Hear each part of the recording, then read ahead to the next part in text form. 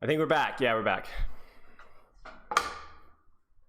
I hate OBS. Nothing has changed. I turn stream on, the camera's working. I change scene, I come back, camera chooses to not work. Nothing has changed. And here's the thing, chat. I've done this before. I've had this issue before, and I would go in. Look. I'm literally going to show you what I did. Why am I down there? Oh yeah. Anyway, face cam properties, and I would go USB live camera, whatever, and I would select it. Nothing, absolutely nothing would fix it except turning it off and back on again. I don't understand technology. I'm not that old. I'm only 28. I just turned 28 and I can't figure this stuff out, and it happens all the time. I can literally predict, okay, here we go. Why does it do that? Nobody knows, but it does it over and over and over and over again. Every time. And you know what's even worse? It's freaking Sony Vegas. I paid money. At least OBS's excuse of being open broadcast. It's free, right? So I can't really complain that much. But Vegas, I paid good money, like $200 or something like that. I could have pirated it off the internet, but no, that's not the right thing to do. I want to purchase the program. I bought the newest version. It was like 2019 or something like that. And not only do I have to make repeated mistakes fixed again that aren't even my fault. Oh, that doesn't work. We'll try this. We'll try that. Why doesn't it just work? And I'm not even talking about complicated things. I'm talking about basic things like rendering properly or okay, you guys want to see something crazy? You guys want to see something bonkers? Okay, I can't even show you that. Okay. I will repeatedly open a video on Vegas and the color scheme is literally negative.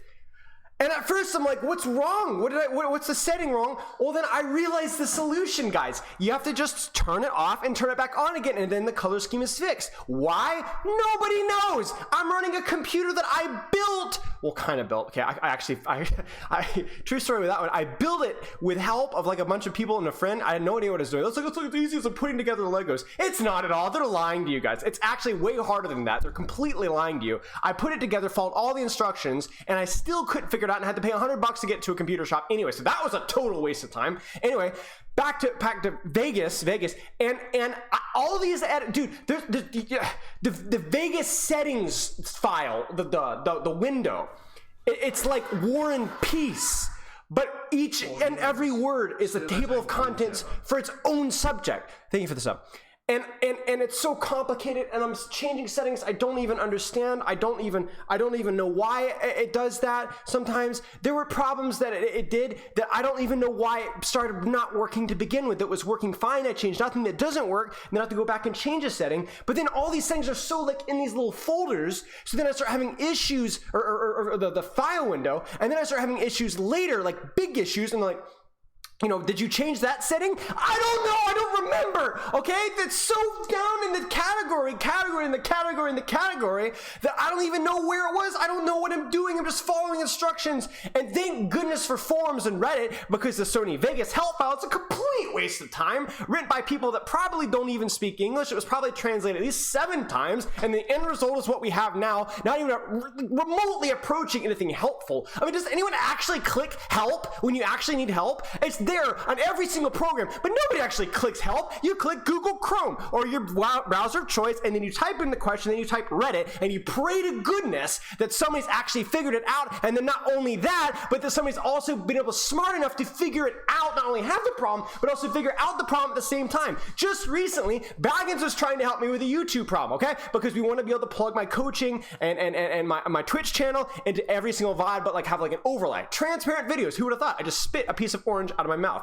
You can know what I had for breakfast. Okay.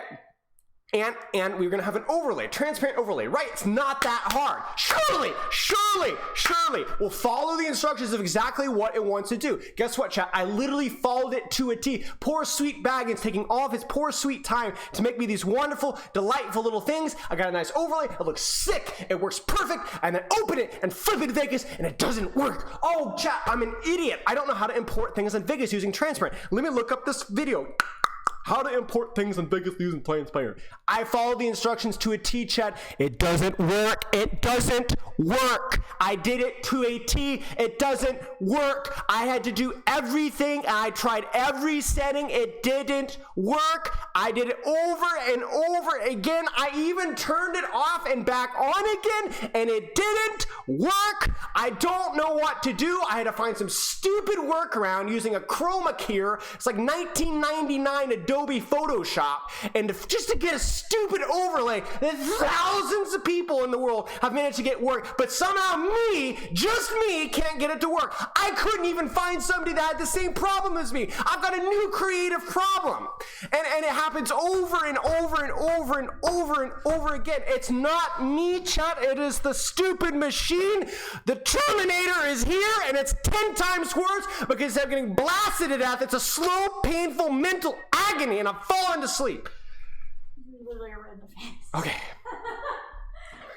Take a deep breath. We got coaching today. Thanks for the sub.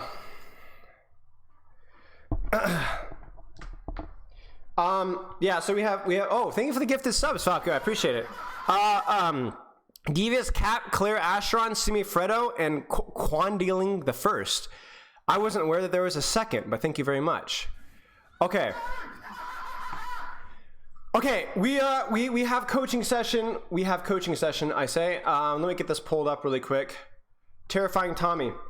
Chat, we're not wasting any time. Here's a great news, chat, by the way. Those of you that filled out the feedback form, if you haven't filled out the feedback form, actually I should update the title to plug the feedback form, because, excuse me, I went through the feedback form, and there was some sick, excellent, thank you so much for the gift of subs, by the way. I'm a little distracted at the moment. There was some sick feedback in the feedback forms, y'all. So we're gonna do that coaching giveaway hopefully by the end of the week. And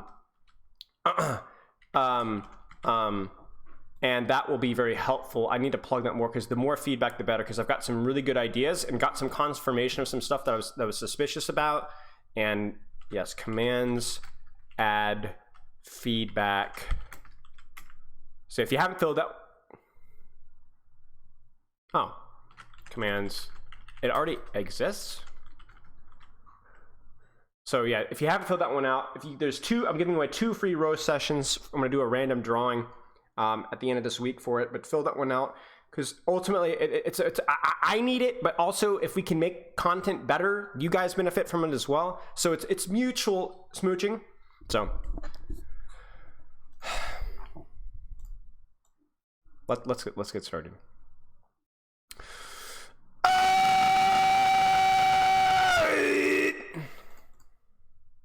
Ready?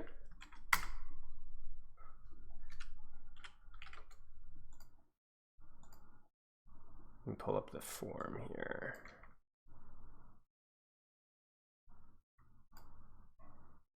You love the stream regardless of the technical issues? Well, I can't help your lack in taste, but I appreciate it nonetheless. If you make sounds like that a lot more often, I think the content will be better. Ah, life hack, I guess. Yeah, I mean, it wasn't exactly exhaustive, the feedback form, but I just like tried to think of like the things I think would be most helpful and kind of rolled with it. Just ask me when you are ready. Actually, can I ask you something? Yes, you can, Piranha. Quickly, because I assume we're going to be getting started soon. Pulling up Overwatch as we speak.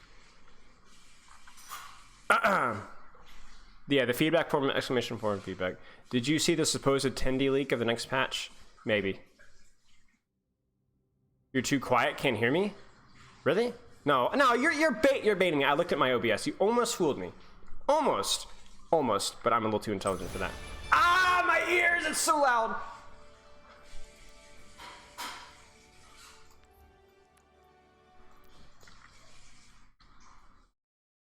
You sound fine. See? Will I be making a Sojourn guide VOD review? Yes, there's a plan of that. Hi, I'm ready. Okay. By the way, chat, we're probably going to do Ask Spilo today. So if you have any questions that you want me to ask, jump in exclamation mark Discord. We'll do Ask Spilo. Exclamation mark Discord in the channel. Hashtag Ask Spilo. We'll get to that today.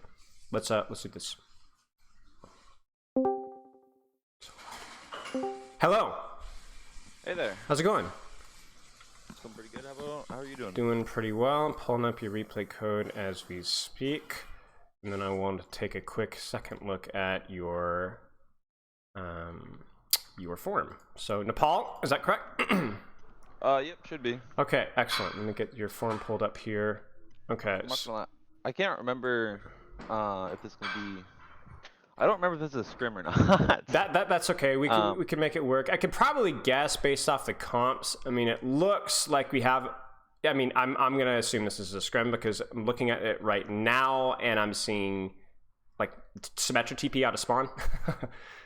You don't. Oh, yeah, probably you don't usually see that in ranked, at least mirrored on both times. So, why are you here to get coaching? What is the goal for you? I don't know. I don't really have an end goal. I just want to be the best player I can be. I guess. What's your playing history like? What did you start playing Overwatch? What are your what's your hero pool like? What got you started? I pre-ordered. Wow. Okay. So I'm playing since day one. I have the Noir Widow skin on one of my accounts. Oh, you're one of those guys? I'm so jealous. Yeah. I love that skin so much. Yeah, it's super nice, and you never see it in ranked ever. No. It's even more prestigious. No. So I guess I've been playing Flex CPS for a while now. Okay. Played on the team for a little bit. I played a lot of ball comp in Overwatch 1. Okay. I'm not gonna lie, with the nerfs just being announced today, I was scrambling to get you a different rod. Because Sombra's not super useful anymore. But I think this will still be okay. It'll still be useful, and what we'll do is we'll take some concepts here that will definitely be applicable to really no matter what hero you played. So initially you said you role swapped the tank, but you're gonna be doing DPS instead. So you've got a little bit of pogo stick going on here. Like, what's the deal? Well, yeah. So I took a little bit of a break from the game for a couple months, and then I came back a couple weeks before Overwatch 2 came out, and I was thinking I never really got to the highs I wanted with DPS. I'm gonna give tank a try. It's gonna be new. It's gonna be new tanks coming out in December with Overwatch 2. So I grinded that for a couple weeks, and then I played it a little bit in Overwatch 2, and I decided this kind of sucks, so I'm gonna go back. But in my defense, I submitted that form a month ago. Okay, so you just wanted to give it a shot and see how it goes, and didn't end up being quite as fun. Okay. Yeah. So was potential DPS queue at all going to be a factor in that decision, or is it just not really? Well, you know what helped? Because DPS queues, you get like 15 plus minute queues regularly. It's in Overwatch 1. But you never really got that on tank. I mean, it was nice that like you're always playing, but it wasn't like a huge factor. No. Okay. And so you're diamond here. How long have you been diamond? Well, it's a long story. I know, that's why I asked. So I was bronze or silver until season 8, and then I climbed a bunch, and I was floating around plat or diamond for a bit, and then I eventually got into masters, and my peak is 3.9 on DPS. Okay. I was in a Genji meta. You were playing Genji? Yeah, in the Genji meta, that's when I've got my peak. Okay. And so what's been your like to delve a little deeper there? Like, we know your SR like climb, but like what has been your, I guess, history with the game playing? Because anybody that's played since pre-order, right, to this point now in Overwatch 2, 5 years later, I'm sure you've had histories of breaks and continuous and points in time where you grinded really hard and points where you weren't as motivated. Can you kind of like walk us through that? Like, give us the history of your playtime beyond just your SR. Sure. So I'm not gonna lie. When the game first came out, I think I was 12 or 13. Okay. It's been a couple years. So obviously I didn't really take it super seriously back then. It was just like, ooh, a game I'll play after school. And then as I kind of grew up and as I kind of grew to get a little bit better at the game, I decided to start looking at team stuff. And team stuff is what like really like drove my motivation, because I mean I enjoy ranked, but it's really just not the same at all. No. And I really enjoy the like team aspect of the game. And like trying to be as good as you can for your team, like grinding mechanics for your team, like that whole kind of thing. Yeah. That's what really gives me my drive. So the spots where I've had the most motivation through the game, a couple different spots, are when I've had like a team that I'm really excited about that I want to, I guess, prep for or play, like be good for, and not be dragging them behind. So your priority is going to be the team side aspect, the structured team play, playing within an organized environment. Yeah, that's definitely my. I was on a team for like a year, or I guess it was about a year, playing almost exclusively ball comp, and Overwatch 1 didn't get changed for 2 years. So. Okay. How's scrimming at your rink? Like, how often do you scrim? How much team shuffling occurs? Well, it kind of depends a lot. That's what I figured. Some people are like the casual, like, soccer dads that just like get home after work and scrim like 2 times a week. They're just there to chill. Whereas some people take it really, really seriously. I tend to go for the more serious side if I can. That team I was on we scrimmed, I think it was 6 times a week, and we had a couple double blocks sprinkled out. It's a lot of scrims. What SR was this again for the team? Well, also that's another thing that happens in low elo is you get a whole bunch of people scrimming, quote unquote, at like 4.1, 4.2K when they're nowhere near that. Yep. And I was one of those. Gotcha. So you were just that good of a teammate, or you understood that like the macro of the game well enough to. I mean, that happens all the time. Teams punch up all the time. Okay. And then you have been, I guess, in this situation, scrimming at this level for how long? Oh, it's been years. Okay. I'm looking at 3 years, I think. Okay. 3 years. So. And I'm you said I'm the Sojourn, right? I'm the blue Sojourn. So, we're going. Oh, Sojourn, not Sombra. I misunderstood. Okay. I believe it's 1 map of Sojourn, 2 maps of Sombra. Oh wait, maybe it's 2 maps of Sojourn, 1 map of Sombra. It might be just Sojourn. Well, Sojourn's going to be even. Yeah, it looks like mostly Sojourn. So that's going to make my life. That's going to be better for you as well. Get a little bit more variety. Yep. Okay. Another question for you. So you said your goal was to be the best player that I could possibly be. Thumbs up, right? Well, you're not, because you're Diamond. Yeah, it's not great. And Diamond is good. It is a good player. You're, I don't know, what is the 90th or 10th percentile, I guess. You're better than over 90% of players, I believe the stats breakdown is. So that's good. But my problem with you is that you say you want to be the best player that you can be, but you're only Diamond. But my actually major problem with you is that you definitely seem like the type of person who really enjoys the scrim environment, right? And you can probably guess where I'm going with that. You have a lot of problems with low rank teams, because low rank teams are tenuous and unpredictable. Yeah. And also soccer dads, right? So how often do you get to find a team that consistently scrims at the frequency that you would like? How often is that the case? Very rarely. That team I had for a year was like a coalition, or not a coalition, but it was like a group of like people, like one person I liked from this team 6 months prior, one person I liked from this team 3 months prior. Yep. And I kind of picked them all. Yep. I picked people I knew I would like. Yeah. So that was wise of you, because otherwise you're not going to get Diamond teams that scrim that much. So you have a problem. Yeah. You have something that the part of the game that you enjoy the most, but you have an aspect of your skill, whether that's the rank or mechanics or whatever, that's preventing you from getting quite to the level where you need to go. Now, where do you think the SR turning point is going to be to where you're going to be able to scrim basically almost daily if you wanted to? Or are you going to be able to find teams that scrim 4 or 5 times a week? I don't know, to be honest. Ballpark guess. Somewhere like the mid high four range. Yeah. I'd say like 4.3 maybe, but I don't really know, honestly. Yeah, I'm not too sure either. I've been out of that scene for a long time. But I would say it's going to be GM, right? It's going to be 4.1, 4K, 4.2, somewhere around there. You're going to need to get to that level to where you can, if nothing else, you'll have an easier time pugging, or you'll be able to find teams that scrim at least more often than Diamond. So, yeah, that's the question, though. That's the question. So that's a good question for yourself. Is like, how much outside effort intensity are you going to be able to input are you interested in putting in so that you're going to enjoy the game more in scrims? You kind of see what I'm saying? Like it feels like at this point you have to kind of eat your vegetables just a little bit. Now, I look at your form and you say your daily thing is you do VODs of yourself and your pro 2 or 3 times a week. That's awesome.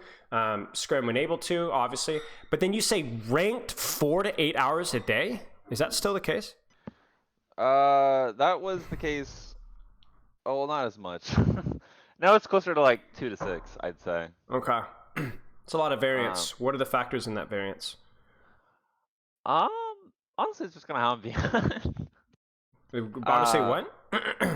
Just kind of like, I guess how I'm feeling. Gotcha. Okay. Like how the games are going, I guess. Like Yeah. if I have 3 games in a row where I have a more of fading the backline, I'll just go off and make some food or do some chores or something. Okay. And then what about the 6-hour days? If games are good, if I'm playing with people I enjoy playing with, I don't know, if I feel like I have a lot of control over the games, and I feel like I don't really mind if I take a loss and I feel like it's my fault.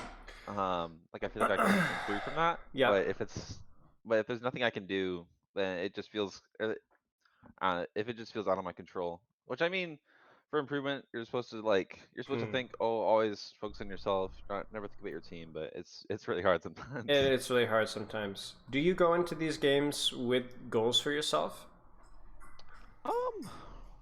Not you. Well, kind of.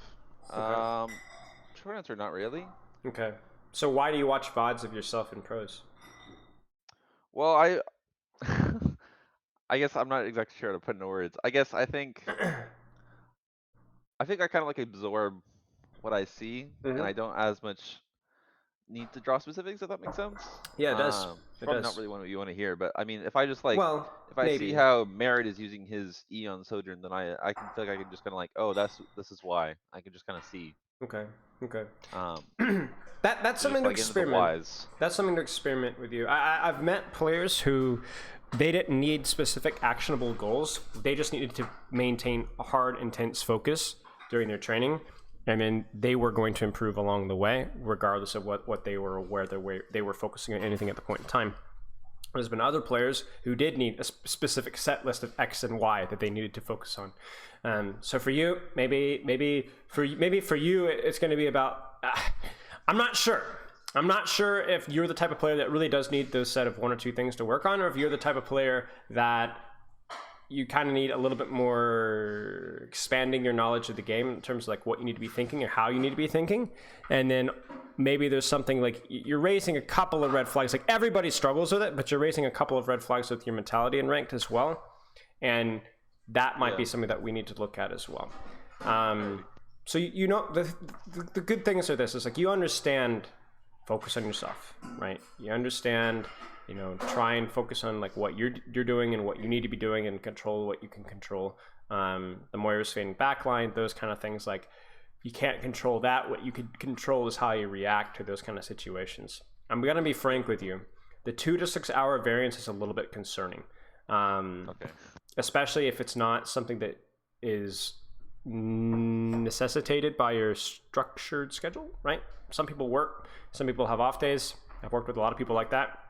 I myself had days where could only do 2 or 3 hours, but days where I had more time and I could do 4 or 5 hours.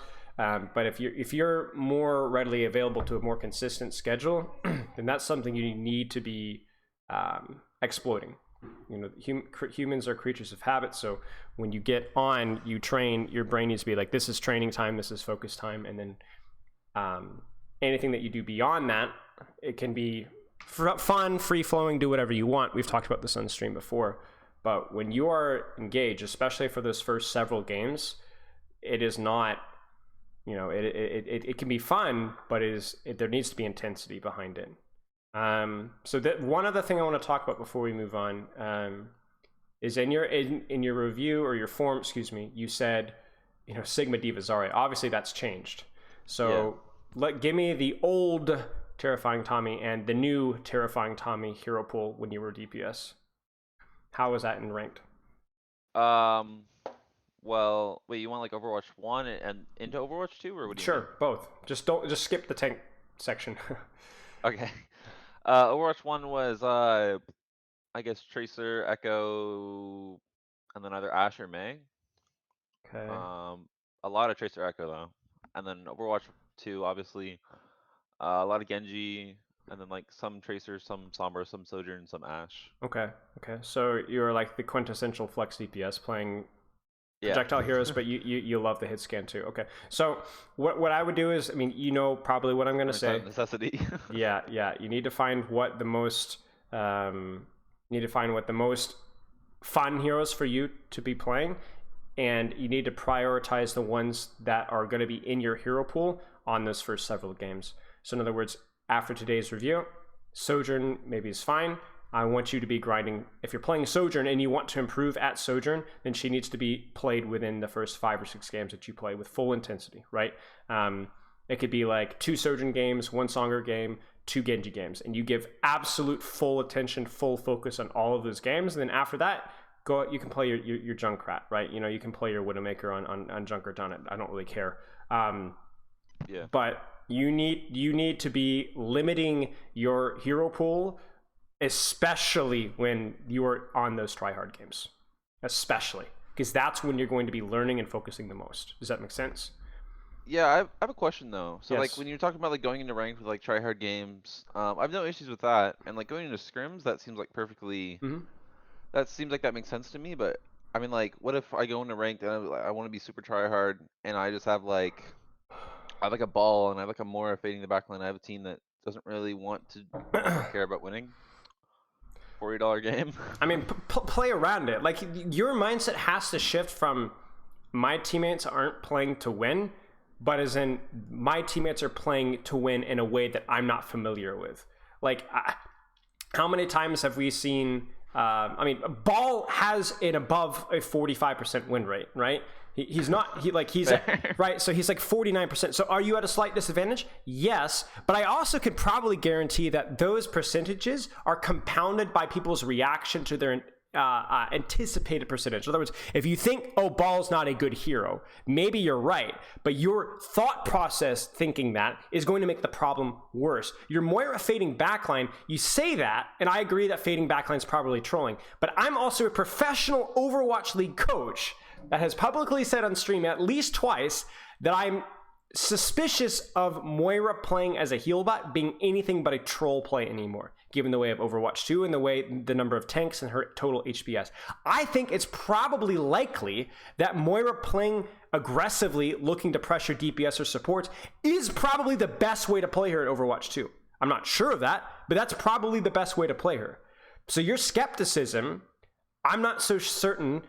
I think potentially could come from an area of ignorance, if you don't mind me being so bold. Believe it. I think there's a lot of like assumptions I have from Overwatch 1 that I haven't fully integrated over to Overwatch 2. Right, I like think that's probably true with most people. Right, and so you think about like a Moira, like what is she supposed to do? Heal your ball, you know? Like what is she gonna heal? So like she has to utilize her lack of utility somehow. I agree. I don't like Moira. I don't playing with Moira. I think Moira's a stupid hero. But she's got to do something, and damage orb on the backline is a lot better than sitting in your own backline pocketing a Widow. Like that doesn't do anything. So my point though is that you are reading the room wrong almost certainly 50% of the time, and then 50% where maybe you're dead right, they're just trolling the lobby or they're not full tryharding. So what? You can still exploit that. You can still make use of that. I can't tell you how many times I've played in, a pickup basketball game or a pickup flag football game or, ultimate frisbee, and not everybody's tryharding, but you know who is? I am. And yeah, it's not quite as fun but I still get to practice what I need to practice. So I don't really care. I'm sure you've done board games or sports where you were trying harder or somebody was trying harder than everybody else. And does that completely ruin the experience? Not necessarily. You can still capitalize off of what other people are doing. Nothing really changes. If anything changes, the worst thing that you could do is like put all of your attention into, oh, this person isn't trying necessarily hard, and so I should just troll the lobby. Like, I'm concerned about how you're responding to perceived not taking things seriously. Because that's not a good mindset, and it's also something that's going to impact how you scrimmage as well. Because even in Overwatch League, not every single team can and will give full 100% intensity every single scrimmage. Now they should, but if you're the type of person that completely gets too frustrated over something like that, then I mean, I've coached players like this before in Overwatch League and contenders where one player or two players don't get full energy, and guess what? They check out. You know, and that's a snowball. Yeah. So then, I mean, think about this in a rank perspective. Your Moira's trying to do what she thinks is doing. She heard some stupid coach tell her to, you know, to go battle Moira, right? I'm not naming any names. But and so she does that. She's stress testing that, right? And all of a sudden you're boomed. So then you've checked out fully, and then she's like, "What the heck? I'm trying to do something. I can't just heal bot in this game." And then so now she's mad, and she gets tilted, and then you get tilted, and it's, you see the problem here. Yeah. You're assuming the worst, and the reason why I have a problem with that is not just because, I mean, obviously be decent, be kind to people, don't assume the worst, but also just selfishly, if you want to get better, you're doing yourself absolutely zero favors. Like, what are you gonna do? Log into a lobby? Oh, I got a Moira one trick in my team. The game's over. I'll get a Roadhog one trick in my team. The game's over. Wrecking Ball, Doom. Like who? Where do you draw the line between what's a serious, intense enough game? You know what I'm saying? It's also gonna depend on how you're feeling that day. Like whether you got enough sleep, whether you just you had a crappy day. Like, yikes, we have to be able to mature beyond that. You have to be able to mature beyond that. That's a life skill. So. Don't mean to get on your case too much about that, but I really think like it's gonna prevent so much wasted time in your end. Does that kind of make sense? Yeah, thank you. Okay. And at the same time though, be patient with yourself. That has to be your priority goal. I think maybe even over any of the feedback that we go over, but like it's gonna take some time to be able to have patience to see a Moira fade in the backline and not respond negatively. But. It is. I'm not like the flaming type, but it's just kind of frustrating. Yeah, I understand that. I'm the same way. I never, ever flame, but I do negatively respond to a lack of intensity. And I can let it affect how I play, and like that is something you have to like be relentless at attacking. Sure. Okay, so that's the number one goal. If we talk about everything that's in your gameplay, especially because we don't know exactly what your hero pool is going to be moving forward, remember that, if nothing else. So let's look at some Sojourn. Hopefully the bitrate isn't completely garbage. If it is, I apologize, but unfortunately options are kind of limited here with Discord streaming. Yeah, no worries. Get the audio on here. Okay, so talk to me about Sojourn here. So like, I'm gonna treat this like if it almost like a ranked game. Like I'm just gonna put a lot of responsibility on you, and not just like, what was your team calling? Just be like, what needs to be happening. So why Sojourn? Well, her slow is very, very valuable. The threat of a one-shot can deny an entire lane, essentially. Slide means she has a lot of survivability, and a real concern to fight. And it's very good for engaging. Okay. Well, I mean, also mid-fight, but... Okay. When you're playing in a team environment like this, like what are you? How do you position? What are your what's your kind of like most basic fundamental role? Like, what are you trying to accomplish? Depends on the comp. Sure. For this, I mean, I'm kind of just, I don't know. Well, I mean, I don't know, playing angles with my Zarya, trying to, I don't know, call my Genji if I think he can help me with a duel. Sure. And just looking for one shots on the squishies. Sure. I'm not like looking for a specific set answer here. I'm just kind of like, we're just chatting. So yeah, that seems all good. Audio okay, or is it too loud, or are you good? I think so. Yeah, it was a little bit rough, but I can go to your stream instead. Okay. Yeah, I can't really see what I'm aiming at. I'm pretty good at your stream. Okay, sounds good. I'm gonna leave it up if in case we get to a point where you can see a little easier. Okay. All right. So, let's. When do you go aggressive as Sojourn exactly? I mean, honestly, I think a lot of it depends on like confidence. Yeah.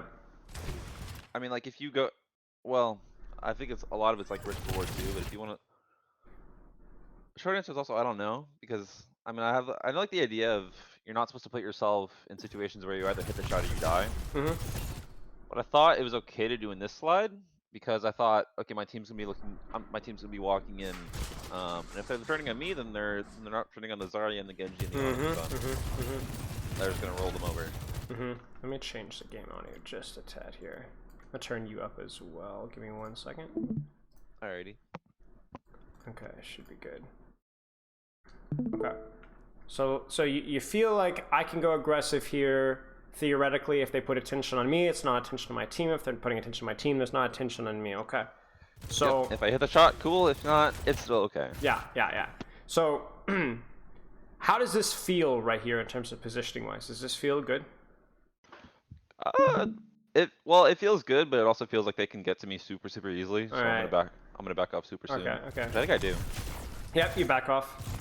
Do you know what was happening at that same point in time? You know, to be honest, I kind of just assumed my team would walk in, but I don't think they were calling it. Yeah,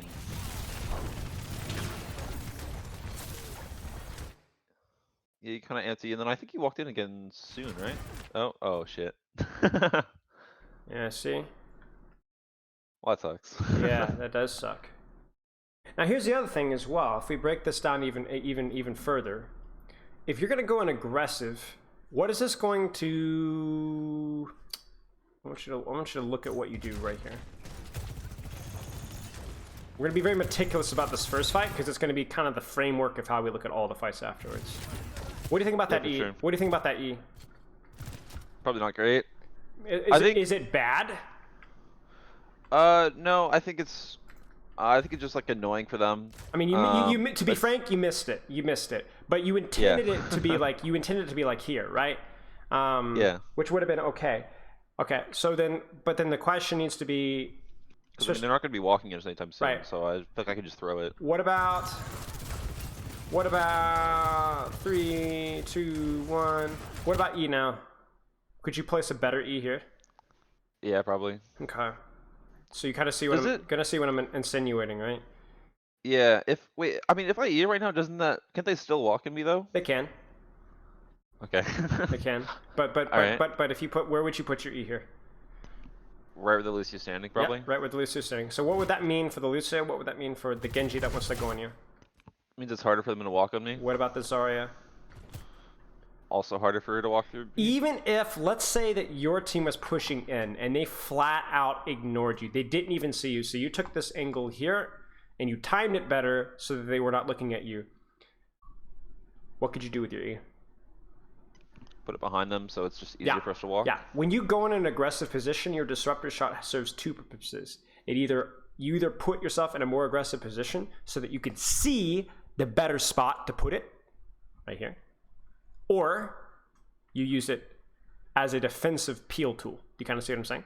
To discourage people from pushing you out of that aggressive position. So there's a dichotomy there, and you get to pick.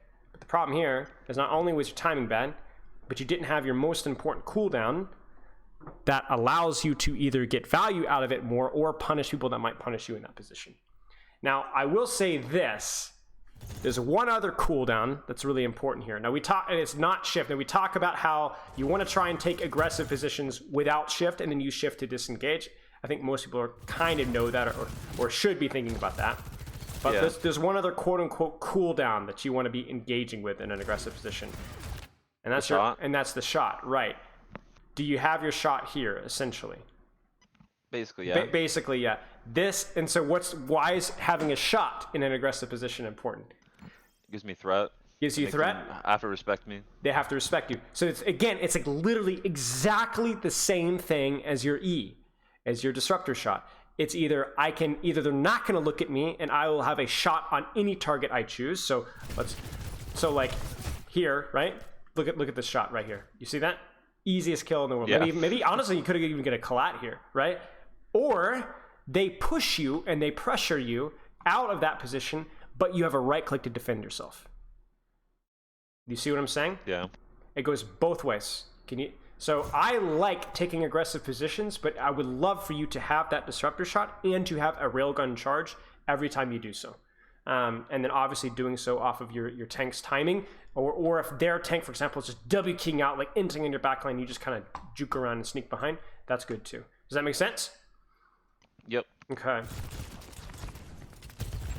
Now, let's say this. Let's say you did not want to take an aggressive position. There was no aggressive angle. You're not going to shift in. What would you do with your disruptor shot then? I mean, you probably just have to wait until they want to go, right? I mean, they have a Lucio and we have a Zun, so just match up like macro-wise. It's probably not horrible just to save it for when they want to walk. Yeah, if you see an opportunity to get good pressure like you did here, that's fine. If you want to save it for when your team engages or if they engage on you, that's fine too. But if you plan on doing something aggressively, it does change how you manage things, right? Like it'd be, for example, if my Ana were to go in a flank, if my Ana goes in a flank but she doesn't have grenade, why is she going in a flank, right? Like what's the point anymore, right? So okay. Not the greatest shift, but I think you're trying to fall up into sleep. Not sure. Okay. Yeah. Do you see the timing here? Do you see? Yeah, my Genji's anti. Well, okay. Don't overthink this. Compare it to last aggressive engage. It's better. It's better, right? And you know it's better not just because you see this, but look at it from your perspective. Do you see how they're not looking at you right now? Why? Yep, they're backing up. They're not looking at. Why? Because they're looking at the top. Right. So you get immediate positive reinforcement for timing this better because guess what? It works out better, right? They're not looking at you. Shocker. And here's your E. Look at that. And here's your shot. What, did I miss? You don't take the shot. You don't take the shot. You should have taken the shot. Okay. But look at your disruptor shot. Max value. Ana damage, Sojourn's now completely out of the fight, and you had an opportunity there to get a railgun, but you didn't take it. You took too long to charge up. But this is really this was good. This was in theory good. You see? Yeah. All right. Nice.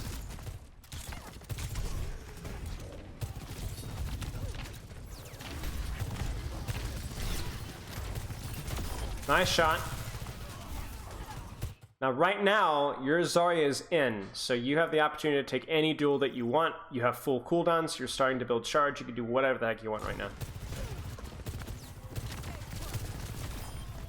Okay, seems good. I mean, this is just a mess, you know? This is just mid-fight chaos. This is a little bit of mechanics. I don't think you need to worry too much about anything that happened really beyond this point here. I think you did fine.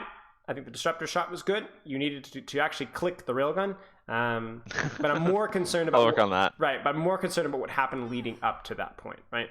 I also just don't see really any point in charging a railgun beyond, like, what is it, 82, I think, is the one-shot headshot. There's no real point unless you have nothing else to shoot it with. 82, then shoot. 82, then shoot. There's your one shot. I'm not gonna lie, I didn't know it was 82. I thought it was like 90 something. No. I'm not sure the exact number. You could go into a practice range and test it, but I'm fairly certain it's around 82 or 83. It's a one-shot headshot for all 200 HP heroes, which means you're going to spend less time wasting time building up a charge. Now, 250 HP targets, I want to say it's like 94, 96. It's 83%. Okay, it's 83%, chat says. So, yeah, there you go. All right. Yeah, that's going to allow you to get more railgun shots off. Also, it is not worth charging Zarya Bubble for your charge shot, because each shot on Zarya Bubble, I think now only feeds one charge per bullet, but it feeds her a heck of a lot more charge than that. You see what I'm saying? So shields... Yeah, go ahead. I think in the fight it's okay, but like this is bad. Yeah. Okay. Wait, chat now is saying it's 82. They're lying to me. So okay, it's 82. Okay. Should have trusted me all along. Yeah, it doesn't. It used to feed you a lot of charge in previous rounds of beta, but shields and barriers feed like almost no charge now. So. Okay.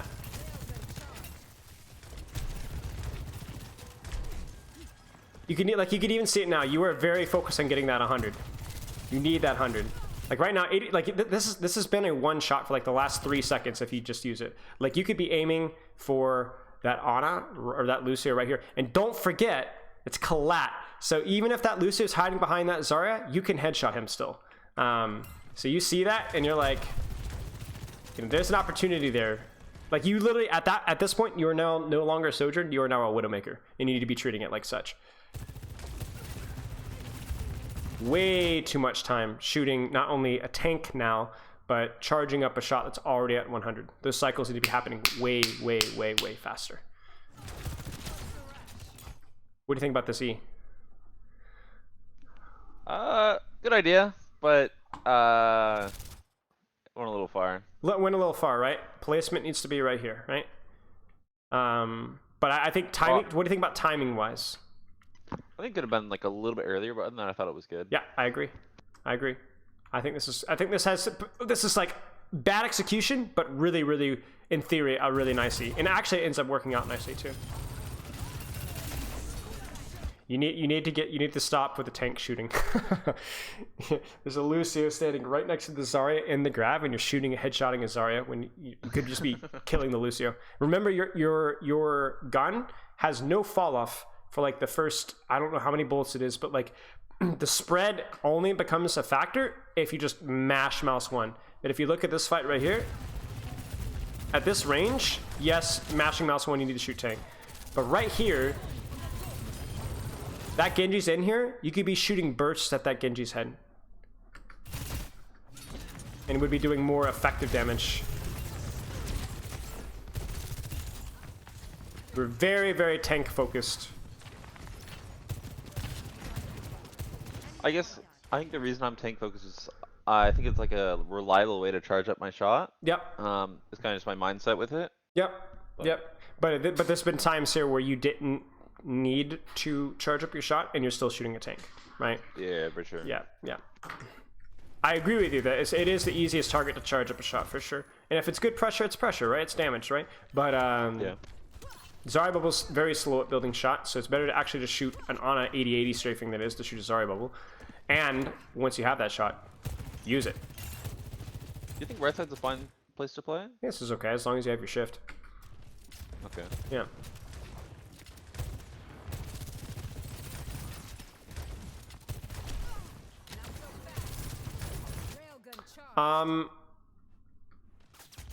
Tell me what you should have done this fight.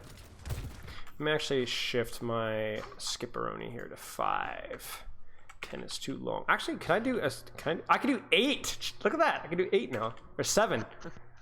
That's awesome. I couldn't do that in Overwatch 1. Okay. So I didn't know you can do that. I didn't either. Okay. So you are at 71 charge. What should you be doing right now?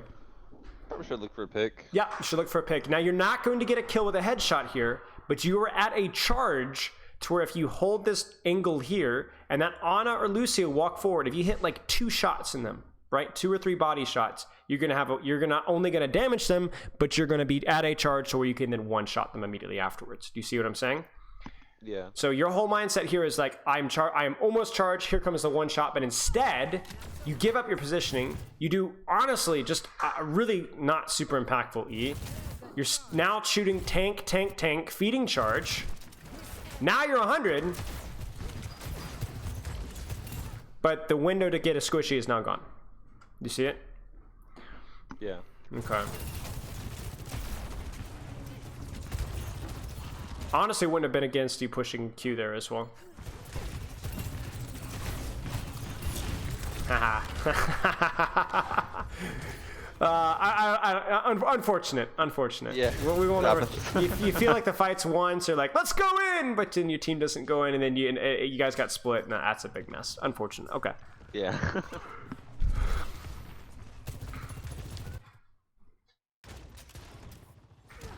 you have any questions so far, by the way? No, I don't think so. All right. We're not talking as much about positioning, which is unusual for one of my VOD reviews, but I think some of the other stuff has been a little bit more important. Yeah. Do you see how low energy you get off of that Zarya bubble? It's almost nothing. It really is almost nothing. Yeah. And keep in mind that your decay rate is also really, really slow. So if you don't hit anything for 3 or 4 seconds, don't panic. It's not going to decay. Chat, what is the decay rate? I want to say it's 7 seconds. I'm not sure what the decay rate is. Let's see.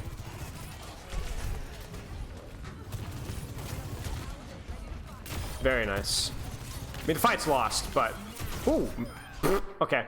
It's unfortunate, but I respect it. What I probably would have done here if we get into the micro is Q now, right? You've used your railgun. This is. I'm not sure if you were slow to realize that this was the last fight, but just Q now. You're charging a shot, but you should. This guy should be dead. Yeah, I think honestly not a big deal. Okay. Okay, so it is 8 seconds. 8 seconds. Okay. So you have an 8 entire seconds before it starts to decay, right? So no huge panic. Spilo mentioned above, I just confirmed railgun shots only pierce during ultimate. Okay, I did not know that. I guess there's lots of little details we got to know today. Okay, I don't think that really matters usually. But usually it doesn't matter. Yeah, good to know. That's like you're shooting to a grab, I guess. But yeah.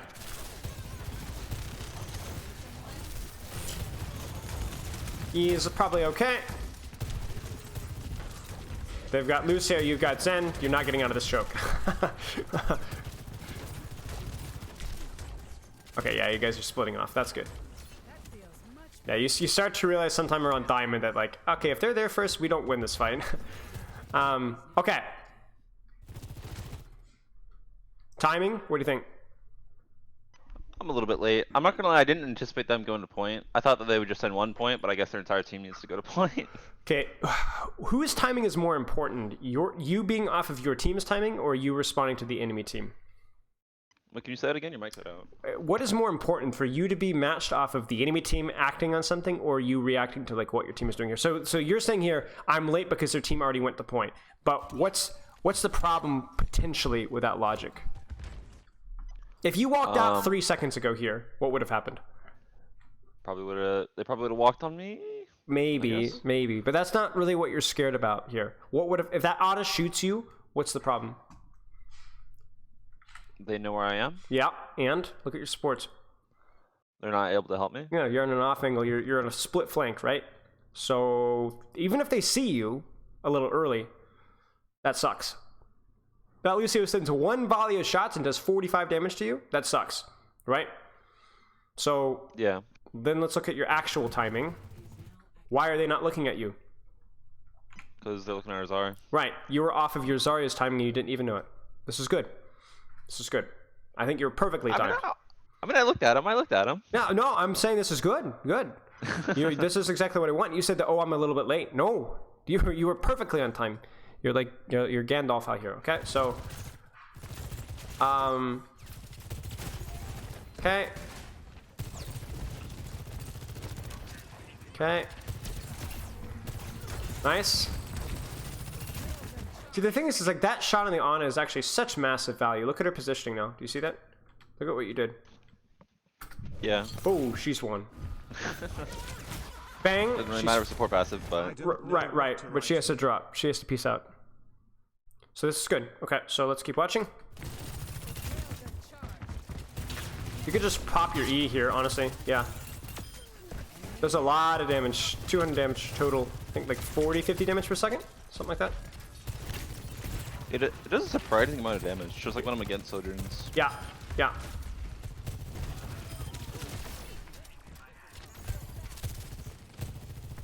Okay. Decent positioning. I think we could have been a little bit faster with their E once we saw an opportunity. Like, you don't have to get 5-man E's. If you win it, to use it to win a 1v1, that's good enough charge, right? Or value. Okay. Alright, I'm sorry. I don't know what happened there. I should remember this. Wait, what? Yeah, it's a diamond. Okay, I will say this though. I played a lot of Genji, as you may or may not be aware of, and I had 10 times more issues with wall climb working on unsmooth surfaces in Overwatch 2. It died so many times, so I'm gonna assume that was. I hate it on the. Go ahead. On the midtown gate, second point. I hate trying to wall climb on that thing. Yep. That's hilarious. Okay. It happens. Oh, this might be a juicy E. Let's see. Either choke that they go out of, if you react to it fast enough, it's going to be juicy. Oh boy, surely. Sure, right? Surely it's going to happen. Here it comes. Yeah. Oh. No, you're just a little late. Okay. You got to be faster there. That's okay.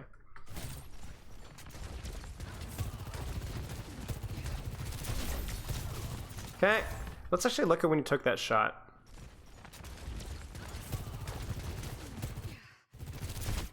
See the problem? What charge were you at? Did you see? I'm not sure if the bit rate's killing you or what. 55? 50. Yeah, about 55. Yeah. 54. Is there any chance of getting a one shot here? No, I mean I was just thinking I can pressure him out. Yeah. Because I mean, same thing. He doesn't. I mean, force him to like walk all the way to get to Mega, then come all the way back. True, but something to consider is that you're thinking I'm gonna pressure him out, but he's also thinking even if he hits me with this railgun, if it's 54 charge, like for example, like think about this. You're him, right? Now or her, and you just got hit by the railgun. Okay, there's the E. There's a railgun. The funny. Okay, yeah, he has to play a little bit safer, but is there anything that can burst him now from this position? Not for a while. Right. So he still has to respect your M1 damage and the on M1 damage a little bit, but he's kind of safe to jiggle peek a little bit more, right? You're not really pressuring him out. You kind of see what I'm saying? Yeah. He's still able to stay there. Just because the nature of Sojourn is that once you use that railgun, then that's it. That's the burst damage, right? So he's not like, oh no, I'm gonna get railgunned, I'm gonna be 100 HP, and then, Uncut Dad 1979 is gonna hit 6 headshots in a row from, 35 meters. There's no shot. So what I understand, you don't have to fully charge headshot every single time, but even for the purposes of what you were trying to use this for, this had to have been a higher charge.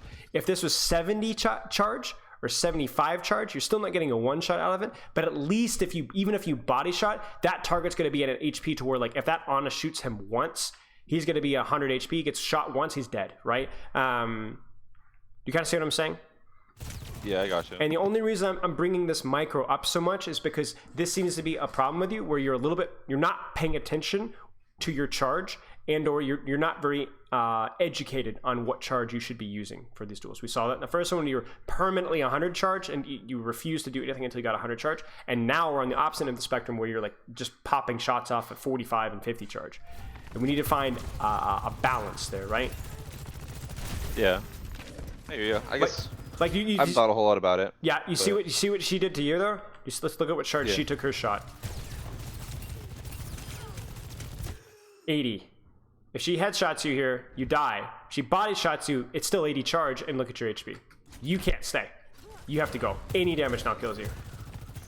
That's the difference between those two shots. They're both not one shots, but hers was more impactful because hers had just a couple more charge on it.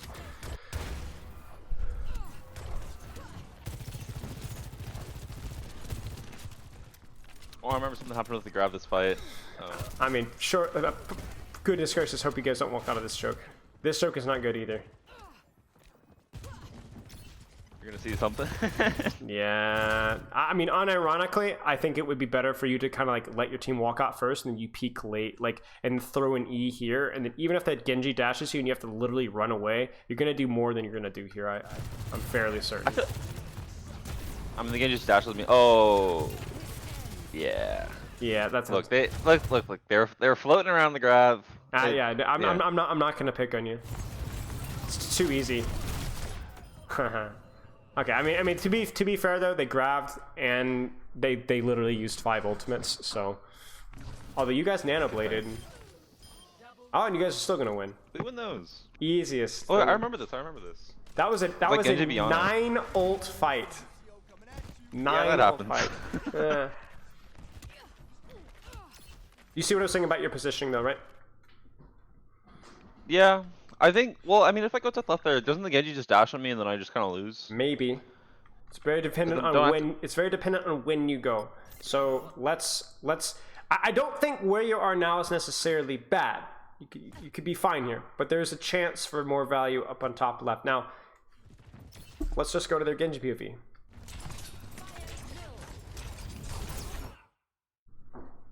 Do you see what I'm saying? He's just going grab and then it's going to kill us. Yeah, you see what I'm saying? What is Genji not looking at or looking for right now? Top right angle? Yeah, he's not looking at Why? that. What is he focusing on? The grab. The grab, your tank, like your team pushing on aggressively in this position here. He can either AFK and hold this position and assume that you're going to come out here, which some Genjis might do, or he's going to contribute to the fight, in which case, if you walk out here, sayonara, right? They're done. They're cooked. So I don't know. I don't know if this is necessarily a good play. I just want you to, I would like you to theory craft and think about it a little bit more, because remember the first fight when you did the exact same thing and you pushed out top here, right? Why was that good and why is this bad? That's a question that you have to ask for yourself. Maybe in these situations where they have a lot of ults or they have a lot of support ults, splitting off solo by yourself isn't going to be as good. Maybe they just get beat and run you over. I don't know. But those are questions that you have to ask yourself. All right. You go up that way, you get beamed down by the Zarya. Maybe that's the case. Yeah, I don't know. Chat is offering some issues to that solution as well. Okay. Let's we got the ultimate. Sure, that means free fight win. Surely. Yeah, you'd think. Huh. It's the only ultimate in the game. Huh.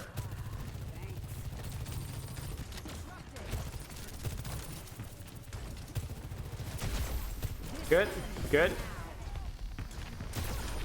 That's good. I mean, it was okay. It wasn't done particularly smoothly, but you charged a shot, you hit them on rotation, you shifted in with your team. We're happy. Yeah, it's kind of ugly, but it's ugly, but fundamentally it was good enough. So. Good idea. Yeah, exactly. The only thing I would say there is I would have been very cautious of that enemy Sojourn at that point, because what you did know about that Sojourn is, whereas you were having a hard time charging your shot, their Sojourn was not, because she had basically the entirety of your team to just whack on for a little bit. You see this? So yeah. She's getting shot, but there's more bodies for her to shoot, so she also has a shot as well. No, actually, maybe not. She actually looks about even. Never mind then. Disregard. Oh, okay. Disregard. Huh. Greatest coach in the world. All right. So you guys must win this, because we go to a third map. Yeah, I don't remember how it happens, honestly. What do you think about the C? I think it's good. Yeah. I think, I mean, it just basically means Zarya's gonna die no matter what she does. Yeah, you don't get the tickety juice, but it does the job, right? It's a zoning E, and unironically, it's a zoning E too, so, okay. Again, no, not gonna be that guy, but you're at 85. You can now one-shot a squishy. This Reaper could die, but you're too busy one-shotting a Zarya. Now, I get it. If the Zarya is the only target that you can see, or is low charge, or is discorded, sure. But no. You know these guys are gonna walk out. You know they are. Like, it's not even like it's going to happen. They have to. So it's a guaranteed shot at a one-shot. I don't like the tank focus still. And look, shockingly, she survives. You didn't even force a cooldown. You body shot her, you didn't force a bubble, you didn't force anything. Whereas at least if you body shot the Reaper, you probably force a Wraith out, right? What did you actually do with that shot, right? Right. I mean, did she need to get healing? Yes, of course. And again, goodness gracious.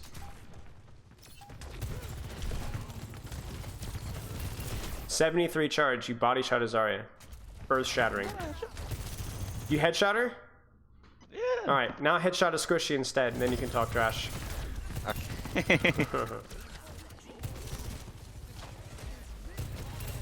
I mean, unironically, headshotting a tank is less impactful than body shotting a squishy. I'd probably say 60% of the time. I'm not gonna say all the time, but I would say it's actually, like, the fact that we even have to think about what's useful headshotting a tank or body shotting a squishy should tell you that you should be body shotting squishies more often. Yeah, I hear you. Again, it's like, you're super weird about your railgun too, like, with all due respect. Like look at this, okay? You're 40, oh, actually, you know what? They were low enough charge where you get the headshot, get the kill. Okay, I'm not gonna pick on that one. But yeah, like that one. Why would you click? You're just like clicking the button now. You're just like, screw it. What the heck? Might as well click it. Okay. I was thinking he would Wraith, and then I mean, I just want to force the Wraith. You're gonna force the Wraith just by pressing the button. Just shoot. His Wraith was almost forced anyway. And then if he doesn't Wraith, then you're gonna be able to build up the one shot in like half a second.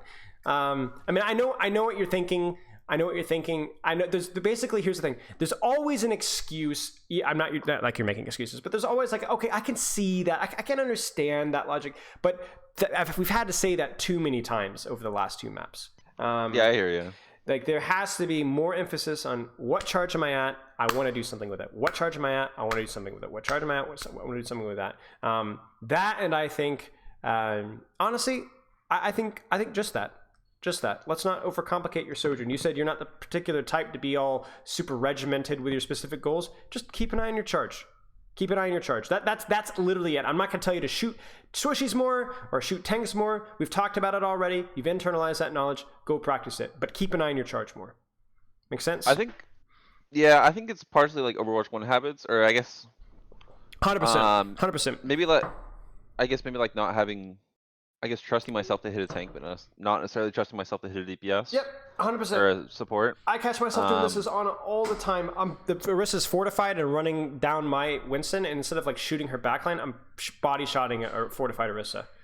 It's worthless. Like, it's just worthless. Like, I mean, Temporal. Do you know the coach Temporal?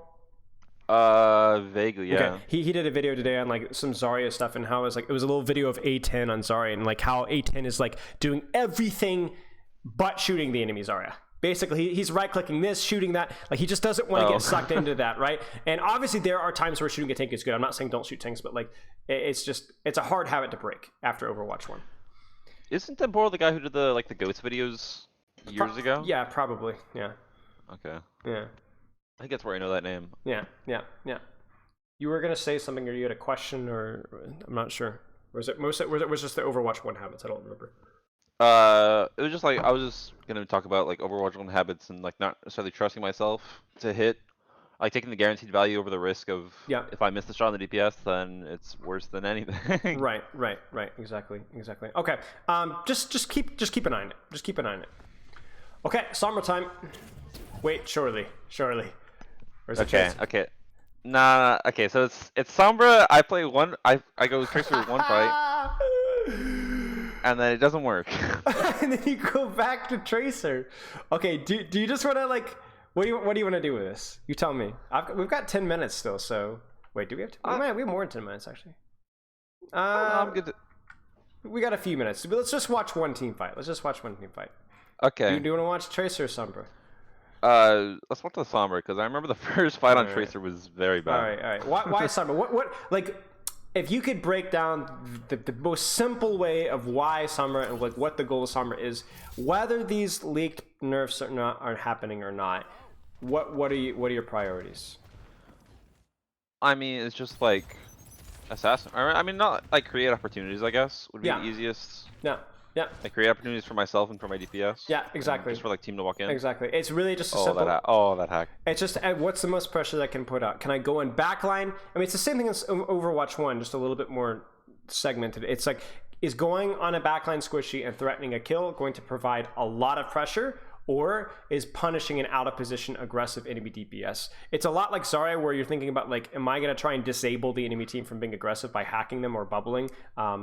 Or am I going to go aggressive with my own bubble or with my own hack on the backline? And so like right now, you look at their comp and you're thinking, what am I going to do? Hack their Zarya? You know what I'm saying? Probably not the most impactful thing that you can do. But I look at their backline and what do you see? Right? What comp are they running here?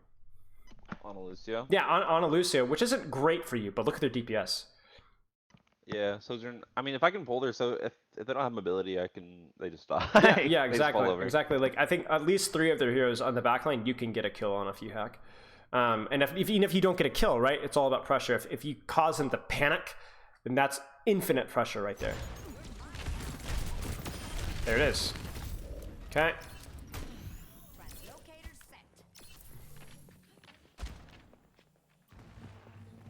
And you're communicating with your Genji here. Holy crap. Was he one? Honestly, was he just low? I'm like, he oh, yeah, he was low. Yeah, he was low. He just got body shot. They meant to do more damage in Overwatch 2. Bang. Yeah. Okay. I was like, how did he just get one shot? But he was already like 80 HP. Okay. Don't really care much about hacking that mega, to be honest with you. Hacking I mean, honestly, hacking 1 mega is probably worth it because it makes sure that you always are full. But like, it only lasts 30 seconds. It's just not. It's not worth it.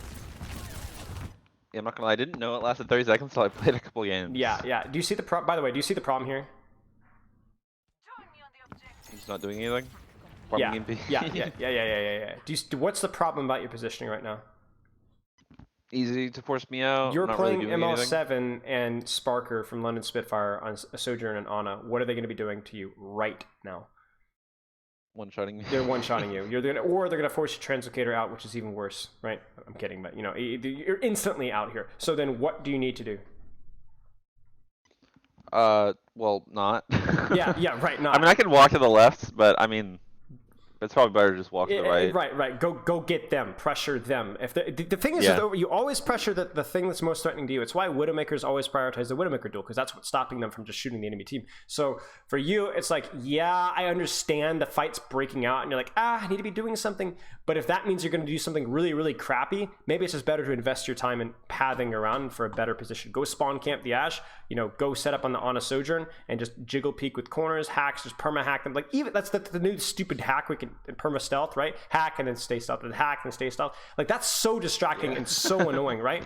You could do that too. There's a lot of options. This is not your hero's strength, right? This is not what the hero is good at.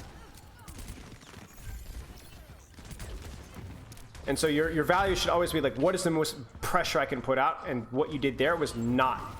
And again here, right, is hacking a Nano Zarya good value? No. I wouldn't even say one it is, but... right, but now absolutely no chance that it's going to be. It would hacking this Lucio be decent value given his positioning? I think so. I think so too. I think it's okay. It's unfortunate that you went for the Zarya because you get spy checked and you end up getting canceled. But this is okay. Yeah, but at this point, like you've been almost a non-factor outside of that initial Ana kill this entire fight. Really, we'll watch like another 30 seconds or so. Let's get one more engaged and see if you're putting up decent pressure. We can watch the EMP and go from there. Okay, sounds good.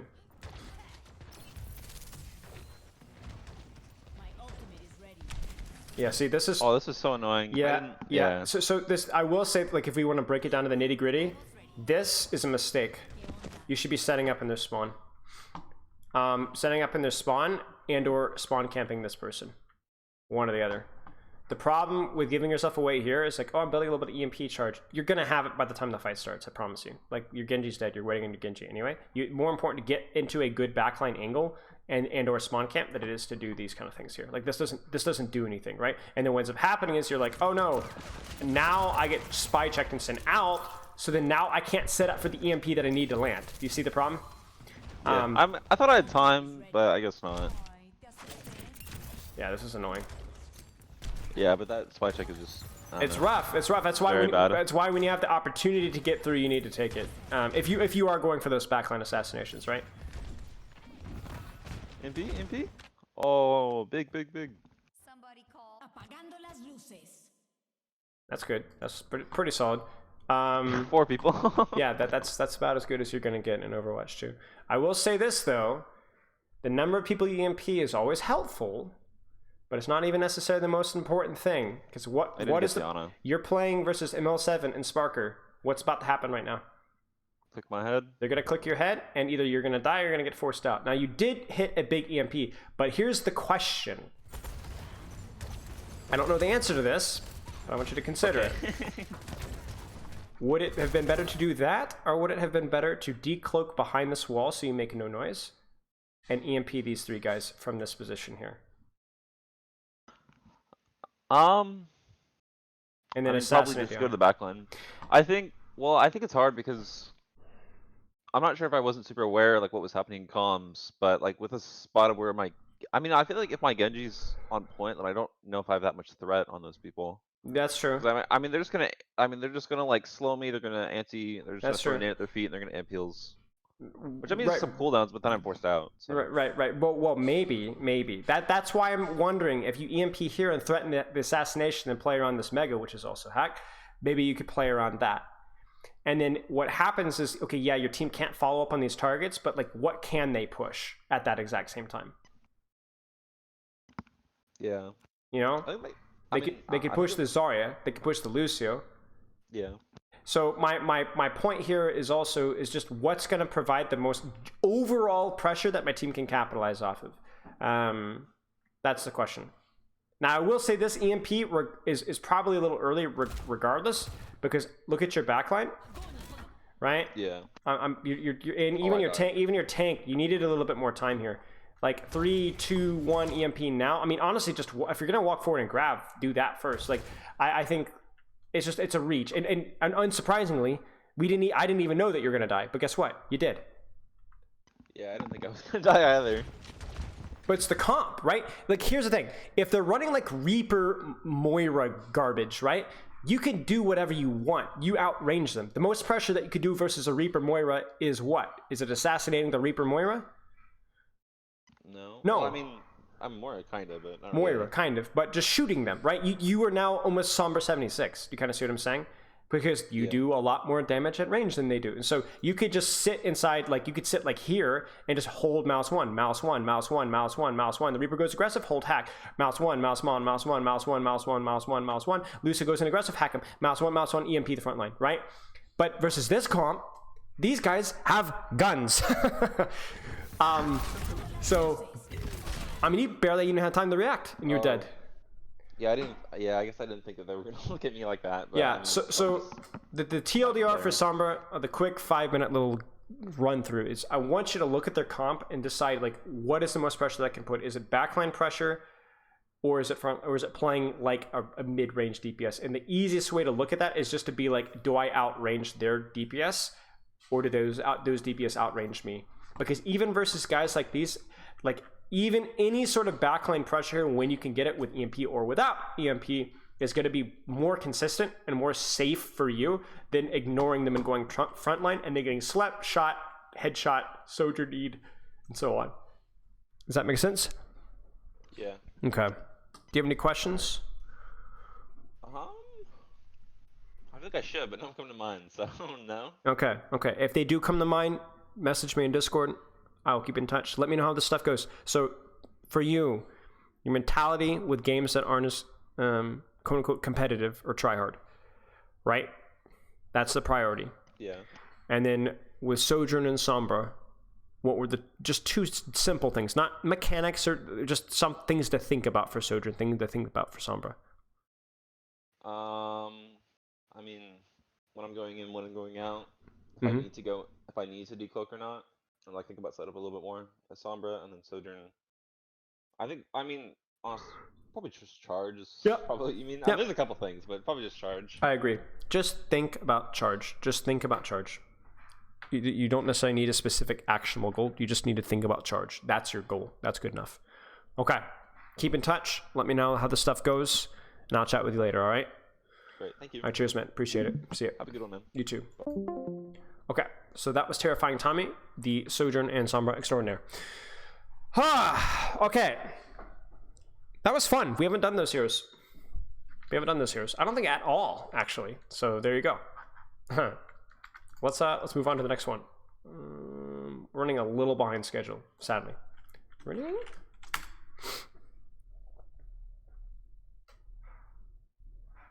The elephant in the room for me is that who's gonna follow it back. Hack last only 2 seconds. Yeah. I will call you.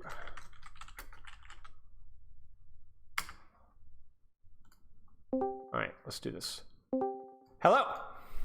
Oh, How's it going? good. You? Good. I am getting through here. Let me get your replay code set up. Is this a ranked game? It is, yeah. Excellent. Let's get this pulled up here. So, been a while, quite a while since we've done a coaching session. How you been doing? Pretty good. Had some ups and downs, but All right. I feel like I'm mainly up at the moment. Good. What's going up for you at the moment, if you don't mind sharing? I think for me it's mentality. All right. Because in the past I've had my mental affect me how I play a lot, and I feel like that's gone a lot better recently, and I'm playing better because of it. Good. What about your mentality has been going better specifically? By the way, is this all Ana? Mainly, yeah. Sick. Okay. Go ahead. Sorry.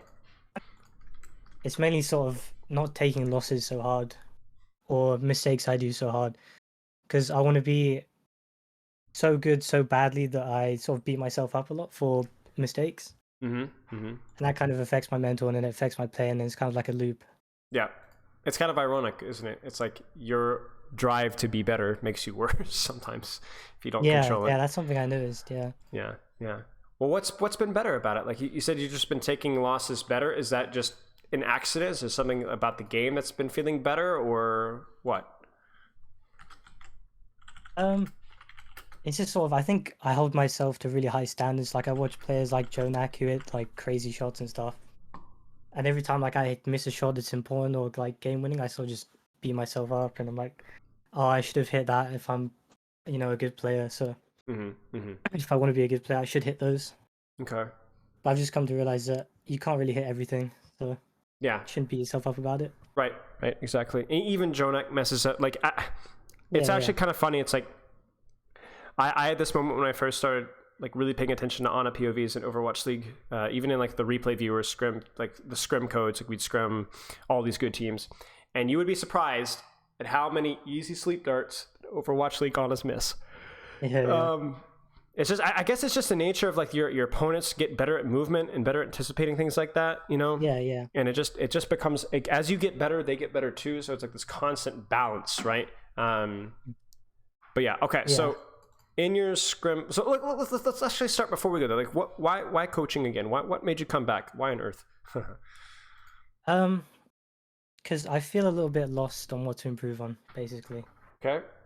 I think I've been sort of playing the same way for so long that everything's kind of feels normal to me, and like I don't notice mistakes as much anymore. Okay. So I guess I need like an outside party to just come in and tell me what I'm doing wrong. Okay. And what's your long-term goals? My end goal is to go to the Overwatch League at least like once. Yeah. I just want to touch it. Yeah. I understand that feeling. I'd like to stay there for as long as possible, but okay. If I can just touch it, that'd be really good. Sure. All right. Let's look at this. So currently I'm trialing for teams. So my day usually looks like work for 7 hours, 1 hour of ranked, scrim blocks, and then back into ranked for the rest of the night. Okay. And then how the scrim blocks going? Have you found a team yet, or are you still trialing out with different teams? Still trialing, coming to the end of trials, I think, at the moment. Okay. As OD comes closer. Okay. Let's see here. How's ranked been going? How much rank have you been able to get in along with? Well, how often? Okay, just on average, things are a bit of a mess right now. So, on average, how much rank are you able to get in daily? I think a minimum of 2 hours daily. Okay. It can go a bit more than that, but okay. Sounds like you might have, and then scrims as well. Usually, at least one per day.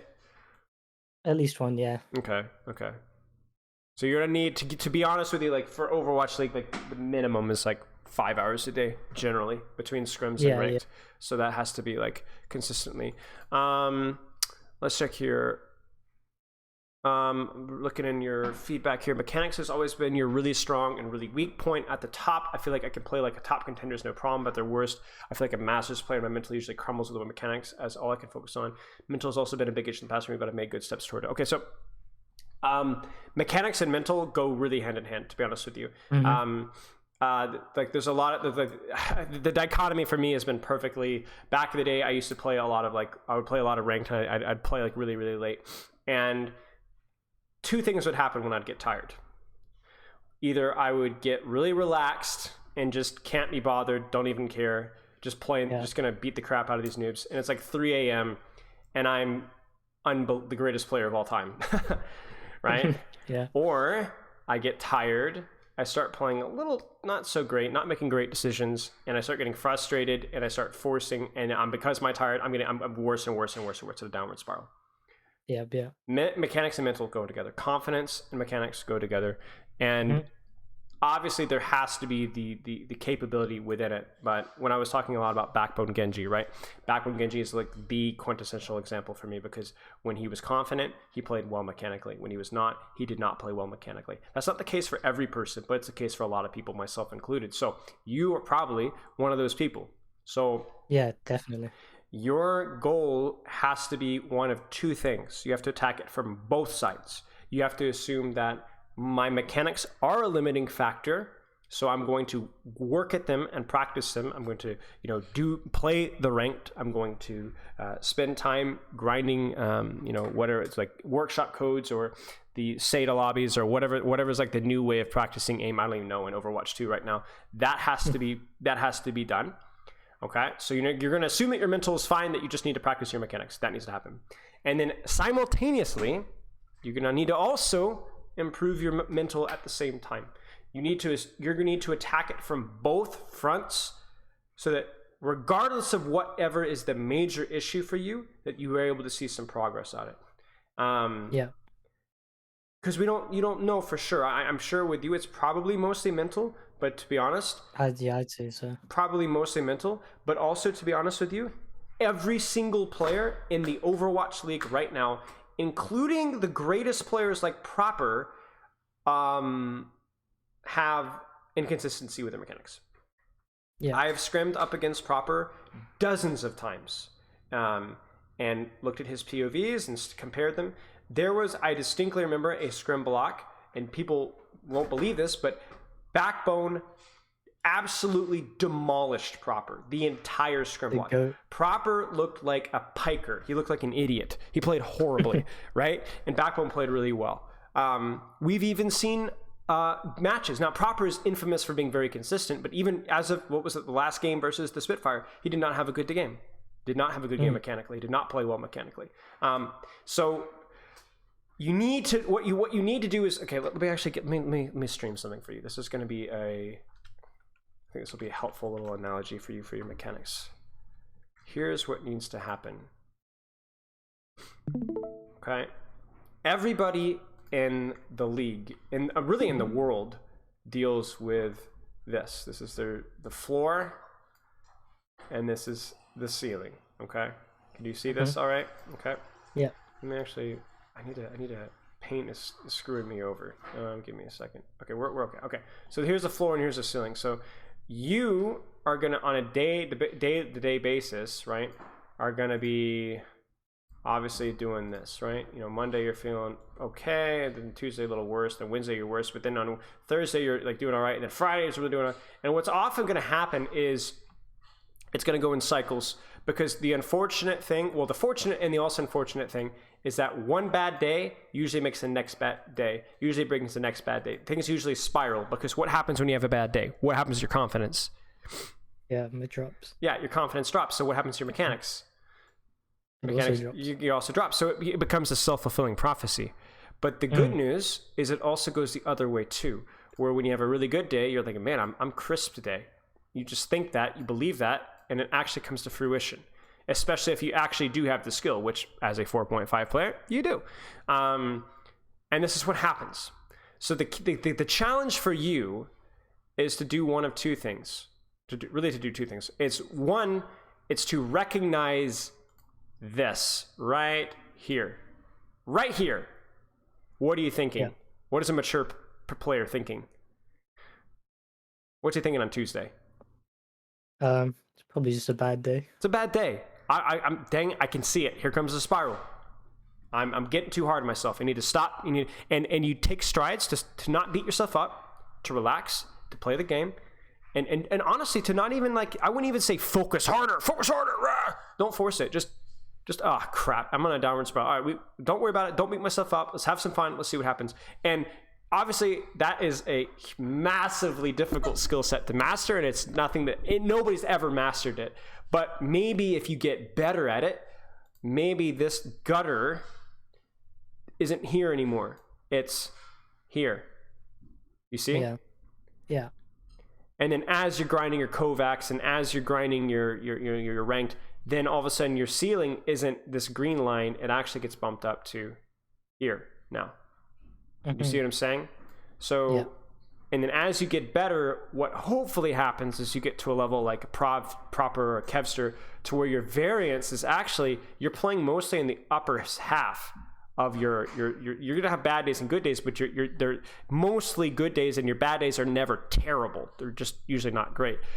And at the same time, your ceiling is higher too. So for you, the goal is to improve your mechanics, to improve your ceiling. But almost more important than that, actually definitely more important than that, is to cut the gutter down, chop it down.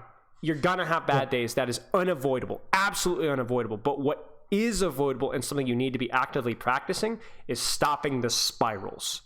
You see what I'm saying? Literally, whether that's getting up and walking away, touching grass, whether that's getting up, taking a walk, whether that's taking some deep breaths, doing some meditation, some mindfulness training. There's so many resources on YouTube and books about this. I'm not going to even get into it, and it's going to depend on person to person what works best for you. But you must destroy the gutter. The gutter cannot happen. The downward spiral cannot happen. And as soon as you're able to work at that, then you're going to be able to improve. The problem with only focusing on Kovacs for better mechanics is, well, you tell me what the problem is with that. Focusing too much on what? On just the Kovacs and the mechanics and increasing your ceiling without addressing the gutter. Why do you have to address the gutter? What happens if you don't? Because the ceiling comes down as well? Yeah, the ceiling comes down as well. And what happens when you hit a bad day? When you have, let's say your mechanics are as good or better than Joe Nax, but you have a really, really bad day and you don't have the mental fortitude to deal with that. What happens? Then it just spirals out of control. You spiral out of control, and all of a sudden you are, I mean, what was it, that stupid XQC stream when he was like 4,500 and he ended up in Masters, right? Yeah. I mean, everybody's had days like that, and there's some examples of Overwatch League players doing literally the exact same thing. Everybody has a gutter, trust me. Everybody has a gutter. And if you don't take measures to be able to deal with that mentality and that mental fortitude, then you're going to find that gutter real quick. Especially as somebody who has a passive struggling with that a little bit. You kind of see what I'm saying? Yeah. So that has to be your priority. And I think like that's a good analogy for not just your mechanics, but just your play in general. Maybe you're like, my decision making is really bad today. Same thing happens. Everybody's got peaks and valleys of decision making. Your game sense, right? All of those things have peaks and valleys. You have to avoid the spiral. Embrace bad days as an opportunity to learn and build mental strength and then move on to the next day. Does that make sense? Yeah. Okay. A lot of talking, but I think that's really important for somebody of your caliber to understand. Yeah. Okay, let's see here. One other thing as well that's standing out to me, that this is why I asked this question.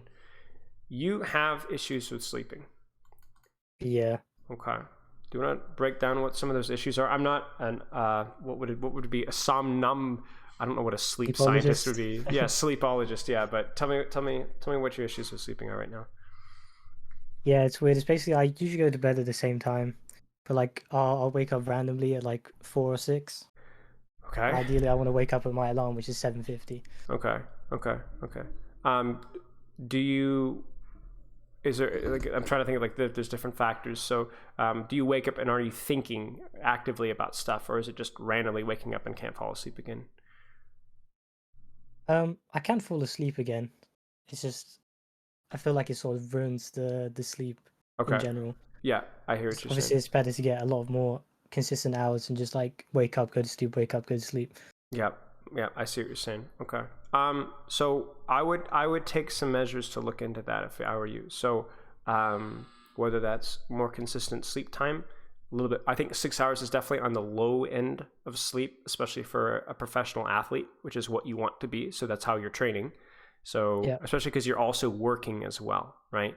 You need a little bit of extra sleep if at all possible.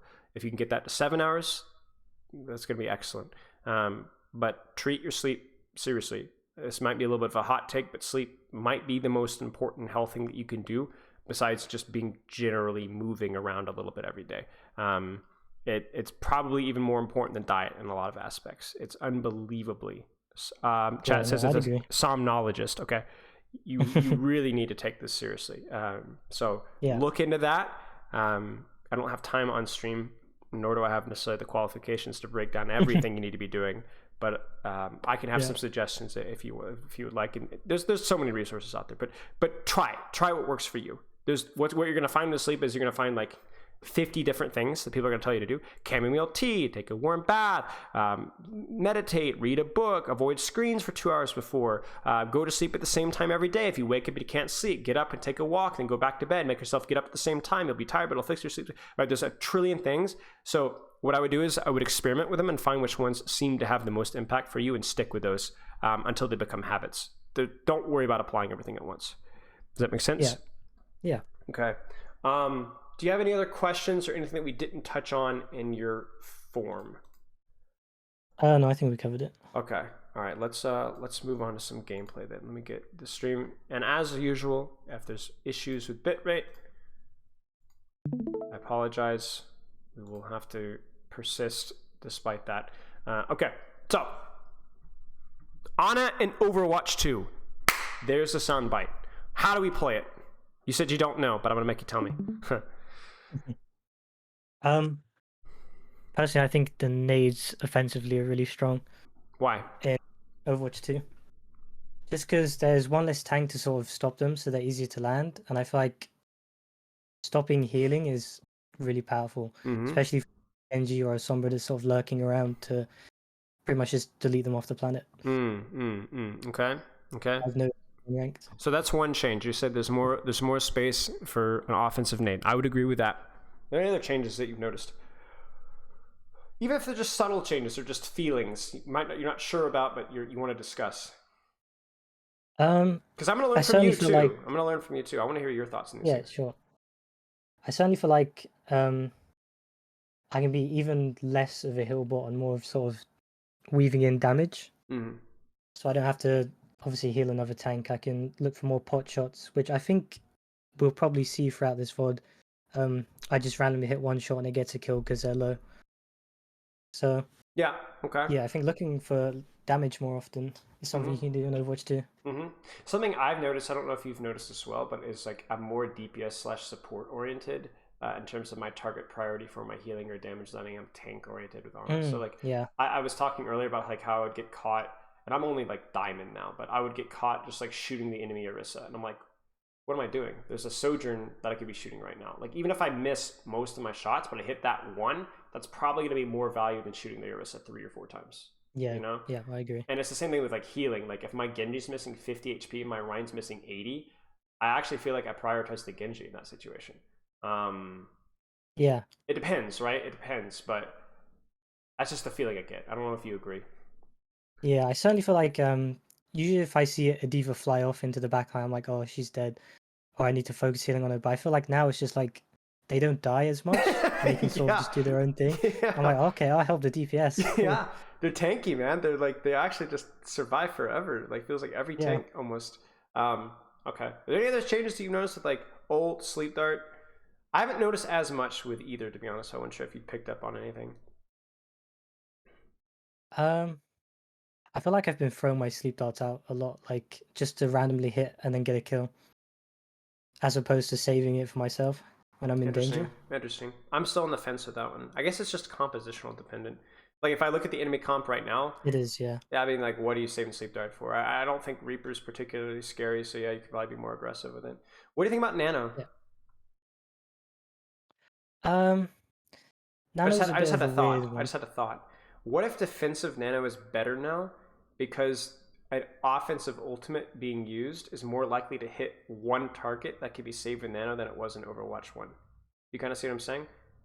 If they grav, it's probably more likely to going to be a solo grav than it was in Overwatch 1. Or like if they if they like Nano the Reaper, the Nano Reaper is probably going to be on like, I don't know, your Widow or your Mercy. It's not going to be on, or your Sojourn. It's not going to be on like 5 people, right? I don't know. Something to keep an eye on. Yeah, definitely something to think about actually. How do you like the support passive? Oh, I love it. I love it so much. I do too. It's great. Makes me so happy. Okay, let's get started. We'll just kind of play it out and call it like we see it. So at your rank, compositional awareness is massive. How would you describe your composition, like in a nutshell? Just like one sentence. What kind of comp is it? Very pokey. Yeah, range comp, right? What about the enemy comp? Bit of a mix. Yeah, a little bit of a hybrid. Because of Desire the Reaper. Is there anything that, like, how does this affect your playstyle? Enemy comp, friendly comp. What are the big things? In this case, not too sure. Do you need to save your sleep dart for anything? Not particularly. Not particularly. So how should you be like playing like how, where's your like spectrum of aggression, I guess I would ask. I think I'm looking to harass their supports, especially on defense. Yeah, I think so too. I think this is very much a battle on a situation for most of this Yeah. Yeah, I agree. So how should I think that that is how should that affect your positioning? I can be a little bit more forward on this high ground Yeah, here. I agree here. I Playing think around this sign. I think this might even be a situation where I would want you to start playing this wall way here. Oh yeah. And looking for aggressive backline things or just a better angle for shots, right? So like your position here is fine, but then I want you to like literally think about like I'm gonna set up a crossfire with my Sojourn. You know what I'm saying? Where my Sojourn's shooting from this angle here, and I'm shooting from this angle here. And if that Reaper teleports on somebody, then we have a crossfire in him. Or if they like move to here, for example, my Sojourn can't shoot, but I can shoot. Like I think like as soon as you are like, if the enemy comp allows it, you are looking for opportunities to like be the third DPS really. And like my problem with this nade, well, what is the problem with this nade? It's kind of just a Kobe in there. Yeah, I mean, even if it hits, what does it mean? It just means that one person doesn't get healing. But Yeah, right. But it doesn't turn do into a anything. kill, Yeah, exactly. There's no actual pressure here because if you're the enemy comp right now, they're just pushing cart, right? Like that kill happened regardless of whether you hit the nade or not, right? Yeah. So like, right now in theory is when you'd want to go for a nade either aggressively or maybe the enemy team goes in aggressively, like the Reaper TPs aggressively. That's when you want that nade, right? Where you can, okay, I'm gonna nade their backline, make sure they can't follow up on the Reaper. Maybe it's fine, it's just free ult charge, but I think it was approaching a team fight. I would have been scared to use it. Sure.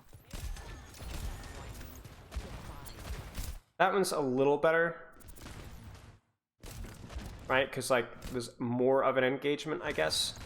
Yeah, you can see the D.Va going for it as well. Yeah. Still not sure though, because like they still hadn't really actually taken space. Like now would probably be where a nade would be impactful, right? But what's the problem? They kind of have sight lines. Yeah, your sight lines are kind of crappy, and you don't even have your nade yet either. I don't know. I think something like this has potential, especially with your support passive, because you don't need your Mercy flying back and forth all the time. Yeah.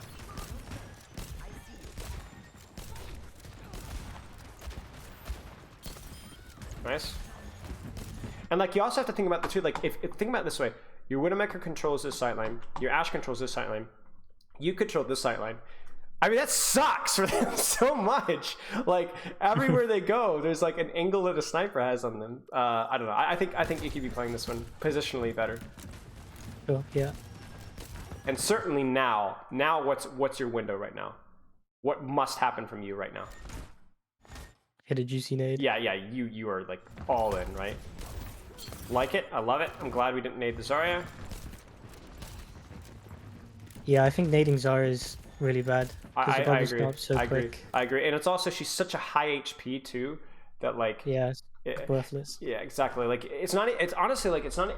Sometimes I wonder if like a nated Zarya acts the exact same way, and oftentimes a nated Zarya is going to be bubbling herself at some point anyway. So it just doesn't feel good. Okay. That's so poor guy. He's like, what? No way. Yeah, doesn't even insta. Wait, he dies? No way. No way he gets that kill.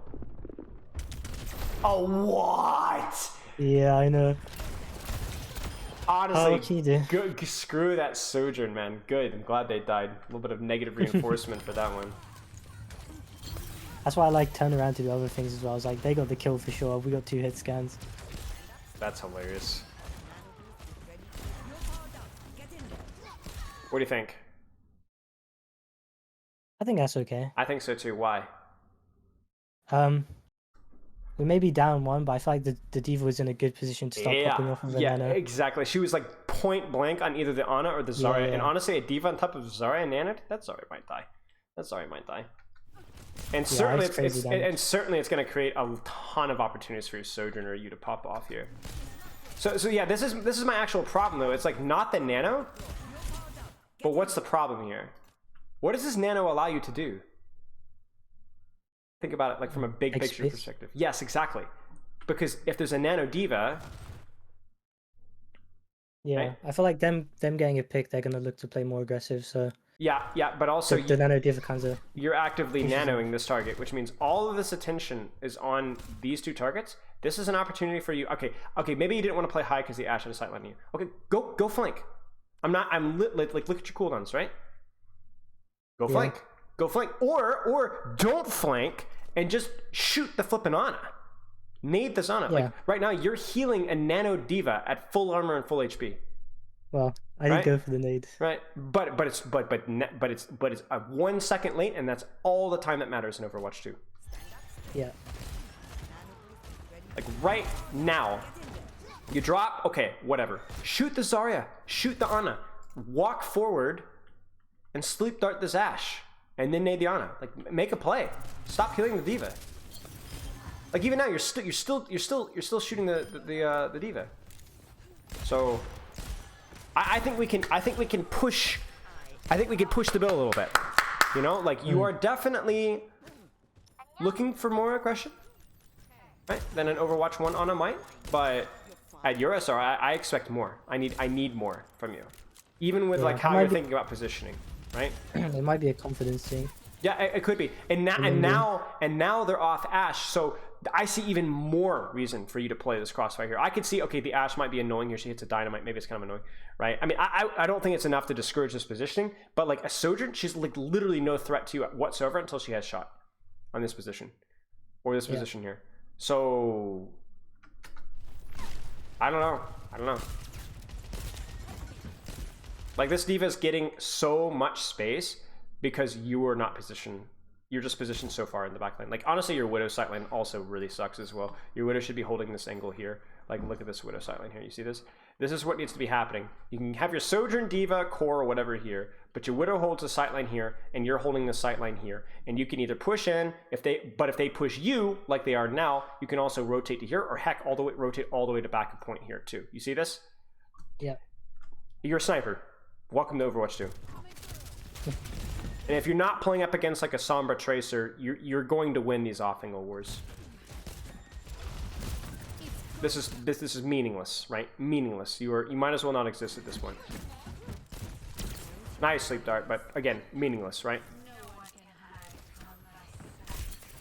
The attaboy. I mean, like you're doing the right things, but I think your positioning is really bad for it. That's what I'm saying, I guess. Right. Like, unironically, this positioning here is better than being here. Why? Because of having off angle on them. You can actually see more, right? Right, exactly. You could just see, right? You can like actually, it's like you have better vision on what's going around. So yeah, like that's a big shot right there. You know what I'm saying? That one shot on Reaper is huge. Like look at his response. Look at his response. He's going in, he's going in, he's going in. Your positioning here gives you information on his positioning. Oh, he hesitates, right? He hesitates, he's still not full HP. Brilliant, like that's so good. And yeah, so what I'm saying, like off-angle flank, I'm not always talking about like, okay, I know I brought it up, but I'm not always saying like nade the backline like this. I'm just talking about the general concept of crossfire. And whenever you're playing against a composition where you can exploit that, you need to exploit that. Yeah, for sure. It's okay, nade. Not great, but it's okay. She tries a 180 on you, you don't fall for it. There's a Reaper behind you. Wait, no? Maybe not. Big shots. Didn't hit the nade, that's unfortunate.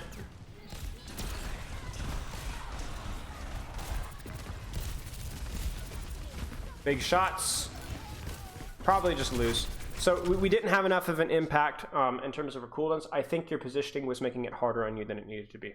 But I think overall you seem to be trying to do the right things. You kind of see what I'm saying?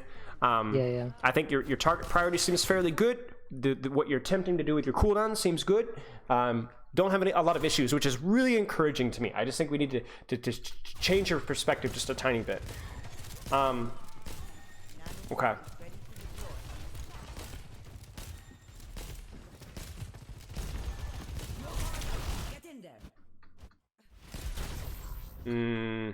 Trying to think.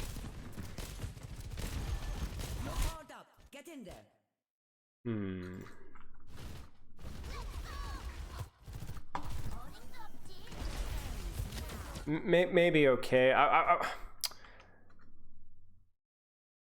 don't think your diva had like the proximity necessary to get the kill, because you know that anything she flies at this point in time is just going to shift away anyway. So I just let her walk out first, because she, again, it's new diva, right? She's going to fly out. She's going to take 0 damage, and she's going to be full HP regardless. So even this is like a defensive cooldown isn't useful. So I would almost rather you either nano your Sojourn out, so that like that's more, because again, if she gets out and they all kite away from her, it doesn't matter. You got space for your Sojourn. You love it. If she's able to get up here with nano and that's it, that's still good value out of nano. You kind of see what I'm saying? Yeah. Whereas diva's going to get here anyway. Either do that or play defensive, let your diva fly out, just shoot 3 2 1 on your diva's next set of boosters. She can go from a better position with nano. Does that kind of make sense? It's because like in Overwatch 1, I'm pretty used to like getting stuck in that choke, so I want some extra like, oomph to get us out. Yeah, I 100%. But new Overwatch 2, that diva will have no trouble making space for you. Sure. Yeah. And then you can nano her 3 seconds, 4 seconds later, and that's big, because not only do you have a better nano timing, but you also know when you can actually walk out without getting your head blown off by Sojourn. You didn't need to walk out of that choke then. Yeah, sure. I hear you though. That people in lower ranks don't understand how awful this choke is to walk up in higher ranks. Yeah. It is one of the worst in the game.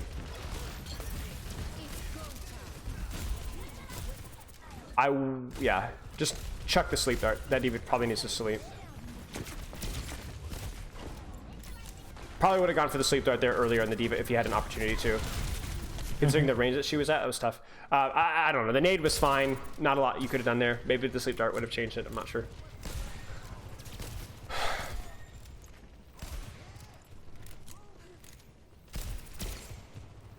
Okay.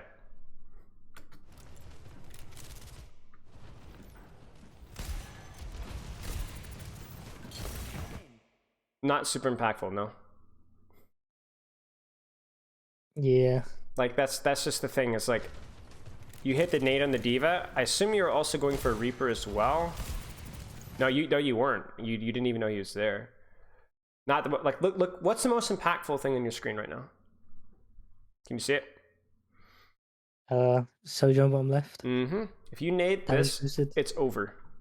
Yeah. Your Sojourn wins, and that Sojourn dies. And then you and not just your nade too. Think about this from like your entire attention needs to shift here, where you're putting pot shots in a diva and healing your diva, but she's still in armor. And if you nade this here and then you just shoot Mercy or shoot that Sojourn, you guys win this fight. I don't know if you win this fight anymore. Like, remember we talked about this actually. Like, this was one of the things we brought up, is like how my attention, whether it's healing and damage, is oftentimes better served on squishies a lot of the times. And right now, you're not doing that. You showed me a lot of that in first point, but that has gone out the window at this particular fight. And now now that Sojourn survived, your Sojourn had to give up space, and now,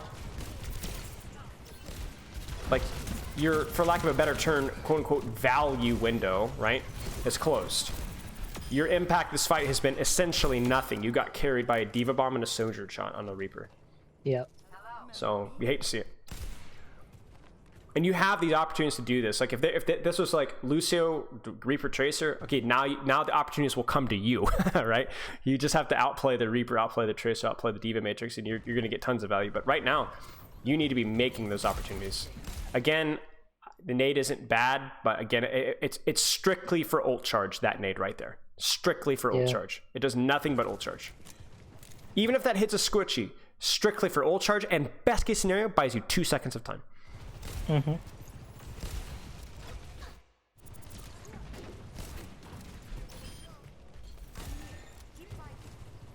The voice line.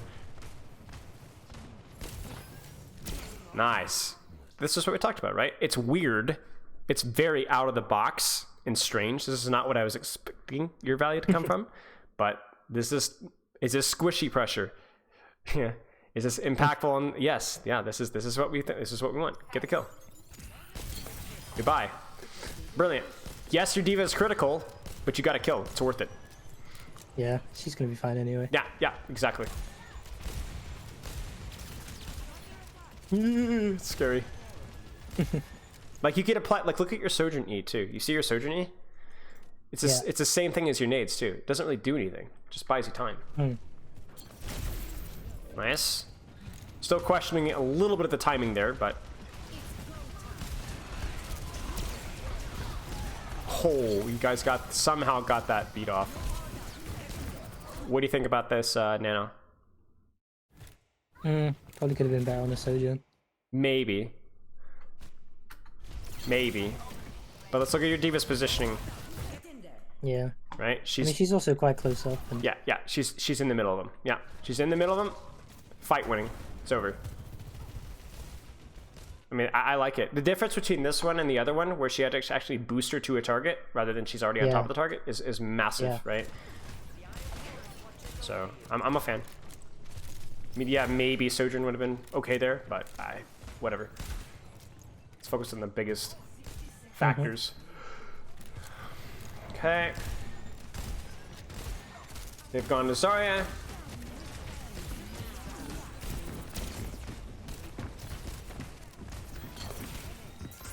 Okay. Bit of a mess. You've never really didn't really. Well, let's look at this again. Actually, you know what? I lied. This is actually a really important point in the fight. That nade right there could lose you this map. All right. Watch it.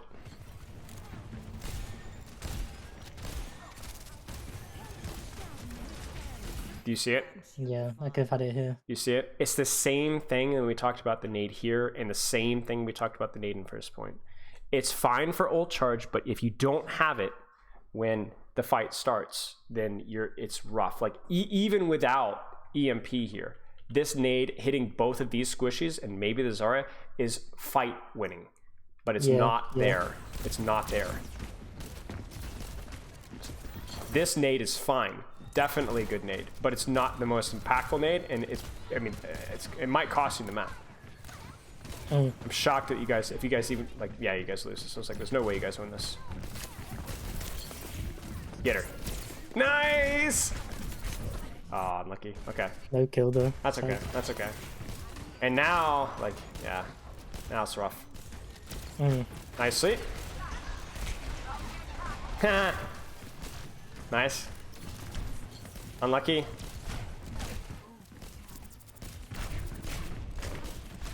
Okay, yeah, unfortunately. I mean, unironically, that nade actually did cost you the third point. That's actually hilarious. Okay, do you have any questions so far? Pick your time. I guess what's how do I say it? What's a good time to look for nades? Like, you tell me. What was the difference between?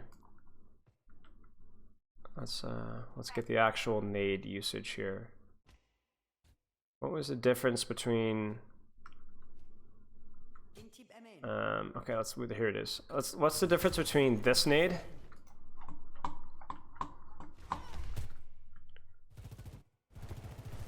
And then the actual opportunity to nade, even before the MP. Here. Yeah, I mean, what's the difference? One's completely wasted and one's fight winning. But why is one wasted and why is one fight winning? Well, first of all, the first one didn't actually hit anything. So okay, well, yes, but even if that had hit, there was no follow up or nothing would have. Why was there no follow up? Oh, because my team wasn't around. Your team wasn't around. It's all about. It's not just. I wouldn't even say it's proximity, because like we talked about a very specific point on first point, where let's look at it. Let's wait for the right timestamp here. Okay.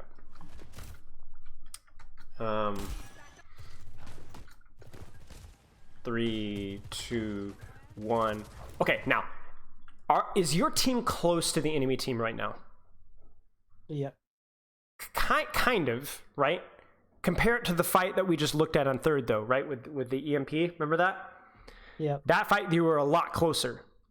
So proximity to me isn't a good enough metric to tell you whether a nade was good or not. But is there an actual engagement happening right now? Is there a fight happening right now? Yeah. So would a nade on backline be impactful right now? Yeah, for sure. Yeah, because one of two things are going to happen. You're going to nade this backline, and then those targets might die to a Widow body shot, a couple pot shots from you, maybe not. Maybe they don't. Maybe they can tuck back in and LOS. But then why is that still fight winning? Because they don't have LOS onto their team. They don't. Right. And then it completely opens up your diva and your Ashe, or excuse me, Sojourn, and heck, even you if you were positioned better, to actually just fully blow down the rest of the enemy team without getting any resources. Yeah. One nade creates a 5v3. And you guys aren't even, outside of your diva, aren't even necessarily close to them. You're just, fights happening, right? It's that simple. So then when we go to the third point, and obviously this little bit of a train wreck here, it had nothing to do with like, you know, or whatever. It really only had to do with, was there a fight happening when you threw the nade? And the answer, really simply, is absolutely not. Yeah. It's that simple. There was actually no engagement whatsoever. Like, we could talk about poke phase versus brawl phase. I don't really care. Like, you could use your judgment here. When would be a good time to nade? You tell me stop. Let's rephrase the question. When would be the earliest that you could consider nading without being a waste? You just tell me stop. I'm gonna put it at like 0.5 speed here. All right. You tell me stop. You ready? All right, here we go. Yep. I'd say by here. Why? Well, they'll clump together. My team's close enough to follow up if I do get a big nade. Yeah. Can they theoretically bubble and kite this out at this point in time? Yeah. Yes, but it would be very uncomfortable for them to do so, right? Yeah. It'd be they'd very use resources, right? They would use a lot of resources, and theoretically, as they're kiting out, it would be extremely uncomfortable. They might get picked in the meantime. I wouldn't say nading now would be perfect, but I would say nading now would be good, right? And then maybe now they vout. There's the ult. Our Sombra is staged now. Now nading is perfect. You see what I'm saying? And then obviously if you knew the EMP was coming, then you could even time it even a little bit later. But that like nading anytime during this window now, up until 3, 2, 1, and ironically, by the time you get your nade, now the window is closed. You kind of see what I'm saying? Yeah. And now, yeah, you can still have impact with your nade, but you're essentially dice rolling and hoping that they don't get value before that. So it's really just, is there a fight happening? And if there's not a fight happening, nade is for ult charge. If there is a fight happening, nade is for fight winning. And whether it hits 1 target or 5, it could still be fight winning. Does that make sense? Yep. Okay. How much Zen do you play? Because I want to look at your Zen, but I want to focus on just the Ana, and then we can do just the Zen. Lucio. Was this just a necessary swap in the situation or what? Yeah, I think so. Okay. A little bit unfortunate. Let's look at your Zen. Do you have any other questions about your Ana? No, I think I got it. Okay. Positioning was the big one for you to allow you to set up more aggressive plays when you could, right? When they weren't playing these Sombra Tracer comps. And then finding the correct timing of the nade. Those were 2 repeat offenders that we saw that I think we could be improved upon. Make sense? Yeah. Okay. So for against Sombra Tracer or Sombra Genji, how would I use the nade then? More reserved? Well, here's where I want you to maintain the mentality of aggression and killing people, but you shift who you kill, right? So Sombra Genji, they're hunting you, right? They want to kill you. But the joke's on them. You're killing them. They just don't know it yet. So if there's a Sombra Genji hunting you, and let's shift our perspective here. So you're thinking, okay, I'm you know what? I'm gonna play split here, but I can only do so when I know I can get healing or when I can get peel or whatever, right? Long story short, you are blessedly saving those cooldowns to smash them in their big fat ugly faces the second that they come out, and that's your priority. That you're waiting for that Genji to come on top of you because you know that you can outplay him with your cooldowns. You're waiting for that Sombra to decloak because you're going to whip around and throw a sleep dart right at her. Or you're going to whip around and throw a nade, or you're going to whip around and throw a shot. You were actively anticipating the kill on those targets. So it just shifts who you go for because you can kill 2 birds with 1 stone by keeping yourself alive and killing them by shifting your focus just a little bit. And then here's the other thing, all right? We'll add one more layer of nuance here. They're playing, give me a tank that they would play Sombra Genji with. I don't care who, you tell me. a tank that they would play with that. Sure. Probably Zarya. Okay, so What's the Zarya, power? Sombra, Genji, how does their engage look? They probably bubble the Genji in. Okay, so how do you outplay and survive those engages? How do you prevent those engages from going well? Before, and then how do you survive the engage, and so on? That's rough because the bubble makes it a lot harder. It does, doesn't it? I guess you could do it. You could do it before, but then it's just gonna get cleansed. Yeah. So that's It's a not going to bubble. work. How about your mindset when they have Sombra Genji dive? Is I'm going to put as much damage as I possibly can on their DPS to prevent them from staging before the fight starts. So if you're playing versus Genji, how is the Genji going to stage on you when you're here? Probably gonna come from either underneath in the tunnel or straight from main. So how do you make it hard for him to do that? Poke him down. Yeah, you poke him down. You shoot him. You can't shoot Sombra, but you could shoot him. Yeah. Same thing if you wanted to shift your position, you want to play more conservatively here. He's going to come from underneath here or here. Anticipate him and shoot him in the face. One shot is unbelievably impactful on that Genji. Yeah. And that's the key. And then he bubbles in. You kite around the corner. You nade yourself. Is it going to hit Genji? No, probably not because of bubble. That's okay because you're going to sleep him afterwards. Or you're going to whip around and sleep the slumber. Or you're going to do something along those lines. Now, I'm not saying that that matchup sounds good. That sounds tough. That sounds rough. Yeah. But if you shift your focus into I'm actively looking to not only survive, but punish those people before they dive and then after they dive, it's going to be easier. And that's the next question. They go in, they dive, they fail the dive. Let's say you didn't even have to use nade. Then how do you play? Sombra's out. What do you do? If they fail the dives, then I can go all out aggressive. Yeah, I want you to go aggressive. To sweep them. Even if you had to use 2 cooldowns to do so, I want you to walk forward aggressive, even just a little bit more aggressively, and start shooting people. They've used everything. They need to be punished for that. Does that make sense? Yeah. Yeah. Okay. A little bit of that's some complex macro stuff right there, but that's important to understand. Overwatch League players struggle with that one. It makes you feel any better. Yeah. Okay. Why Zen? I have no idea. I felt like we were losing, so I wanted to Okay, put sure. some carry potential down. Sure. What's Zen's carry potential for you? The right clicks for sure. Okay. What is your big prior? impact. What is the hero good at? I think he's pretty good at enabling flankers Yep, I agree. and helping them win duels Okay. What else is he good at? and just pumping damage down the line. Yeah, sure. Here's another question for you. What's more impactful? A body shot on a Sojourn or a headshot on a Diva? Body shot on a Sojourn for sure. Yeah. I mean, it's contextual. It depends. But usually a body shot on a Sojourn. So why is that important to know for Zen, especially for Zen's going into Overwatch 2? Oh, you're cutting out a little bit there. Why is that important for Zen's to know, especially for Zen's going into Overwatch 2? What do you think a lot of Zens are going to do in Overwatch 2? Try farm tanks. They're going to charge a right click and they're going to launch it. They're going to charge a right click and then launch it at the tank. They're going to charge a right click and then launch it at the tank. And then they're going to M1 shield some more, right? Yeah. If you miss a lot of shots, but the shots that you do hit are more impactful, then you're going to matter more. And there's not even the justification of ult charge anymore, right? So, yeah, very, very important. I see more Zens make that mistake more than anything else. So let's keep an eye on that.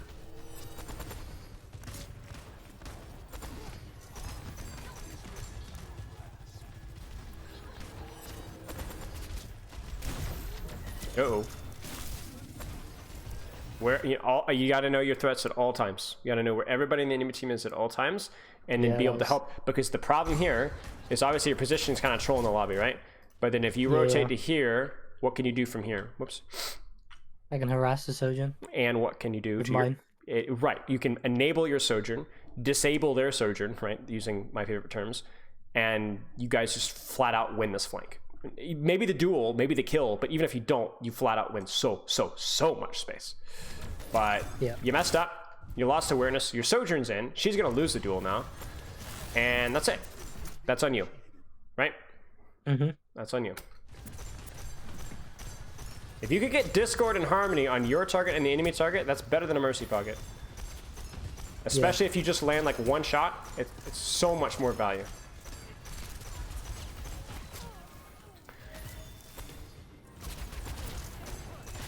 It's time to start playing Zen more like an Ana, where you have windows of opportunity where you need to be pocketing the right people at the right time and hitting the shots at the right time, rather than just the hero that kind of sits in the back and just pumps damage out, eventually whittling the enemy team down. That just doesn't work.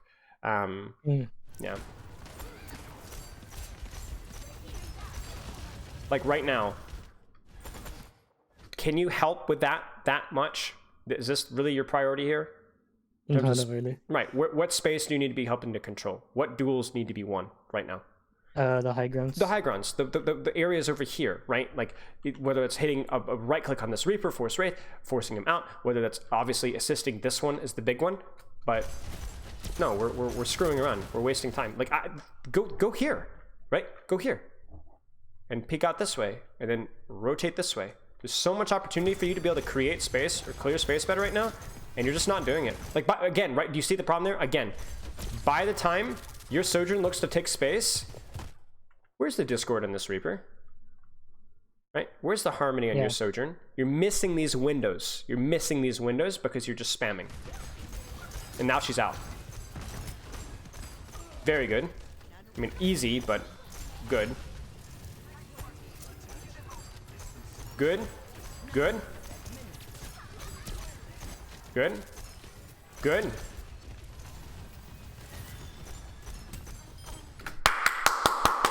Yes.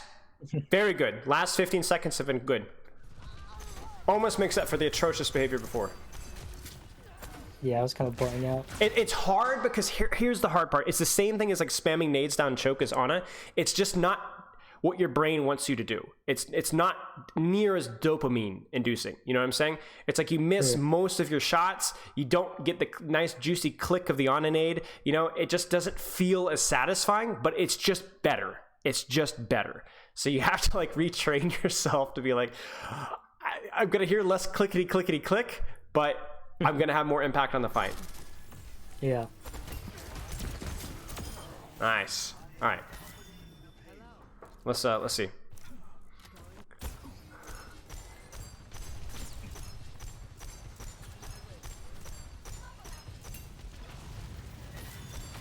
I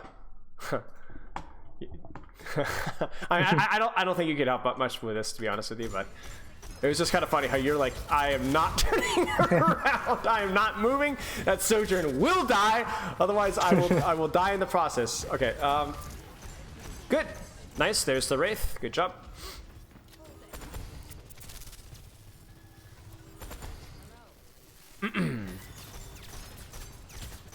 She is shot. And you can even do goofy things like this. Like you can even play like up here and then, okay, once you force that diva out or force her booster out, you can actually start taking flanks, right? You've got trance. Your trance doesn't counter anything on the enemy team outside of maybe a nano diva engage. So like you could use it aggressively and just, I don't know, there's options here. There's options that I think you could be playing here. And as long as you pay attention to like your threats, like, okay, I know that diva can't just immediately dive me, then you have a lot of opportunity to do different things. Like, you know that you can't really trance that consistently, like, at least at this range, so why are you playing here, you know? Like, yeah. I don't know. You have to be more creative. You have to be more creative and more dynamic with this hero. Your impact in these fights has been really, really low. Nice.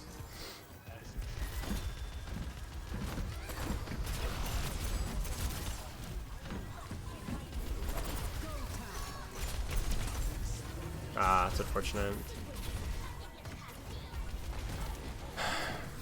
But see, like, even here, could it not have been better to, like, okay, you get the kill on the Reaper, could it not have been better to like, go up here with your Widowmaker?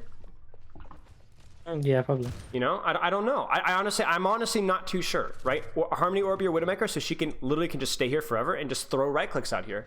You're gonna bully them off of space, right? Imagine if this Widowmaker had a Harmony Orb, right? Imagine if this Widowmaker had a Harmony Orb. You know what I'm saying? Yeah. Now, sometimes like, here's the thing, you can't always go in hard flanks like this because what might happen with enemy comps or with enemy situations? Like, what is the weakness of being here, I guess? We've got two people on the same angle. They can easily control that. Yeah, you're thinking too hard though. What's the problem about being by yourself as Zenyatta? Oh, you can get bullied easily. You by could get anyone. bullied or die, right? But look at the comp. Look at the comp. As long as you know where Diva is and you have trance, you're fine. Because there's nothing that you need trance to counter. So sit on the angle, dare them to come after you, blow them up, and if they do, you trance. If they don't, you push even more aggressively. Force them to force trance on you. But unfortunately, like now, like, okay, yeah, the Nano Diva. But I really don't even think you were needed for that. Like, I don't know what you've... Once you killed that Reaper, your impact has been pretty low here. And then now you're going aggressively. But now's honestly the worst time for you to be doing so. And you're gonna die for it, right? Now you don't have trance, so yeah. That by the way, that's not mechanics. That's just a target moving. It's tricky. So I know. Why was that a bad time to flank? Well, you tell me. Well, okay, I wouldn't say it's a bad time to flank necessarily. Let's look at the okay. So read the situation for me. What do you see? A dead Diva. Okay. There's not a real fight, I guess, happening. Okay. What about the status of your team? I can barely see because of the bit rate, but I'm guessing they're low. Yeah. Okay. Well, let's zoom in a little bit. Yeah. Yeah. This Yeah, I give them target top there. target is missing some HP. Yeah. Everybody's low. Yeah. So you're at a point in time where everyone needs to kind of stabilize, chill, take space afterwards. Okay. Let's look at this flank. From a third-person perspective now, with full information, let's look at this flank. Do you see? Yeah, I see it. Okay. And I bet you walked away from this and thought, I suck because I missed that right click. Yeah, I did. Yeah. I did. Yeah.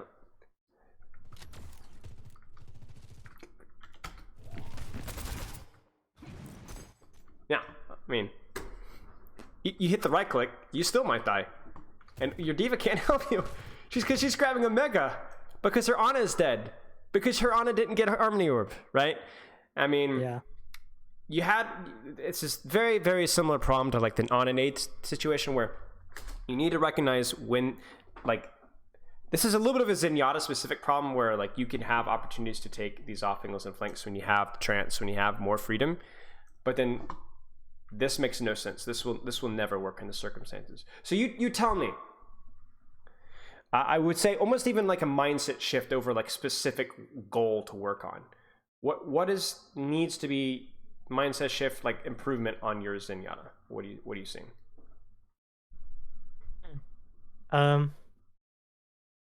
Knowing when to go aggressive, Okay. or like sort of reading the fight better. Yeah, and who to go aggressive on? And what's the most impact that you can have as Zenyatta?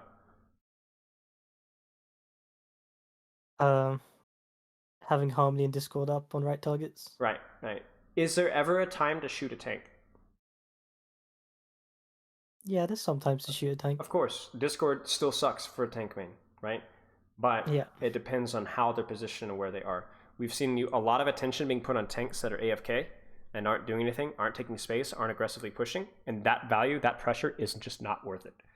You're a tank buster, but you're also phenomenal at helping people win duels. Probably the best support in the game at it. And if you're not exploiting that, you're trolling the lobby. Does that make sense? Yeah. Okay. Do you have any questions generally? Nope. What's your priority moving forward? This is a trick question. Definitely looking at the timings of my nades. Okay. What else? And general positioning to help me hit those nades. Okay. What's even more important than that? It's a trick question. Uh, Do you remember what we talked about at the start of the review? compositions. No? Even before that. Do you remember the beautiful Michelangelo drawing on Microsoft Paint? Oh yeah, the mechanics and mentals around Yeah. That's more, I'm telling you, it's more important than anything you do. that. Okay. Because that impacts every game, every day, every situation, every hero for today and tomorrow and the rest of your life. Yeah, I do feel like that's getting better anyway. Okay, well, good. That when you're getting better at something, that is not the time to stop focusing on. That is the time you're getting yourself some positive reinforcement. Keep going. Keep going. You're doing great. I'm glad to hear you're doing better at it. That's really encouraging. So keep going at it. Be the best at it. Because I'm telling you, if your goal is Overwatch League, I'm telling you, Overwatch League is rough. It is.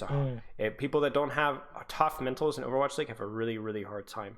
Yeah, I imagine. Unless you're the gladiators and you just don't lose, so that helps a lot. But I mean, really, like it is really difficult. It is no less important. It is more important in Overwatch League. So I'm glad to hear you making progress, but let's do better.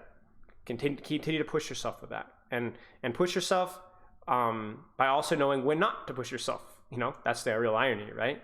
Do you kind of see what I'm saying? Like where knowing situations when you need to lay off, take a break, take some rest, touch some grass, and come back in with a fresh mindset. Be better, to work smarter, don't just work harder at that kind of aspect. Okay. Do you have any other questions? Yeah. No. Lots to work on, but lots of very, very promising things to look at. I do not think that your mechanics are a limiting factor at all in this VOD, so I think we've got lots of things to improve on. Okay, keep in touch. Let me know how all this stuff goes. And obviously, you know the routine. If you do have any questions, just don't hesitate to message me anytime. All right? Yeah, of course. All right, mate. I'll see you in a bit. See you. See you soon. Thank you. You're very welcome. All right, so that was Alpha, Flex Support Extraordinaire. Give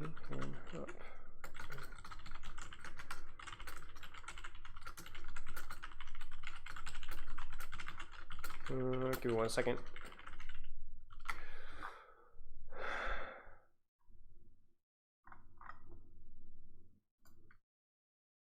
Okay, Flex Support Extraordinaire. I hope you guys learned something from that. Obviously, always, every coaching session is something unusual. It's always nice to go over Flex Support, which is my personal favorite role, but also it's always fun to go over somebody that's extremely high ranked compared to the vast majority of player base, and be able to talk some more advanced concepts. So you guys probably noticed that, like, even though we were playing at obviously coaching at a very high level there, it wasn't exactly a silver scrim here, right? It was high level, very high level. But the concept of just simply throwing nade when a team fight was actually happening and not before was an issue and something that needed to be brought up. So as you get higher in rank, it doesn't necessarily mean that you don't have blind spots of things that seem obvious, but they need to be addressed. And I realize that for my own play. I think everybody needs to realize that for their own play as well. Okay, Quiet Josh is ready. Hello. Yo. How's it going? It's going good, man. You seem excited. I've yet to be responded to in all caps and a request if they were ready or not. So, bro, you have no idea how long I've been waiting for this. No idea. All right, let me get this replay code pulled up here. Oh, wait a second. Do you have it? Can you get me a new replay code? Because things got wiped. I def learned a lot. Okay, That was good. Yeah, if you don't mind. It could be whatever. It could be win, loss. I'm very flexible. As long as it's the hero that you want coaching on, that's all that matters. Gotcha. I'll just get a monkey cloak. Works for you. Monkey. Okay. Let's get my stream thing set up here as well. Skimming through your coaching form again as well. You sent in 2, so I've got double the information. It's gonna be great. Mm-hmm.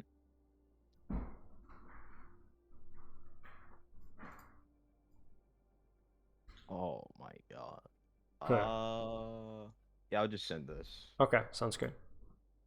I forgot I didn't play ranked yesterday. That's all right. That's all right. Oh, you scrim too? Yeah, so I'll just give you one of the scrims. Okay, sounds good. I was off rolling, but yeah, this will work out. Okay, that sounds good. Let's do this. Let me pull this up. King's Row? Mm-hmm. Banger. Let's do it. All right, what hero, what rank, so I can fill out this information while I'm grilling you. All right, so I was playing Genji on this map, and my rank currently is Plat 2. Okay. So you are a DPS player then?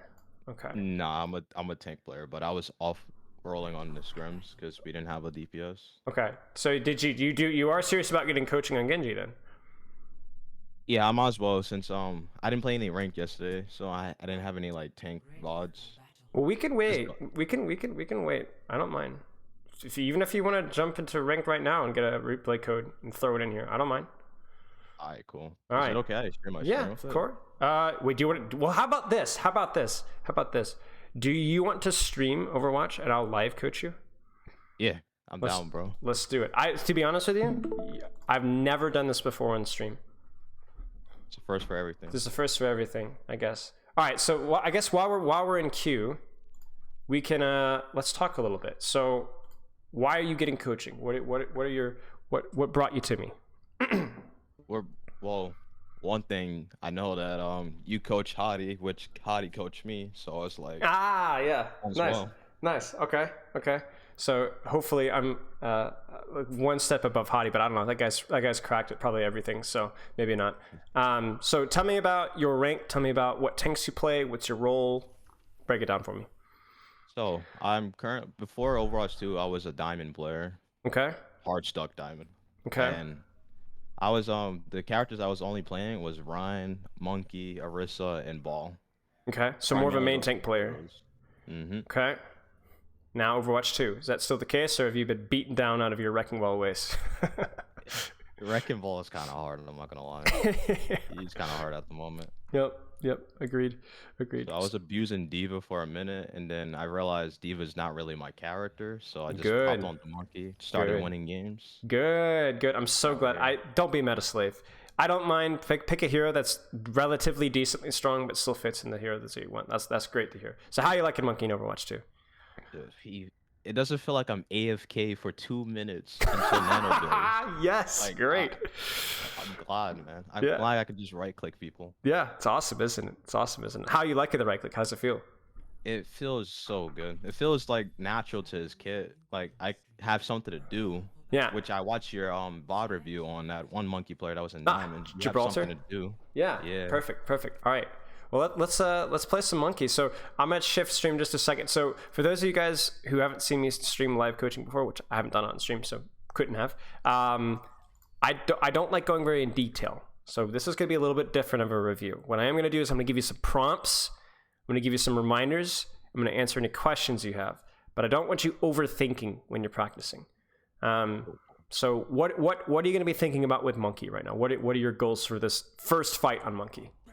First fight, I just need to recognize what my weakness is with my comp and the strengths with my comp. I noticed that we have long range pokes, so I'm gonna most likely be poking a lot this game until I see like the pick. Okay. Then I'll take space like gradually, but Okay. not a lot. Okay. Sounds good. All right. No pressure. Just pay attention to what your team's doing. Pay attention to the enemy team, and let's see what happens. I won't be talking too much. I promise. Alright. Oh, I'm going the wrong way. Should've That's went alright. right side.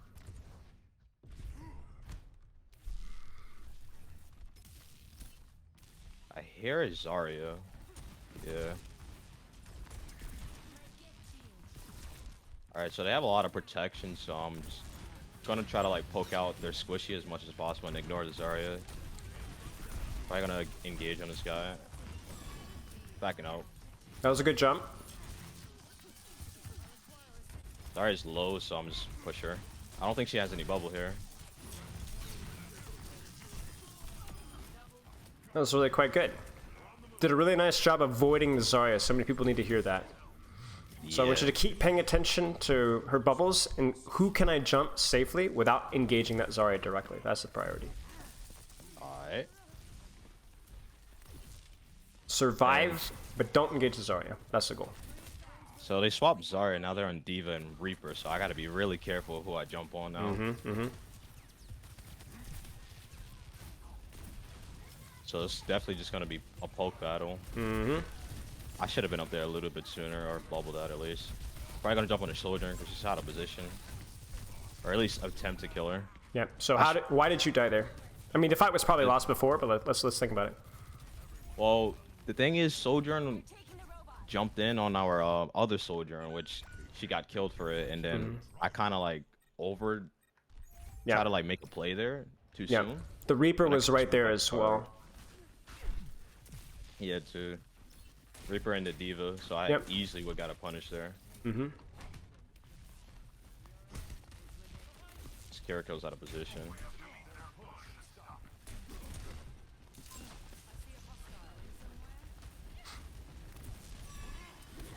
I see the Diva behind. Unfortunate. Probably should have jumped and bubbled that. I think generally that should have been okay.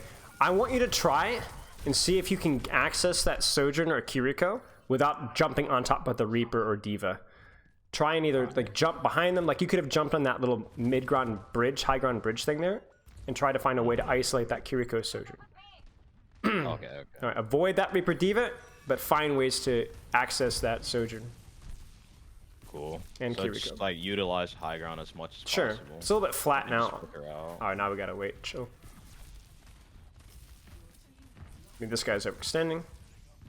This guy's definitely He's actually overextending. one. Yeah. Easy kill. This Reaper. Oh, didn't think he had Wraith. Actually, just gonna poke him out because Soldier's shooting him too. Of course, yeah. I mean, there's always exceptions to the rule there. You did absolutely the right thing there. Oh, that Kiriko has no thingy. I think she went to the right. Oh. I thought Ah, she squeezed stupid him ceiling.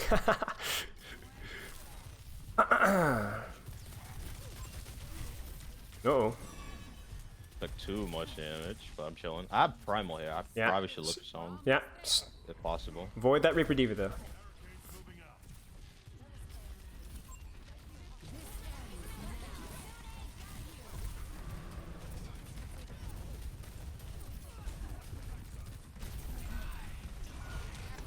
Damn. That's okay. That was honestly really quite good. They used 3 ultimates, and honestly, Kiriko ultimate is majorly broken, and you guys traded pretty evenly. That was really good.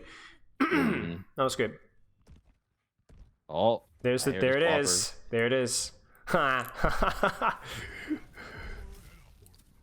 I usually just ignore people. Like Yeah. Yeah, I hear you. Sigma would feel significantly worse. Okay. Avoid that Reaper Diva.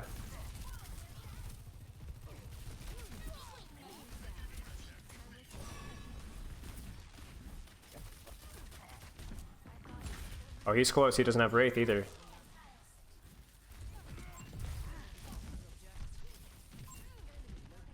Alright, gonna get the Kiriko.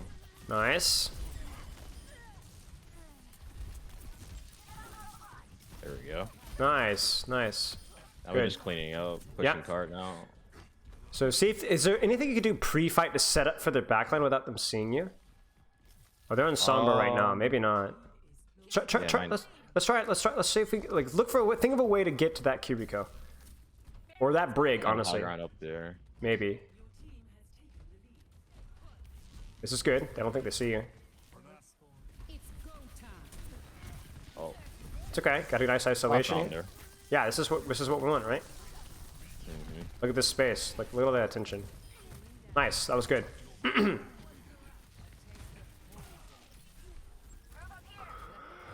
Okay. Oh, let's see a translocator.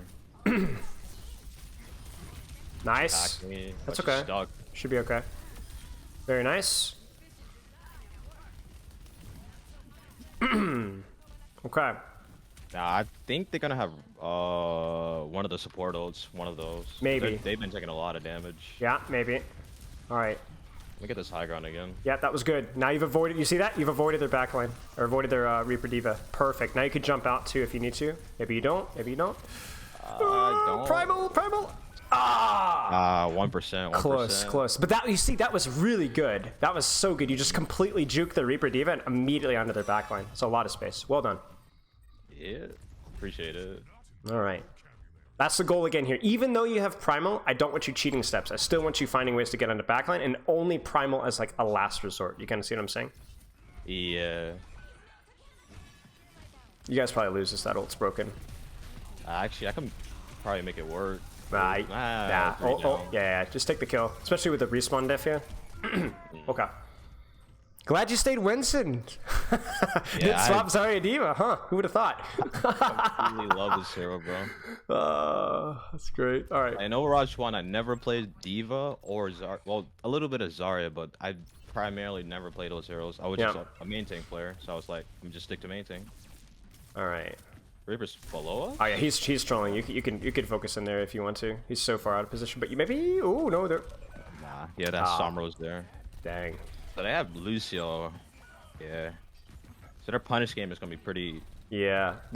I was not expecting that for you to get punished so quickly there. I was thinking that Reaper's so out of position. All right. Yeah. Maybe. Looks like you guys still can trade this. Ah no. Okay. Oh. All right. Start thinking about how can I set up on that Kiriko or the. I don't even know who their backline is right now anymore. It's just Kiriko at this point. Yeah, so how can you set up on that Kiriko, force that TP out, and then you can follow? He's going way too early. Nice. Nice shot. Nice. Probably don't need anything now. So I think you can pay a little bit more attention to Reaper if he truly is completely overextended like that, because you can force his Wraith just by looking at him, honestly. Because he's chasing so far into your backline before these fights are even starting. All right, let's set up for that Kiriko, and then like I said, Primal is a last resort. I want as much zapping on that Kiriko, and then Primal. Yeah, I just saw the Sombra. Oh, they have Luz, or what's his name? Zen, even better. Lots of space.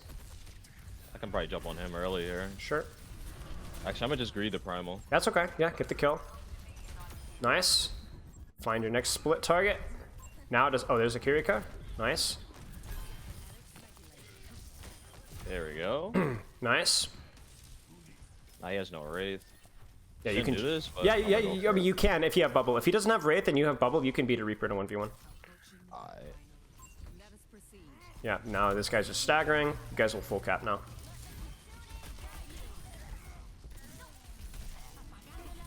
I didn't get hacked. Wild. Okay. GG. Should be GG, surely. Early.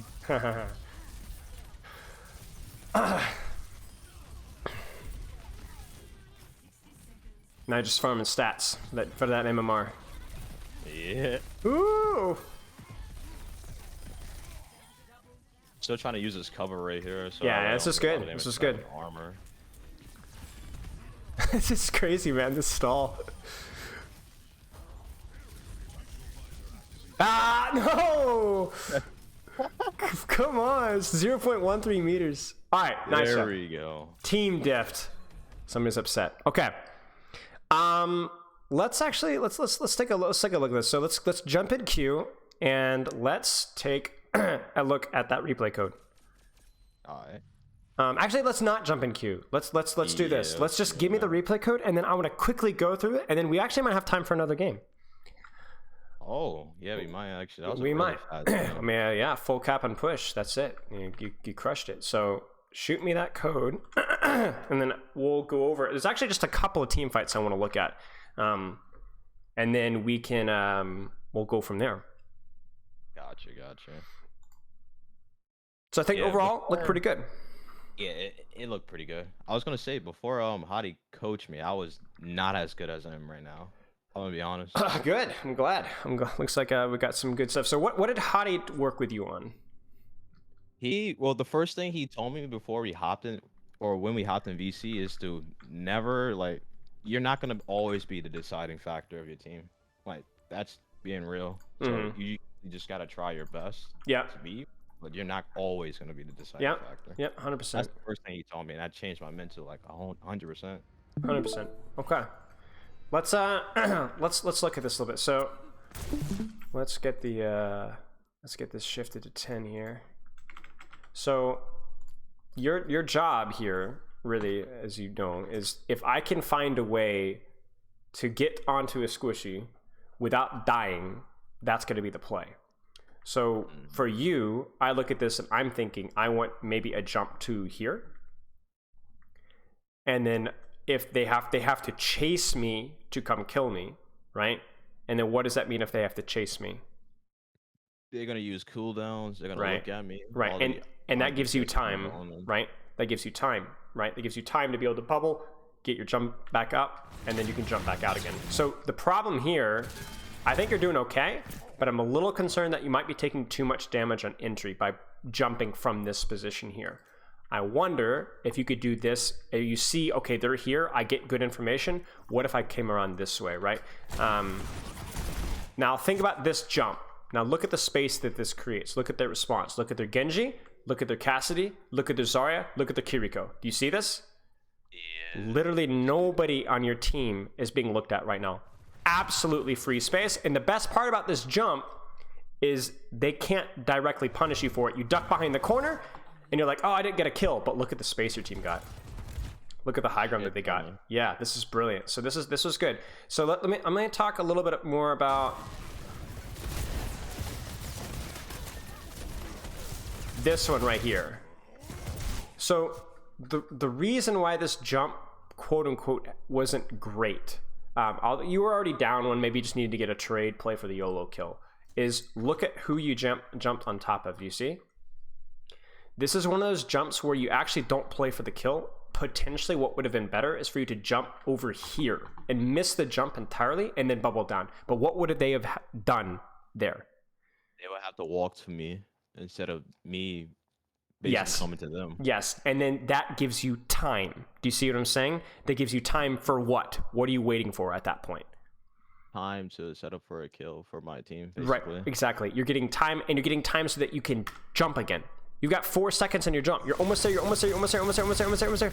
You die at 2 seconds. If you jump here, you will get those 2 seconds. Do you see what I'm saying? Yeah. And so then, yes, you won't get the kill, but you'll distract the enemy team. They'll all pursue. You jump out towards your team, you survive, and you live another day. You kind of see what I'm saying? So what I'm seeing potentially with some of your jumps is they do tend to be a little bit all or nothing. You get the kill, great. If you don't get the kill, then you're going to die for it. And there are some times going to be jumps where you're not actually looking to get a kill. You're just looking to bait attention, survive, and then do it again. So let me give you another example. This is what I was talking about with the high ground here. What if you jumped this Kiriko right here? Would that be bad? Probably not. But what would the enemy team do? They will look at me. Right. And what would that Reaper do? That Reaper would have wraithed away if you took too much damage or just went towards me. Right, potentially. Now I'm going to give you another scenario. What if you jumped, instead of directly on the Kiriko here, what if you jumped up onto this high ground? What does this give you in terms of opportunities? Gives me more cover and ways to not. It gives me more cover and like is a less likely chance that I will die. Right, exactly.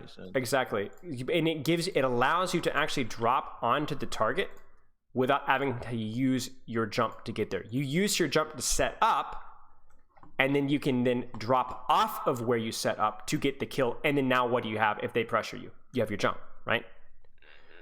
Or you have your jump to chase, right? You have your jump to chase further. So this is what I was talking about in terms of jumping for space. It's like, look for good positions that will help you get to backline without only thinking about jumping backline. See if we can find another example of that here.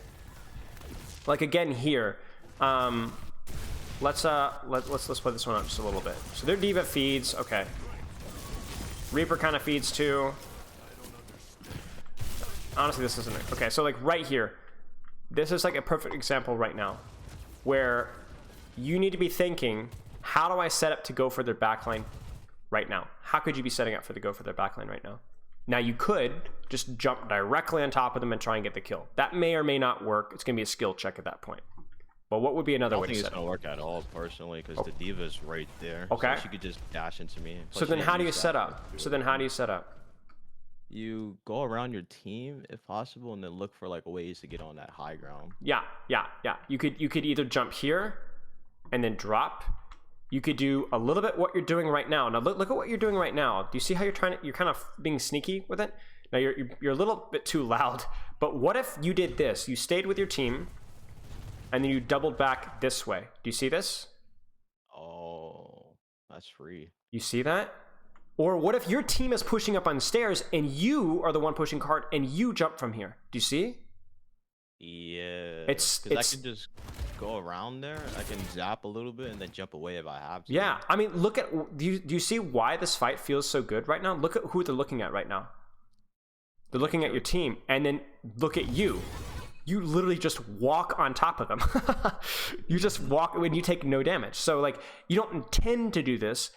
And they end up blowing like literally every ult in the game, so it doesn't end up working out. But this is kind of accidentally what you want to be doing sometimes. And the reason why this is important is sometimes you're not going to be able to jump onto a target that you can kill.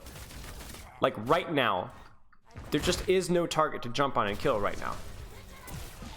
So you play patiently, and now what's great about this position now? Look at this Brig. Brig is out of position. Brig is out of position. This is infinitely better than jumping on top of the Brig because she can bash away or hit a whip shot. But now you can jump, drop, she bashes away. What will you have to pursue? Her. You'll have your jump, right? You'll have your jump again to pursue because you just used it. You charge. Wait. Now, if you pursue this Brig, she can't realistically escape because you're gonna have your jump in 2 seconds. So it's all about finding ways to get to that backline, to get to those squishies, without only having to jump on top of them. Let's see if I can get one more example here. This was the great example we talked about, right? Where you're like, okay, you could jump just straight in, right? But then you're probably gonna take a lot of damage and then you might die. Let's look at what you actually do. Are you jumping anything right now? No. No, but look. I just snaked past them. You just snaked right past them. You took no damage, and let's look at your jump cooldown. If things go really poorly here and you have to get out, you have jump in 2 seconds. Right? Rather than 5 seconds if you'd landed directly on them. Do you see this? Yeah. And Look now at 3 people looking at me. And you have jump. And you have jump. And you can get out. Now this one you messed up. You go for the kill. And then you didn't get primal in time, right? So that's a bit unfortunate. You got hacked, unfortunate. But do you see the theory behind this? Yeah. Let's see if we can apply some of this. So let's hop in game again. Well, let's hop in queue. Gotcha, Okay. Gotcha. And let me look a little bit more through your form here. I probably did accident because the first one I thought it was like the Overwatch 1. Yeah. So I was like, I'm gonna just apply for the new pose. Yeah, I got you. Yeah, I mean, it was really confusing around that time. Everybody was trying to figure out like what the day was going on here or what was going on. Let's see here. Okay. Let's see here.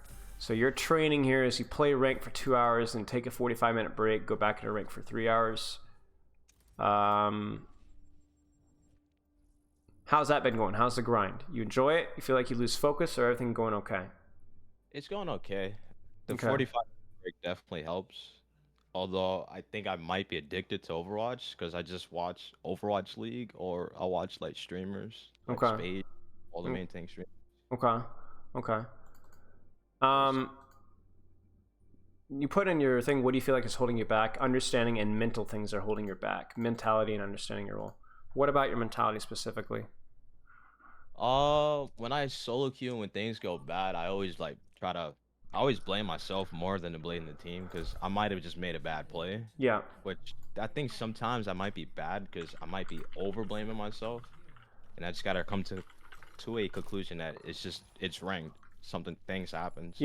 Yeah. I mean, here's a hot take. You don't have to blame anybody. Just take responsibility for what you need to get better at and go on. Like, it doesn't matter who, because the thing is the realistic view of it is that everybody's going to be at blame. Like every player in any lobby, even in Overwatch League lobbies, makes multiple mistakes every map, right? So technically, everybody's at blame. So it's not about who is at blame. It's about what's actually the productive thought process is going to help you to improve, and blaming anybody doesn't help. You know what I'm saying? Yeah. That's not productive in any way, shape, or form. So That's true. how are we doing? Are we in a game now? Yeah. Okay. How much longer we got before we start? 18 seconds? 17. Okay. So we'll change over stream channel here. Okay. So let's just focus on taking space. See if there's places where you can jump, where you can be sneaky without having to land on top of them. And let's see how that goes. Alright. Zarya, Kiriko. And we have Pharah and Reaper. And our backline's a bit weaker, so I have to like play carefully. Uh-huh. They also have Hulk, that's what I just realized too. Yeah, so you're really going to need to be able to, not now because you're down your Mercy, but you're going to need to get onto their backline at some point. But you're going to have to do so in a way that doesn't get you chunked to 1 HP before you do so. Because they got a lot of damage early. I might actually go here. Ooh, took a lot of damage. Yeah, I'm in a good position, yeah, do you see how you jumped through them? Yeah, that wasn't a bad jump. You were down, we were still down one, which was the problem. But I think that jump was in theory good. Let's disengage. Oh, you're going for the kill.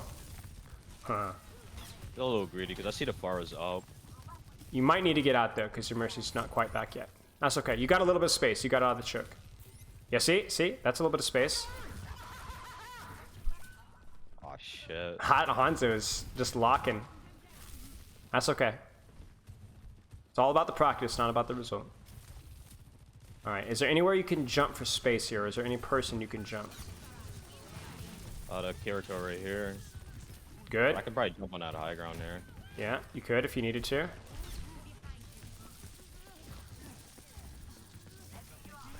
Just one shot. Nice. Haha. Mike Tyson at it. To use our ability, which I... Oh, damn. That's okay. That's a broken That's ability. now that Zarya is dead now though, because she jumped out. Should be dead, surely. Yeah, nice. See? Alright. I can greed here, low-key. You can. You can.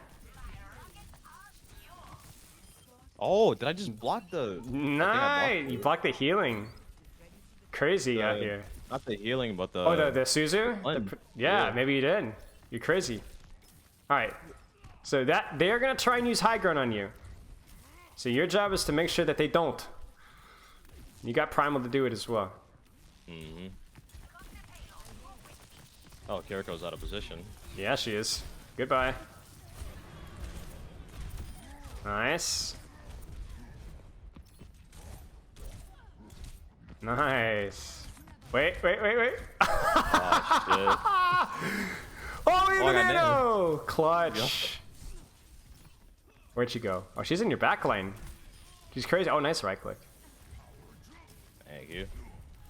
Alright. Only thing I would have said then is there was no urgency for you to primal there. You still had your bubble. You could have zapped for a little longer before you had to primal there. Probably could have killed the Kiriko without your primal. That's true. That's true. Alright. Uh-oh. Alright, so you're not going to get a kill here. Set up for when they come out of the choke. Where's a good sneaky position for B to be? Yeah, exactly. And now you can just drop on them and jump out if you need to. Nice. Brilliant. Airblade. That's okay. Kiriko over there. Yeah, that's Gonna okay. jump away. Yeah, it's a lost fight. That's alright. I think what you did there was reasonable. Reset. Yeah, that was good. Alright, so they use Moira ult and Blade? I believe they have Kiriko here too. Yeah, for sure. Kiriko and maybe Grav and Bob. Alright, so onto that backline, take as little damage as possible. Let's be sneaky with it. You don't have to jump on a target. Remember, you can jump for space. Alright. I'll do this. Yeah, see, this is perfect. This is really good. And look at that. There's your kill. Unfortunate. That was good. So let's jump top. Nice. I think just... Where's the Kiriko? This fight's lost. down, We can either disengage or get a trade. Oh, let's just get a trade here. I wouldn't primal this though. Okay, nice. They're wasting ults. You could probably jump out actually, or that. Oh. That works. That works. Yeah, it works. Sure, that's fine. All right, free primal. I don't think they have anything. Maybe Kiriko. Kiriko all in Grav. I still think they have that, and they're probably coming up on a high noon. Could be, yeah.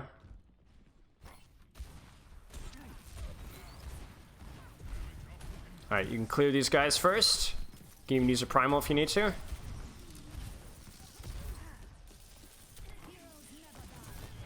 Oh, she's struggling. shit. Oh, you can chase that now though. You can chase that. You got it. Nice. Really nice.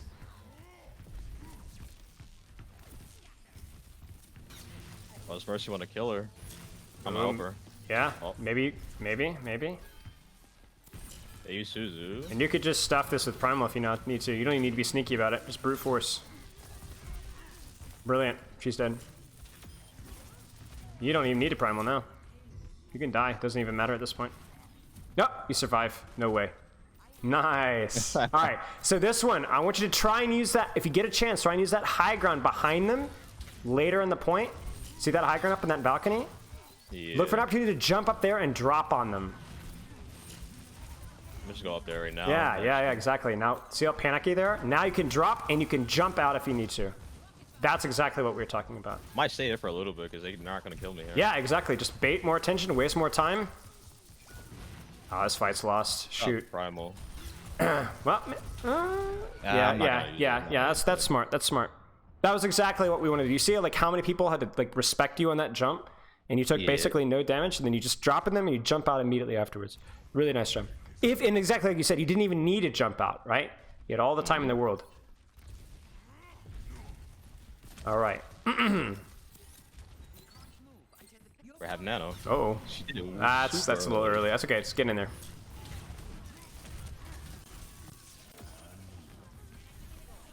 Oh, you dropped it. Good target priority here. Nice. Nice. That's good focus on that Moira. She's the one that's going to kill you right now because she's in your back line. Uh-oh. Maybe I lied. I can still. Nah. Yeah. Yeah. I was thinking about Primaling, but nah. That one's tough because I'm thinking Moira's probably the biggest threat there because she's like on your mercy, right? But then you guys, you guys walked into the Zarya at the same time. Nobody turned into the Mercy or the Moira, so that's unfortunate. I think you made a fine decision there, and you still got a Primal for it. All right, I have Reaper and Hanzo now, so I gotta be careful. Yeah. Same thing as last one. Use the high ground, jump away from them. Okay. Actually, I'm gonna use this. Yeah, that's okay. The only problem with that one is they can still shoot you through it, but it's not bad. All right, get in there.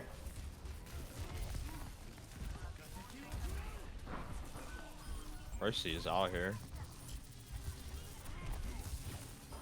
Nice. Now, either one of these targets is killable now.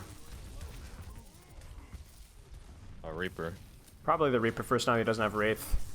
It's a good bubble. That guy dies. Right. Nice. Good. Oh, wow. It's so weird seeing a support wall climb. Yeah. Huh.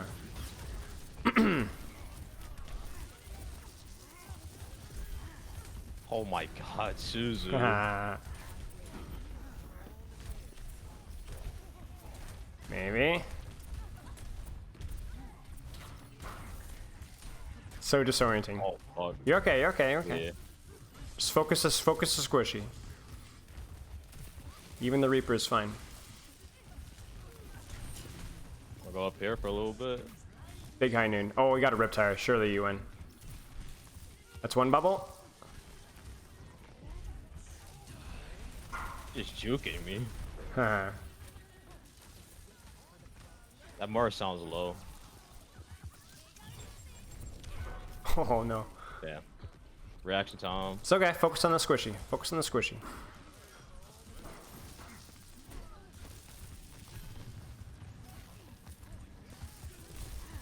There you go.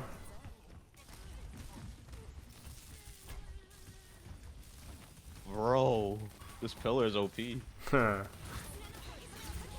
Stay on her. I want her dead. There she is. Go get her. Nice. Bubble. No, C9. That's crazy. That's a crazy fight. That's like the long. That's actually insane. Okay, so pretty good. Pretty good. Let's not change up anything here. We don't need any new information. I think you just keep doing what you're doing. Let's try. You're gonna try and find ways to access that squishy without only jumping on him, and keep playing your game. Let me look a little bit more in your form while we're waiting here. So talk to me a little bit about your mentality a little bit. Like we didn't get a chance to talk much about that. You said you blame yourself a little bit too much. Yeah, that's the issue that I have. I blame myself a little bit too much. That's what I think the issue is. Okay. But I've been a lot better at it lately. Just Okay. not really caring too much about rank and only like focus on scrims since I'm on a team. Oh yeah, how's that going? How did that happen?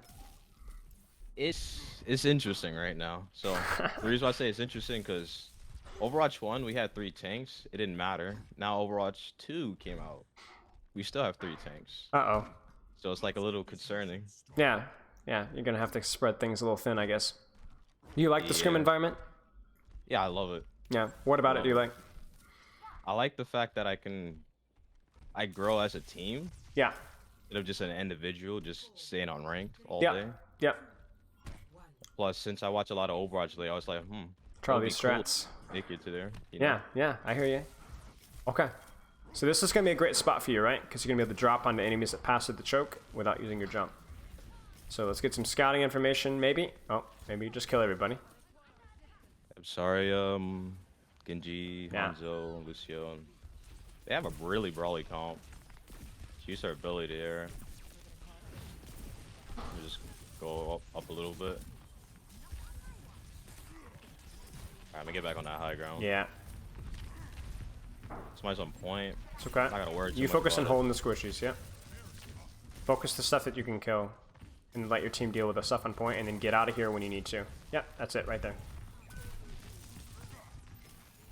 I'm still full HP. I could just Yeah. stay up. Find that squishy. Find the easiest squishy for you to kill. I was going this guy. Load. Nice combo.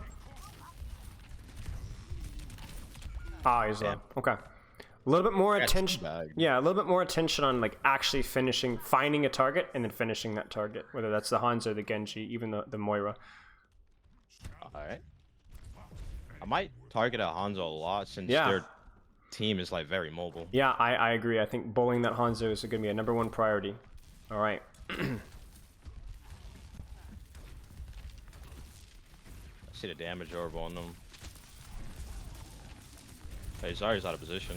Yeah, good recognition there. She should die. Very nice. Exactly what Winston's good at. Where's that Hanzo? There he is. Haha.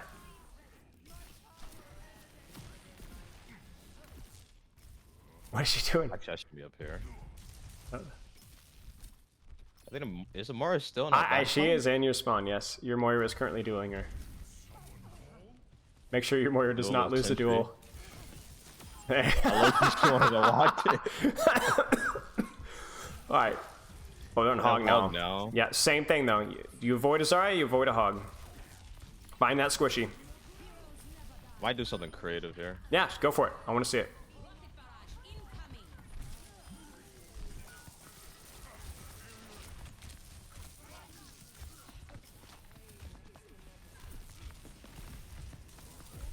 Oh, he dies. Yeah, I get it. Nice. Very good.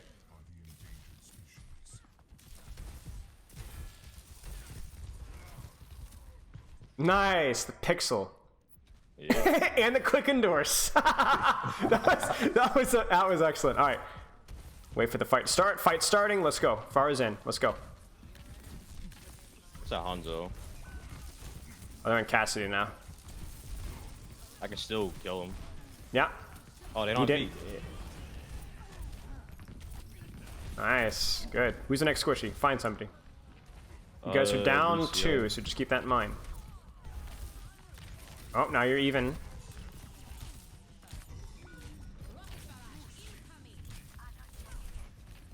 Holy cow, the pixel. Get out of there, Yeah. get out of there, get out of there. I hear a hog somewhere. Ooh, nice. I'm gonna wait a little bit. We Yeah. have Reaper ult. Yep. I think he want to TP in and use his ult maybe. All right. Let's set up for that engage. Think about it. Could actually just go for this guy. Yeah. I'm still taking a lot of poke. Yeah, Cassidy's poking you. Hog out of position. Yeah, totally split. Very good recognition. Just like the Zarya. Nice. Very good. Oh, I think he panicked and looked at me, but missed it. Yeah. Very good. So, There we go. we need a little more urgency once these fights have started. Well, let's get you to survive this one first. I distracted you, my bad. So, I'll go again. once these fights actually started, a little more urgency finding that squishy. They are really bullying you. But that Sojourn, that's actually a lot better for me. Yeah, that is a lot better, yeah. They're on Ashe as well, so even better. So as soon as that fight starts, you find those targets. Listen and use your eyes so you can be able to find out when that fight's starting. Nothing yet. There's your cue. Wait a little bit. Yeah, I'm here. That I only say that because your pharmacy was so aggressive at that point in time that the fight had essentially started. You had to go in or they would die, essentially. Alright. Okay. Alright. Play for a reset. I live this, right? Maybe, yeah. Oh, Unfortunate. he uses all. Well, we use our ult though, so it's kind of like a trade. Okay, now it's gonna be a lot harder to avoid the hog here in this point. There's a lot less space, so you're really gonna have to. Doable. Yeah, it's still doable. You can jump behind him, but let's wait for your team to make sure they're ready. Careful for hook. Might do this again. Yeah, you might take too much Hey. poke there. Yeah. Oh yeah. That's okay. Now you know. It's okay. Stress testing. I respect it. I could go around that right side over there. You could. You could. You have primals, so maybe just simply jumping behind them will be good enough for now. Might play aggro for this Yeah. guy. Yeah. I respect it. Huge kill. One more kill and this fight's won. Nice. That's it. Nice job. Oh. Well, get the Sojourn or the Lucio. On Zarya again. All right. So same thing applies. Whether it's Zarya, Hog, Reinhardt, anything that like is better short range, avoid them. Get behind them, right? So this might be good. If they don't see you, maybe you get to backline. Uh-oh. That's okay. Maybe you can take this. Oh, no, your team wasn't ready. I can still go for it. Yeah, you can. Yeah, you can. They're engaged now, too, so you can get the kill. Nice little combo there. Get that bubble down. Line them up. Really nice. So, I trolled the lobby there, because I told you to go in, but they had not crossed the line, so it was very easy for them to focus you down and then push out afterwards, but the idea was good. We live and learn. The idea was good. Alright, don't take too much saw poke. anybody Don't outside. take any poke. Avoid that. They're on Reaper now, so you gotta avoid that guy. It's honestly same play. Let them come out though. Okay, they're in. You're good. You're good. Get him. Nice. Alright, find that squishy. Hustle on that target. Find that target. Lock him down. Lock him down. Yes, that's what was missing earlier. Lock down the next target. Who's the next target? Reaper. That's okay. Fog. That's okay. You're good. You got Primal coming in next time. That was really good. That, like, focus on Lucio. I know it sounds silly to talk about, like, Winston mechanics, but you have to, like, keep your mindset engaged. You can't, like, autopilot. Alright. I was, like, a pixel away from that guy surviving. Ah, you guys are staggering a little bit. Just play for time at this point. You might need a Primal. That's okay. That's okay. You guys might still be able to touch. Big Rip Tyrant. Oh, and a res and a kill. Don't C9? Ah, C9. C9. That's okay. I think good. So let's talk. Let's pause for a second. Let's leave Q and shoot me the replay code again. Maybe we can talk about it again. So what was standing out to me was a couple of times is I think your theory of Winston isn't bad. It could be better in terms of like using jump for getting space without just jumping onto targets. Something I talk about a lot about with Winston is like you want to try and jump to locations that allow you to get to the backline without having to use jump onto them. You kind of see what I'm saying? Yeah. So, in being that sneaky kind of thing that we're talking about in New Queen Street, that one definitely can get a little better.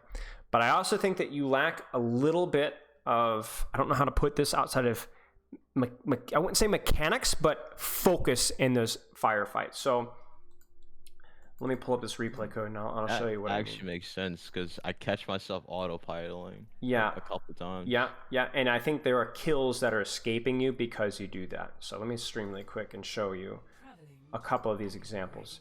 Because the danger with Overwatch, and this is something that I've talked a lot about, at least in Overwatch 2, the danger with Overwatch 2 is that you can feel like, oh, I'm doing decent, but remember, you're kind of like a raid boss now in Overwatch 2. So doing decent isn't good enough. You need to be patient, but when you are doing your job, you need to be fully focused, all the way engaged. So like, this is fine, this is fine. I think it was like right here, yeah. So like right here, what does your mentality need to be like right now, mindset-wise? Fight started, right? Get on the squishy. And not only get on the squishy, but kill that sucker. He needs to die. And so what happened here is I started to get the impression that you're just kind of like zapping, just kind of like, you kind of lost a target, and then you're just kind of zapping. You kind of see like how this feels very meandering and not very intense. Now, obviously, looking back at this is too far. Let's go set this to 10. Looking back at this, you can say, the Hanzo, I should have gone for the Hanzo, right? Should have gone for the Hanzo. Okay, this guy was on the right, I just didn't see him. But even if you pick Genji here, or even if you pick Lucio, at least go at that target. Like, okay, you're gonna go for the Genji or the Lucio. Get on that guy. Lock him down and burn him down. I wouldn't say tunnel on him, but it feels like you're just, you're not really picking and killing a target, right? And so what ends up happening is nothing really feels particularly threatened by you, and then you don't really get anything done. And I think we see that again on second point as well. You do a great job recognizing the Zarya. You do a great job killing the Hanzo. You do a great job helping the Moira duel, I guess. Maybe I'm looking, there's one specific fight in second I'm looking for. Let's see if I can find it.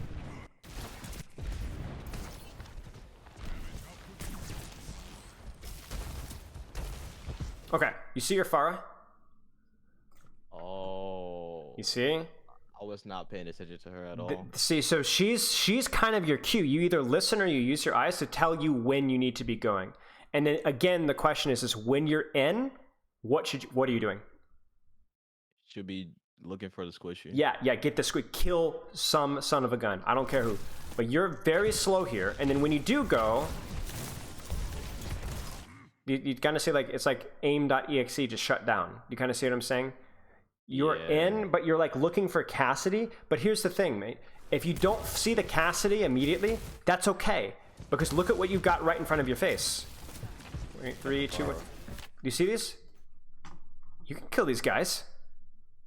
You can absolutely kill these guys, right? Is that as good as a Cassie? Maybe not. But you can kill these guys. And especially because look at what you have. You still have your jump. Mm-hmm. So if that Moira fades or that Genji dashes, doesn't matter. They die anyway. You see what I'm saying? Yeah. So this is where I felt like you lacked a little bit of that intensity, that focus on finding a target and burning that target to death. That dot target is locked down. And so there's many seconds, like even now, where now you're engaged, right? But that's been really 10 seconds too late. You see? Mm-hmm. Okay. Let's watch this a little bit more. Really nice juggle. Love to see it. I think we could have gone for Genji there. It would have been okay. Nice. Nice. Nice. This is a bit of a chaos here.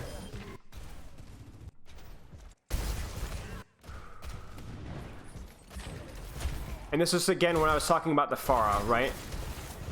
So like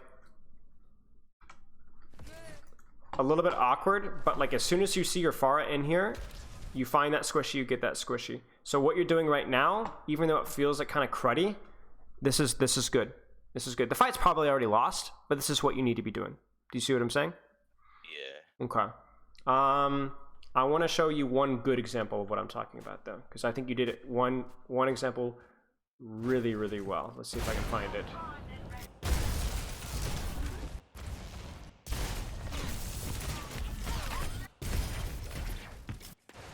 I think it was this fight right here, where I trolled the lobby. I told you to go in too early. Look at this combo. Bang! Bang! Perfect. Perfect. Bang! Yeah, that was beautiful. That was beautiful. And I live. Maybe it's this fight? I'm trying to find, where is this timestamp? Oh yeah, this is it. Look at the mechanics here. I want you to pretend that you're playing like a Zarya here. Look at this. There's Lucio.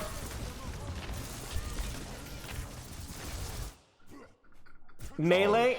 You see that? That's clean. That is so clean. And that guy is like literally half a second away from escaping with his life because he's about to get coalescence and you got the kill instead. I want that more often. You know what I'm saying? That needs to have like that level of attention, and like that target is going to die. You're going to get the combo. You're not going to like just kind of like generally like kind of blur your eyes and hold down mouse 1. You know what I'm saying? I think that happens sometimes. So that in coordination with you continuing to work on understanding what makes a good Winston engage, I think is going to help you a lot. Does that kind of make sense? Yeah, that actually makes a lot of sense. Did a lot of sense, honestly. Did you have any other team fights this map that you wanted to look at? Oh, actually, you covered it all. That I had concerns about, actually. Okay. Let me look one more time before we wrap this up. Let me take one more quick look at your coaching form. We've been doing this as like it's like a popcorn review. Going a little bit of that, a little bit of this. It's been all over the place. Okay. So let's look at your training again. So explain to me how your normal training day works. You talked about it in your form a little bit already, but I want to hear exactly how that starts. Like, how does your warm up go? How many games do you play? And then you took your break. What heroes are you playing? Break that down for me. So basically, I don't warm up when I play the game. Okay. And a lot of people think that's kind of weird, but I was like, I play tank, so I don't really Sure. warm up. You don't necessarily need to, no. So I just hop straight into a ranked queue. Then Okay. I'll just watch like I don't know, an Overwatch League match, like a match against London Spitfire or something like that. Sure.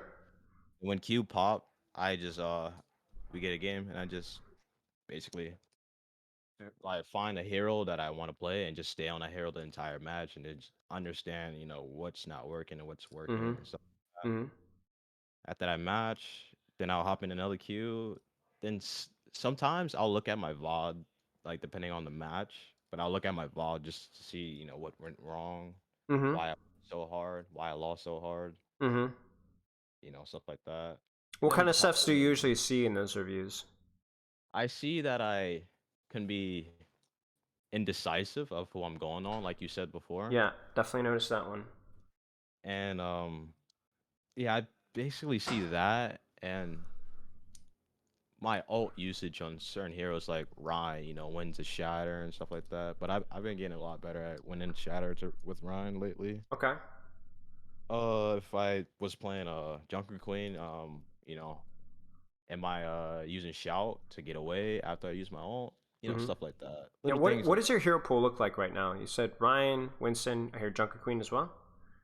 Yeah, Junker Queen, Ball. I'm gonna still play him from time to time. Okay. Okay. But yeah, that's basically it. I don't see myself touching Orisa because she doesn't feel good. Okay. How many heroes or games do you usually play per hero per day on average? If you were to like break it down on like a spreadsheet. I would say if I was like just playing Monkey, say like one day I just decided to play like Monkey and Ryan. I'll just play like 5 games of Monkey and 5 games of Ryan. That's like 10 games in total. Yeah. And I'll just like look over it while I'm in queue, stuff like that. Okay, sounds good. What do you like? You said kind of like what went well, what went poorly. For Winston, what I would recommend is, especially after what we went over today, look at those 2 specific things when you're in queue. Don't just like look over how was my engaged? Was I like set up well? Could I have set it up better Could I have taken less damage? And then also at the same time, take a look at were you actually really focused in on a target or targets and getting that kill when you needed to be. Yeah. Those are the two things that I would be looking for whenever I'd be reviewing. So like, don't just review and see like what happened. Be looking for something, right? Either whether it's good or bad. Okay, I was really focused here. Look at that. That was really good. Even though we lost the fight, I was really focused in. I feel like my engage was good. Okay, I feel like my engage wasn't so good. I could have used high ground better there or cover better there. Those are the things you need to be looking for in your review now. Like a very specific thing. Do you see what I'm saying? Yeah, I see it. Because when you're playing for a specific thing, at least with Winston now. And honestly, you could take that same logic and apply it to Reinhardt. Like you said, okay, my shadows have been getting a little better. Well, good. Keep specifically focusing on that. With Junker Queen talking about how you're using your shout too as well. That's something that you can specifically be focusing on. And so when you go into the review, don't just look at what went wrong in a team fight, because half the time it won't even be your mistakes that cost you the team fight. It's going to be somebody else's mistakes. Instead, look at how you played and then think about what you could have been doing better with what you were specifically trying to practice with that specific hero. Do you see? So it's focused on like basically specific roles of each hero. Yeah. Well, it's just what you're working on, right? Like today it might be that. Tomorrow with Winston, or like a couple weeks from now, maybe your Winston gets a lot better at that focus. And so instead you're thinking about like, I need to be working on my right clicks again. I'm starting to forget about right click again. I need to work on that again. And so you work on right clicks for another week or two, and then you go back, and then maybe your Reinhardt shatter is good. So you're working on your shield management. So it has to be like one, and then practice that and practice that. That's how your learning has to go. Don't paint with a broad brush. Paint specifically, and then move on to something else after a bit of time. Okay. Do you have any other questions? Actually, I'm good for now. Actually. Okay. I'll just like ask you questions like later on. Okay. Yeah. Just pop in my DMs. Let me know how stuff is going. Any other questions you may have, and I'll get to you as soon as I can. But yeah, weird coaching session. That was the first one for me. Not super detailed. I don't like doing that when we're doing live coaching. It's too distracting. But yeah, keep up the good work and let me know how stuff goes. All right. All right. I appreciate it. No problem. Have a good rest of your day, mate. I'll see you. You too. All right. So that was fun. We haven't done that one before. Live coaching session. That was bizarre. Did I ever get 100? I don't know, Dolos. I need to actually check that out. I don't even remember the wattage and the thing. I haven't used that thing in forever. Okay, so that was Quiet Josh, the Winston extraordinaire. I was gonna do something, chat. What was I gonna do? Chat? We were gonna do Ask Spilo, of course, but I think there's like something else I had an idea of. Huh. Maybe we'll just do Ask Spilo. Okay, while I'm talking about this, guys, jump on my Discord, ! Discord, and then in ! Discord, under coaching, there's going to be Ask Spilo. Jump in there right now. In about 2 minutes, we're going to be doing some Ask Spilo. So thank you for the gifted sub, mate. Thank you so much. I saw you sub earlier. I'm sorry, y'all, when I'm doing these coaching sessions, I don't always thank you guys for the subs, but Balderall, thank you for the sub and for the gifted sub. Falco Tank, thank you for the gifted bits as well. Appreciate the follows too, y'all. But yeah, we're going to do some Ask Spilo, so hop in there. If you have a question, or if you did put in a question in chat and I didn't get to it, please put it in Ask Spilo so I can see it as I'm trying to get my phone chat. There we go. Okay, now I was trying to open up chat on my phone. And we will get to that. I'm going to quickly scroll through chat and make sure there wasn't anything crucial I missed. There's like Kiriko Patch is live. Piranha, are you still here? Piranha, calling Piranha. Are you still here? Huh. Because I see somebody asked me a question and even took the time to highlight it with channel points, and I would hate to answer the question, but to be missed. I see that in it says they're still watching, but maybe they've pieced for a second, or maybe they're muted or whatever.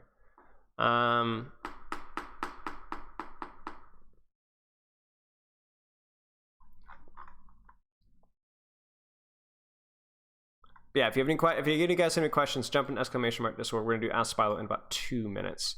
Haha. Yes.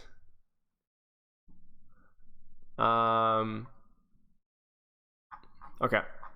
Will I upload the Ask Spilo to YouTube? No, but what I do is I always post the timestamp and the Twitch stream in the Ask Spilo channel. So if you want your question asked and you were not able to catch stream, don't worry.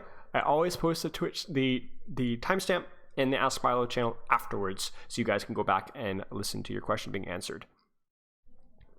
I don't know if Kiriko will get any adjustments. She didn't seem overwhelmingly powerful. I think if anything feels overwhelmingly powerful in her, it's probably going to be her ultimate, which does feel extremely strong. But outside of that, I'm honestly not too sure. Okay, let's go ahead and give this a check out. Let me close down Overwatch and let me open up Epic Pin. Do not know why I'm speaking like this, and yet here we are. Okay, let's do this, chat. How to deal with Pharah as Reaper? Well, outside of the swap, you guys are killing me. The best way of dealing with Pharah as Reaper is to avoid her, to be perfectly frank with you. Pharah is not only a target that you can't reach, but she's also a target that if she lands a damage boosted direct rocket on you, you have to Wraith form oftentimes, because that's 150 damage. One more, even not fully direct rocket. I think if it's like right at your feet damage boosted, I think it's a 2-shot. Anyway, 2 directs is obviously a 2-shot. So you need to avoid her. But that it's not necessarily a bad thing, because Reaper's also fairly decent in 1v1s versus supports, and also fairly decent in 1v1s versus tanks. So oftentimes, if you're playing like into a Doomfist or into a Winston, or if you're playing versus a Zenyatta, okay, yeah, you can't deal with the pharmacy, but the fact that Zenyatta is by himself, or maybe that Winston is not receiving as much support, or maybe even if they're running another DPS, like let's consider, what are some other DPS you could do well versus? A Torb, if they don't have a turret, or if you guys are able to break the turret, you do well. There's like a lot of 1v1s. You could even mark a Tracer relatively well. So like if you avoid the specific pharmacy duo, you can still do decent work elsewhere. It's just about challenging to figure out how you can avoid her, and then who do you pressure. It's going to depend on the situation. When do we get Summer Guide? I don't know. Okay, so at some point, maybe. At some point, maybe. But the thing is like, here's the thing with the guide. I'm going to be perfectly frank with you guys. Guides take a lot of editing, and they take a lot of preparation. I need gameplay examples. I have to write a script. I have to record the script. I have to record all the outside of gameplay examples demonstrating the different hero matchups, and then I have to edit all of that together. The Genji guide took me many hours, especially with the gameplay. I am working on a guide right now with another person I'm going to be collaborating with. I won't tell you who just yet. And that's kind of been my priority right now, along with some of the other things I've been doing. So I've slowed down a little bit on the guides, but the plan is to even though the content, the guide cycle will be a lot slower than I thought it would be. I was expecting doing 2 per week. That's not going to happen, but they will slowly continue to churn out. We'll be prioritizing the stronger heroes / newer heroes first, and then as time goes along, maybe we'll even get to a Junkrat one day. What should I be focusing? What should my target priority mindset be generally as a tank more specifically? It really needs to be, who are you best at in terms of matchups? I think if we were to boil it down to just one sentence, which is hard and not always accurate, but the easiest way of explaining it is just, who do I do good versus? A Winston, he wants to kill squishies. Go kill squishies. A Doomfist wants to kill squishies, can kill squishies, but Doomfist is also good at displacement and moving people. So that's your priority. That's your target priority. Reinhardt would love to kill squishies, but isn't always super good at reaching them. So he's more willing to hit whatever's in front of him and clear space with whatever's in front of him. Zarya, my target priority is whatever the heck I can shoot, right? Diva, whatever the heck is a squishy and isolated I can fly onto. Hit scan DPS heroes, I'm generally really good at. So target priority is oftentimes just whatever's accessible and whatever's easy and whatever best fits my hero kit, right? Roadhog probably doesn't want to spend his time hooking the Reinhardt. That you're not particularly good versus Reinhardt.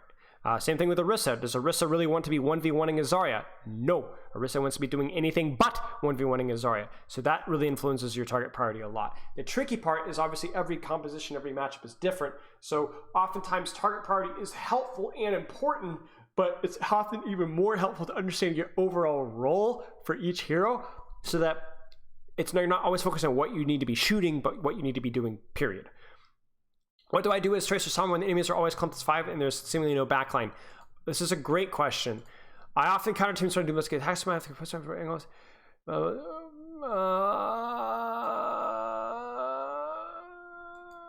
Counter teams where the most I get to do is hack them before I have to go back. Okay, so here's the thing. Tracer Sombra, let me draw this up for you. This is going to be the best way I can explain this. Your team is here. You are a Tracer. Your job is to make sure that the enemy team does not send people on flanks like this and on angles like this. And if they do, you shoot them so that then they go away back to their team, right? Or you could be over here. This angle's here, shoot them, they go back to their team, and then they are less dangerous to your team because if they go back to their team, they're less likely to get pressure on your supports or kill your supports or your tanks and so on. So then the question is, what do I do once that's happened? So like, let's say I'm playing Tracer, I'm playing the Shepherd, and here, this will be easier. And I've bullied them all out, and they're all clumped up.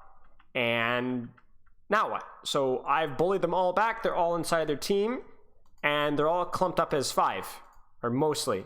So then what? Well, you shoot them, and you shoot them, and you shoot them, and you shoot them, and you shoot them, and you shoot them, and you shoot them off of your team's timing. When your team is shooting them, you are shooting them as well. You either clear the angle or you use the angle for your own damage, dueling, pressure purposes. If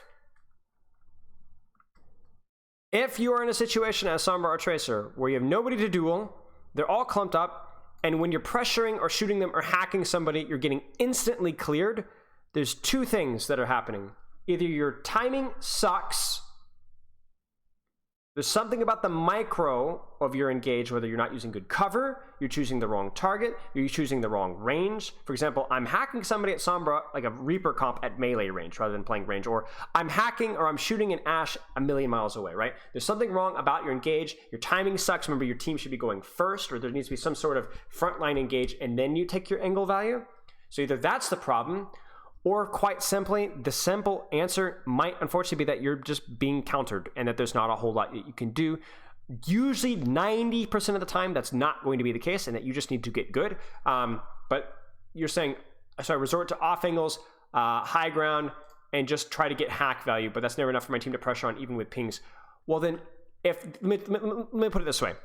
If you have cleared every off angle and the entire enemy team is in a clump, and you are the only off angle on the field because you have bullied every single member of the enemy team into a clump, and you're still not winning the team fight, either you have a very unlucky situation where you're just not going to win, your team sucks, unlucky, go next, or you are actually not, you're doing something wrong micro-wise. Because once you get all of these positions, you will do more damage than the enemy counterpart because they will not have cover, you will. They will not have high ground, you will. They will not have a mini health pack control as a Sombra, you will. So the simple answer is, I can tell you in theory what you need to be doing, but if this really feels like that, there's something drastically wrong with how you're playing the game. There's something wrong on the micro of your timing, the targets you're going for, the range you're playing, something along those lines. Like maybe they're all clumped up as 5, but they're playing like an Ashe Zen, and you're taking an off angle and spamming them at range. In which case, you should actually be going literally flanking all the way behind them and sneaking up behind them to assassinate them, right? I don't really know. It's just like asking me respectfully, why am I having trouble flying? Or why am I having trouble with math? I'm not really sure. Like, I can tell you the steps that you should be doing, but if it's not happening, there's something wrong that I would have to see the circumstance. And again, chat, listen, if you want, I've said this before, if you want to post a question and ask Spilo with a short timestamp, not a replay code, I will not look at a replay code, but if you send in a unlisted YouTube video, 10, 20, 30 seconds even, like giving some context to your question, I will look at it. I will look at it. I will absolutely look at it, because some of these questions are impossible to answer without a little bit of context. I'm not going to give you a full VOD review, but I can go over a quick segment.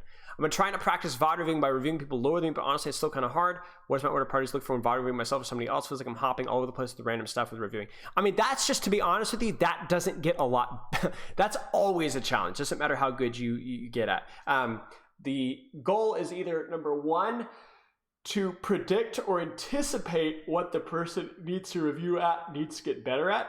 So in other words, if I'm reviewing a silver ash, I'm going to go into, I mean, we guys just saw this. I'm going to go into it and I'll talk a little bit broadly about positioning and ask questions about dynamite. But a lot of the times, the biggest problems with silver ash are probably their positioning sucks or their bob usage sucks. And those are going to be the two easiest things for them to fix. Because positioning is going to allow them to do damage, and bob is going to allow them to win fights just off of using their ultimate. If I'm looking at an Reinhardt, health management, instantly, I'm considering health management. Before the VOD even starts, I'm thinking health management, right? So then I guess that is the number one thing, is to kind of probably is building a repertoire so you probably can, like, when we reviewed the 4.5k Ana, my first priority was thinking how much value are they getting out of their cooldowns. That was the number one thing I was looking for. So that is something that comes with time, is kind of knowing what to look for before it happens. And then the other solution, which happens a lot and sadly is the boring solution, is there is no solution. You just have to review the VOD, and then by the end, you will hopefully have seen more of X than you have seen of Y, or more of blue than you've seen of yellow, right? And so what that does is then that gives you, okay, this is clearly your priorities, because you've seen more mispositioning mistakes than we've seen cooldown errors, right? Or we've seen more fights lost because you didn't know how to use your ultimate than you didn't use corners, right? And so then you are able to prioritize what's the most impactful thing for them. Now, when you're self-reviewing, it can be a little bit harder to be non-judgmental, or it can be a little bit harder for you to be to not make excuses for yourself. So then you have to be a little bit more patient. You have to be a little bit more patient, but also honest with yourself. Don't ask yourself. The question I always ask is, I've always said this, it needs to be, could I have done something better? Not making excuses for yourself. What was the best value that I could have gotten in this fight? Could I have positioned better? Could I? And the other thing, chat, is if you're self-reviewing, know what you're looking for before the fight even starts. So before you even open the replay code, if you already have goals, then that's what you should be reviewing. Don't just do wide VOD reviews, just reviewing, looking at every single team fight and looking at every single mistake, unless you don't have goals and you're trying to find a goal. Once you have a goal, the problem is the goal is not to find what's wrong. The problem is to see how you're doing, right? When I'm planting a garden, my first decision is to know what to plant. But then when I go outside, I'm not going like, gee, I wonder what I planted. No, you know exactly what you planted. How's it growing? How you working on your positioning? How is your positioning? Screw your ult usage. Screw your mechanics for right now. How is your ult usage or your positioning? And if your goal is your ult usage, now you know what you're looking for. It's going to save you a lot of time. But the first time through, like I said, there are some things that you could do to like anticipate, but oftentimes it's just grinding it out. What's the best response to players who want you to swap or just being toxic in general? Here is the best. People who want you to swap or being toxic in general, here is the best response.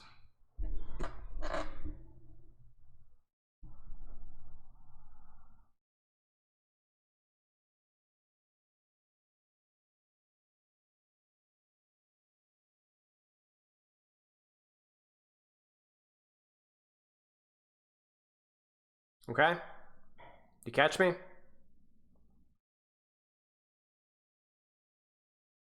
Yep. Nothing you can say.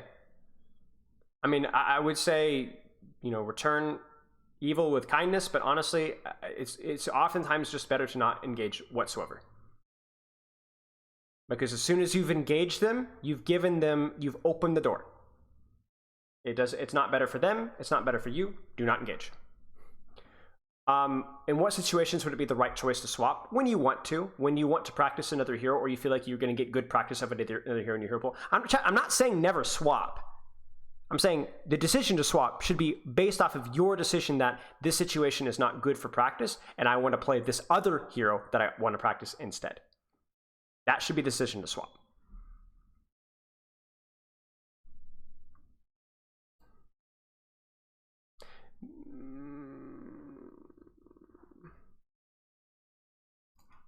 If you guys ever see a question and Ask Spilo and you feel like you want to answer, don't put it in Ask Spilo, but please do quote it, or you can even copy and paste it and throw it in Ask, where is it? Ask the community here. I'm blind. Feel free. Anything's fair. I don't mind y'all helping each other. I really appreciate it. Some of you guys are crazy at it. Some of you guys are there's some really, really smart people in my Discord. What are your tips on self-reviews, coach? How do I get the most effectiveness? Scroll back and Ask Spilo and look at what we talked about with this person. It's a great question. It's a complicated question. I gave some really good tips for that one. Consistency, not going too long, and having a goal that you're going to status check on rather than just looking at the entire VOD review every single time. So I prioritize slave seed dart for easier to hit tanks or harder to flankers in a neutral game. Depends. There are no set rules for this is how you sleep dart. It is ultimately dependent. If you look at the situation and there's a tank overextending, even if it's not overextending on you or pushing aggressively, then a sleep dart could be very impactful. But if at the same time you're playing up against somebody a DPS that you might need sleep for, then you might need to sit. It's completely situational. What is a better question is to actually go into your VOD reviews, and every time that you died because you didn't have it, or any time that you just look at each team fight, be like, should I have slept dart that, or should I have saved it? And then, should I have slept dart that? Should I have saved it? And then go, should I have saved my sleep dart, or should I have used it, right? If you go for an entire team fight and you're like, I didn't get anything impactful with my sleep dart, well, were there any situations that you could have? And I know I'm not giving you guys easy, biteable, YouTube short worthy answers, but this is long-term actual growth and improvement as a player, is being able to look at each situation and decide. And that's something you have to practice. Why is my camera crooked, bro? I don't know. Just good catch. Okay. Tank main here for Ryan in the context of maximizing his kit. What are some things I should be aware of from a previous stream? What sheet health management, flying out of armor threshold, from fight to fight. I'm lost when I review and I don't know what I'm looking for, but there's a reflex in stream things. So 2 things I can give you. We'll make this one easy for you. 2 things you could be looking at here. Maximizing your kit. Number 1, are you hitting your fire strikes? If you're not, you need to either practice your mechanics, or you need to be practicing when and who you're using them on, because if you have 2 of them, they travel faster and they still do a pretty decent chunk of damage. So that is consistent pressure that needs to be utilized. The other one that you need to be looking at as well is, what space are you clearing? Do you hear me? What space are you clearing? Are you clearing the most impactful and most important space on the map, or are you just sitting on card? Are you clearing high grounds when you should be clearing high grounds? Are you clearing flanks when you should be clearing flanks? If there's a Genji on your backline, is it more impactful for you to turn around and swing in the Genji? Or is it more impactful to block the sniper damage that's trying to capitalize off of the Genji's distraction? That is the key of Reinhardt. Reinhardt is the best tank in the game, hands down, not even close, at creating space and his little chunk. Nothing can beat a Reinhardt when it comes to clearing space, either in a 1v1 or just simply flat out holding shield. He's the greatest in the game. It's not even close. But where is that immovable pillar being placed at the crucial moments of the team fight? That is a question. On Gibraltar, it might mean you clearing high ground. On New Queen Street, it might mean pushing cart and then aggressively pushing into the Zarya so that she can't get beams off of your backline. It versus dive, it might be blocking off the Ana LOS rather than turning and swinging on the Winston. I don't know.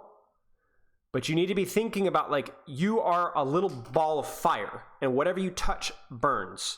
And so where is that ball of fire burning? Is it on the most impactful parts of the battlefield? Are you blocking off the most impactful and most important parts of the enemy composition? Or could you be positioning yourself more aggressively or more defensively or on high ground or low ground or a flank? I don't know. Those are the resources that you have to think. It's a lot more important in Overwatch 2 because things are more dynamic, things are more spread out, so it demands you to be more dynamic and more spread out in your playstyle as well. You have to be able to understand those things. And it is a hard skill to build, but it's permanent. It's permanent. It's not going to shift from power cycle to power cycle or meta to meta. It's permanent. How did Briggs' playstyle change compared to Overwatch 1? So she is less of a direct peeler and more of an indirect peeler. In other words, if you jump on top of a Brig, she doesn't want to bash you and then stun you and then knock you away. She wants to just knock you away and get away herself. But she's still good at peeling because Armor Pack is an excellent heal cooldown. Whip Shot is excellent at proccing her AoE Inspire for people around her. And it's good at knocking people away from engaging on you. And Shield Bash means that she can oftentimes peel for a lot of aggressive positions without dying. And honestly, just the fact that she's still really hard to dive, right? She's not good at directly peeling this one little spot. But if you jump Brig, she's just going to bash away. So she could play within Inspire range for a squishy, and then you jump the squishy, she procs your Inspire, she armor packs the target, and she bashes away from the target. So then which one do you chase? You can't get both, right? So the mobility does change her ability to directly peel, but it also gives her a lot more flexibility in where she can play and what she can do. Can I have a little bit of water? Do you mind? My throat is dry. I don't know why. I've been talking for 4 hours. I want to get better at my awareness. I trio queue and my friends constantly die and I never know why or how. What is a goal I can set for myself to improve at this? Let me link you a video and Twitch chat. And for those of you who might watch this stream in the future back, I will tell you the title of the video so you know what to look for. It is an excellent video, if I do say so myself, because it's a good skill set to learn regardless of what hero you play or what situation that you're in. If you want to work out your tunnel vision, look up my YouTube video, subtle plug, Fix Your Tunnel Vision.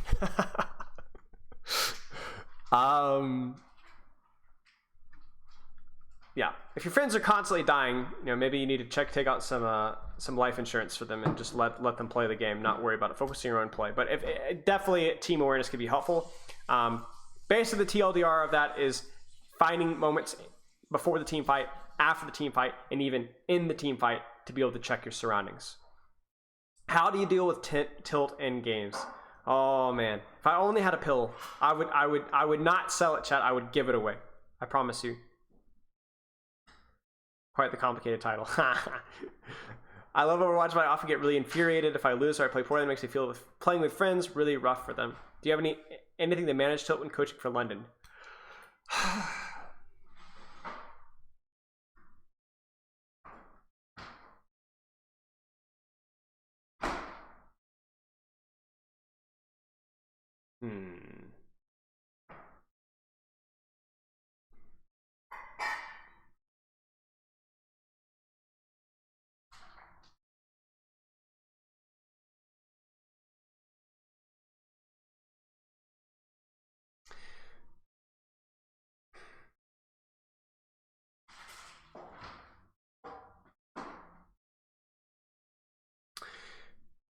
Short answer, no, but I can give you something to try. So the real story behind tilt is that it is just something that everybody is constantly plaguing with. It's like asking me, how do I get good at Overwatch? But I can give you something to try. Okay, so what I would try is going into every time you play, even if it's just with friends. What is your goal? I mean, seriously, take a piece of paper, just write, what is your goal? And by that, I don't necessarily mean I'm going to focus on my positioning. Just like, what are you doing? Well, you could write, I'm just playing for fun. Okay? I'm playing for fun. That's the goal. Playing for fun. You go in there and play. And then if you get tilted, I want you to write down on that piece of paper what tilted you. I'm playing badly. The stupid Roadhog. I hate playing versus Pharmacy. My friends are getting annoying. Just write it down. Write it down. Like literally keep a gameplay journal where you just write down what you tried to accomplish, what you're trying to accomplish for that session, and then what drove you nuts. And you don't have to, but writing though, right? Okay. You can pull up a notepad. Okay. I don't care, but get it out. Write it down. See it. Look at it. Look at what's tilting you. And then play again. And if it doesn't work, go touch grass. Try again tomorrow. Or try again later in the day. There's no life hack. Oh, there's Piranha. All right, Piranha, I got you, mate. Piranha, I'm gonna get you in 10 seconds, mate. I got you. I got you, mate. You hang tight. I'm gonna answer that question so unbelievably well. You have no idea. But yeah, there's no life hack about it. There's a lot of information, a lot of books, a lot of good YouTube videos, a lot of series. I even have a couple of videos that go a little bit more in depth on it.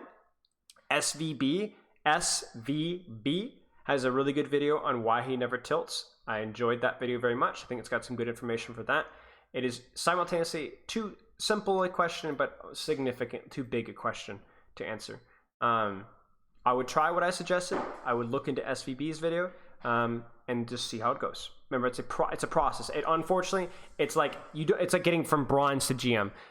You don't get to GM at mentality in a day. It will take a lot of time, and you will have bad times as well. But you got to focus on progress here. Piranha, are you here? Piranha, are you here? Are you here? Please confirm.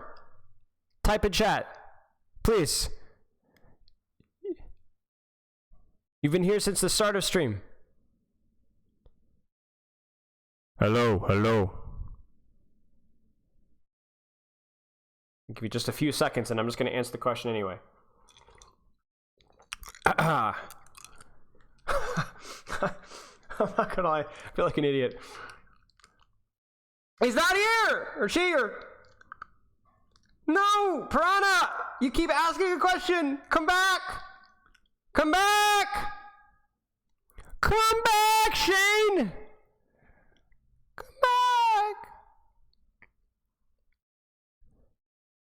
Please! Isaac! Welcome back! Welcome back! You're welcome. You're no problem. I'm so glad. All right, listen, you are getting front and center. I'm giving you all my attention. That's okay. Don't worry about it. All right. Hi, Spilo is new to PC, but not to Overwatch 2. I play ranked, but on a casual way, like 1,000 hours on Xbox. Okay, put my sense in 1,500 DPI and 3.75. After some days downgrading my sense because I was playing on 3K DPI in a very high sense.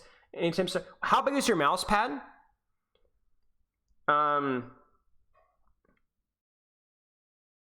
Okay, if your mouse, that's an okay eDPI. The goal should be to get around 4,000 to 5,000 eDPI probably for most folks. That's going to be good. But you want a mouse pad that's about yay big, right? You don't want a teeny little tiny mouse pad because then you won't be able to move your mouse. Ana, Zen, Bap, Kiriko is a pretty good hero pool. That's a lot of heroes, but if you're playing a decent amount, that should be okay. And those should be all right. Yeah, those look good. Those look good.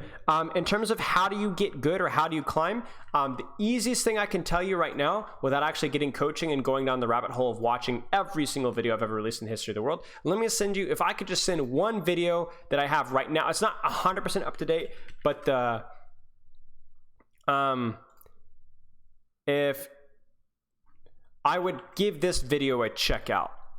I would give that video a check out. You can watch it 1.5. You can skip around a little bit. It's a little long, but I would just take notes on that one, on how much you're playing. Pay attention to the parts of your not just the settings, but also like the ranked habits, the hero pool habits, the mentality habits, the consistency. Just take a quick look at that one. Play with your wrist. Okay, yeah, you wanna 3.75 is probably gonna be okay though. That's going to be okay. And here's the good news for you, Piranha. Listen, most people don't know this. Changing your sensitivity carries over. Mechanics carry over. In other words, I could change my sensitivity I could triple my sensitivity today. And within like a week or 2 weeks, maybe, I don't know the exact numbers, my mechanics would be almost back to where they were today. mechanics do carry over. Now, so if you do end up changing your sensitivity a month from now and get even lower, you're not going to reset your mechanic practice. Any mechanical gain that you made is almost permanent. Not permanent, but as in permanent regardless of the sensitivity you play. So don't panic if you feel like I'm changing my sensitivity a lot. It's not good to get in the habit of that, but it's not the end of the world if you do have to change it. Okay, let's do these last two. With Sigma, I feel like I'm trying to be two places at once. Like I'm using my shield almost as a pseudo optic to deny sightlines and flanks while contesting somewhere else. More often it's more selfish than me. I'm trying to protect my supports for players, like using my rock to try and stun a diver, while also pressuring my opponent's squishies without using the rock. Most of hard, at least for me. Is that just a thing that's with my spray applicator? Yeah, I understand what you're saying. I understand what you're saying, the empty sky. The question is this: are you missing out on kills because you're doing two things at once, or are you dying or losing a lot of HP because you're doing two things at once, or are you okay? There are absolutely times where you might, for example, shield off a Widowmaker and shoot the Tracer behind you. 100%. But if then that mismanagement of shield, or you being focused on two different things at a time, means you don't recall the shield, and then the Widow moves, and then she headshots you, and now you're 100 HP, and then you're like, oh shoot, I'm low, and I have to shift. It would have been better for you just to focus on the Widowmaker and not worry about the Tracer. Do you see what I'm saying? As soon as you start juggling multiple things at once, if that starts costing you the quality of whether you're doing either of those things, then it's better to focus on one thing at a time and just kill the Widow. Kill that. Kill her.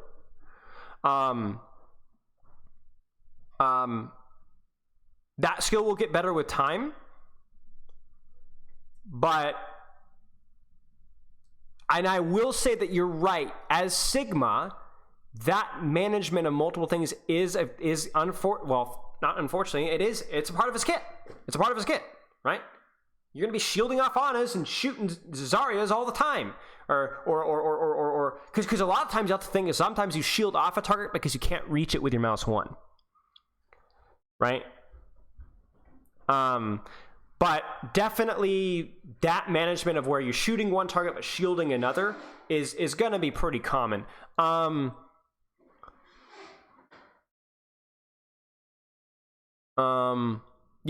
Yeah.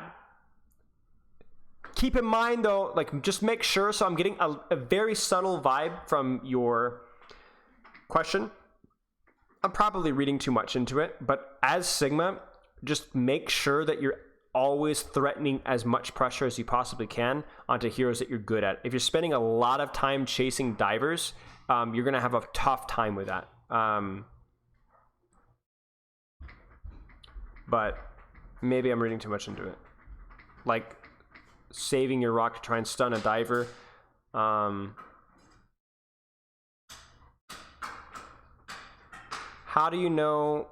I don't know. But yeah, it's okay to be splitting up your attention with Sigma. That's normal. Just make sure it's not costing you a lot of HP or losing you duels, or meaning that you're not actually getting kills. Yeah, Prana, it's totally fine to change your sensitivity. Just once you find one, try and practice it.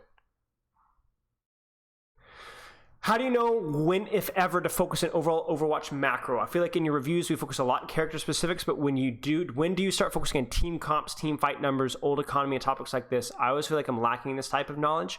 Whenever. The reason why a lot of times I don't focus on big picture macro is because they usually fall into two categories. One, the obvious, in other words, 4v5 situations, you either need to clutch it out or you need to reset.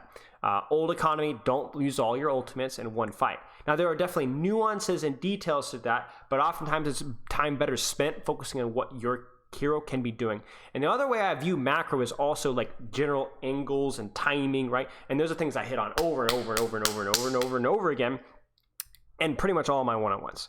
So I'm still going on macro, you just don't necessarily notice it, right? There are times though where going on about team comps, team fight numbers, old economy, things like that can be beneficial. Especially if it's something easy. For example, here's a little macro tip for you guys. 4v5, you're either playing to reset or you're playing to clutch, usually in most of the situations. And old economy, it is oftentimes worth blowing a lot of ultimates to capture a point. For example, Route 66 attack. If you're on late second and if you capture second, that's really important. So if it's oftentimes a little bit better to a little bit over ult if you need to make sure you capture second than it is to under ult, and then you have to start on that stupid attack all over again, right? I have that big push guide, right? Talking about the macro of that and how you should play that mode as a whole. But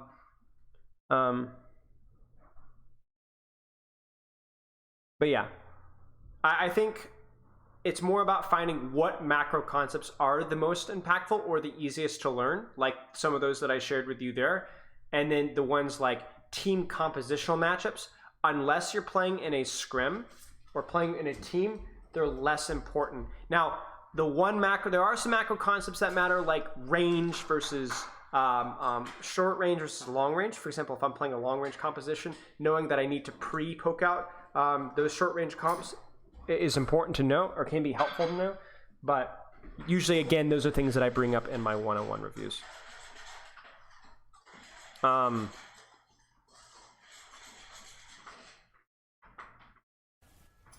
don't know. I would say it doesn't hurt to take a look at it. Aiden, thank you for the sub. 34 months. Holy smokes. You're almost to 3 years. Hang in there, buddy. You're almost there.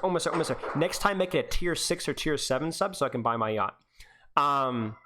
Let's put it this way. Let me give you a very straightforward answer. There is nothing wrong with taking time to go study Overwatch macro videos, whether it's any of my stuff, Temporal stuff, Thor's stuff, Egoist Cat has a lot of macro stuff, and then study it and think, is this something that I can actually learn and apply at a reasonable rate in my ranked games? And if the answer is yes, like, oh yeah, that's something I can apply in every game, then go for it, practice it. And if the answer is no, good to know, not very impactful for me right now.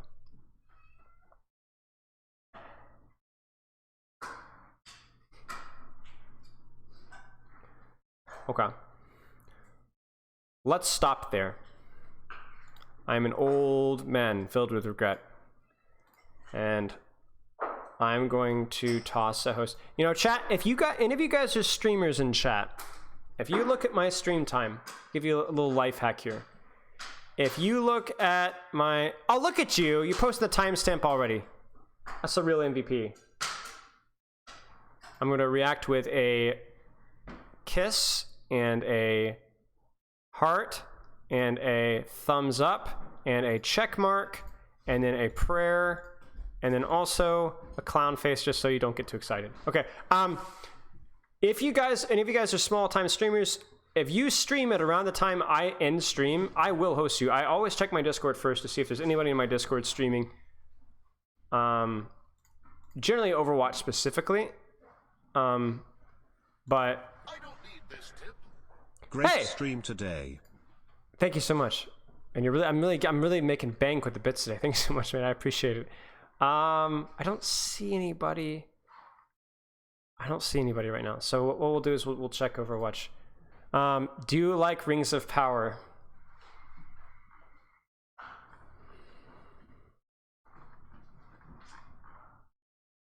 Why?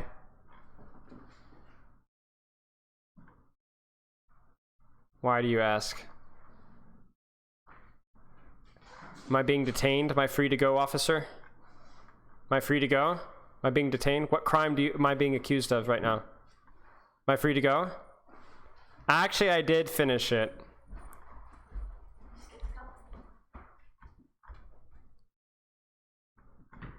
Am I free to go?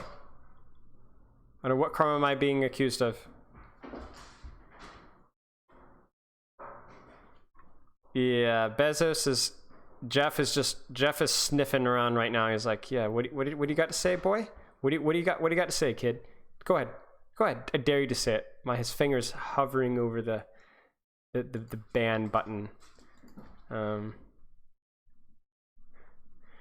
So I'm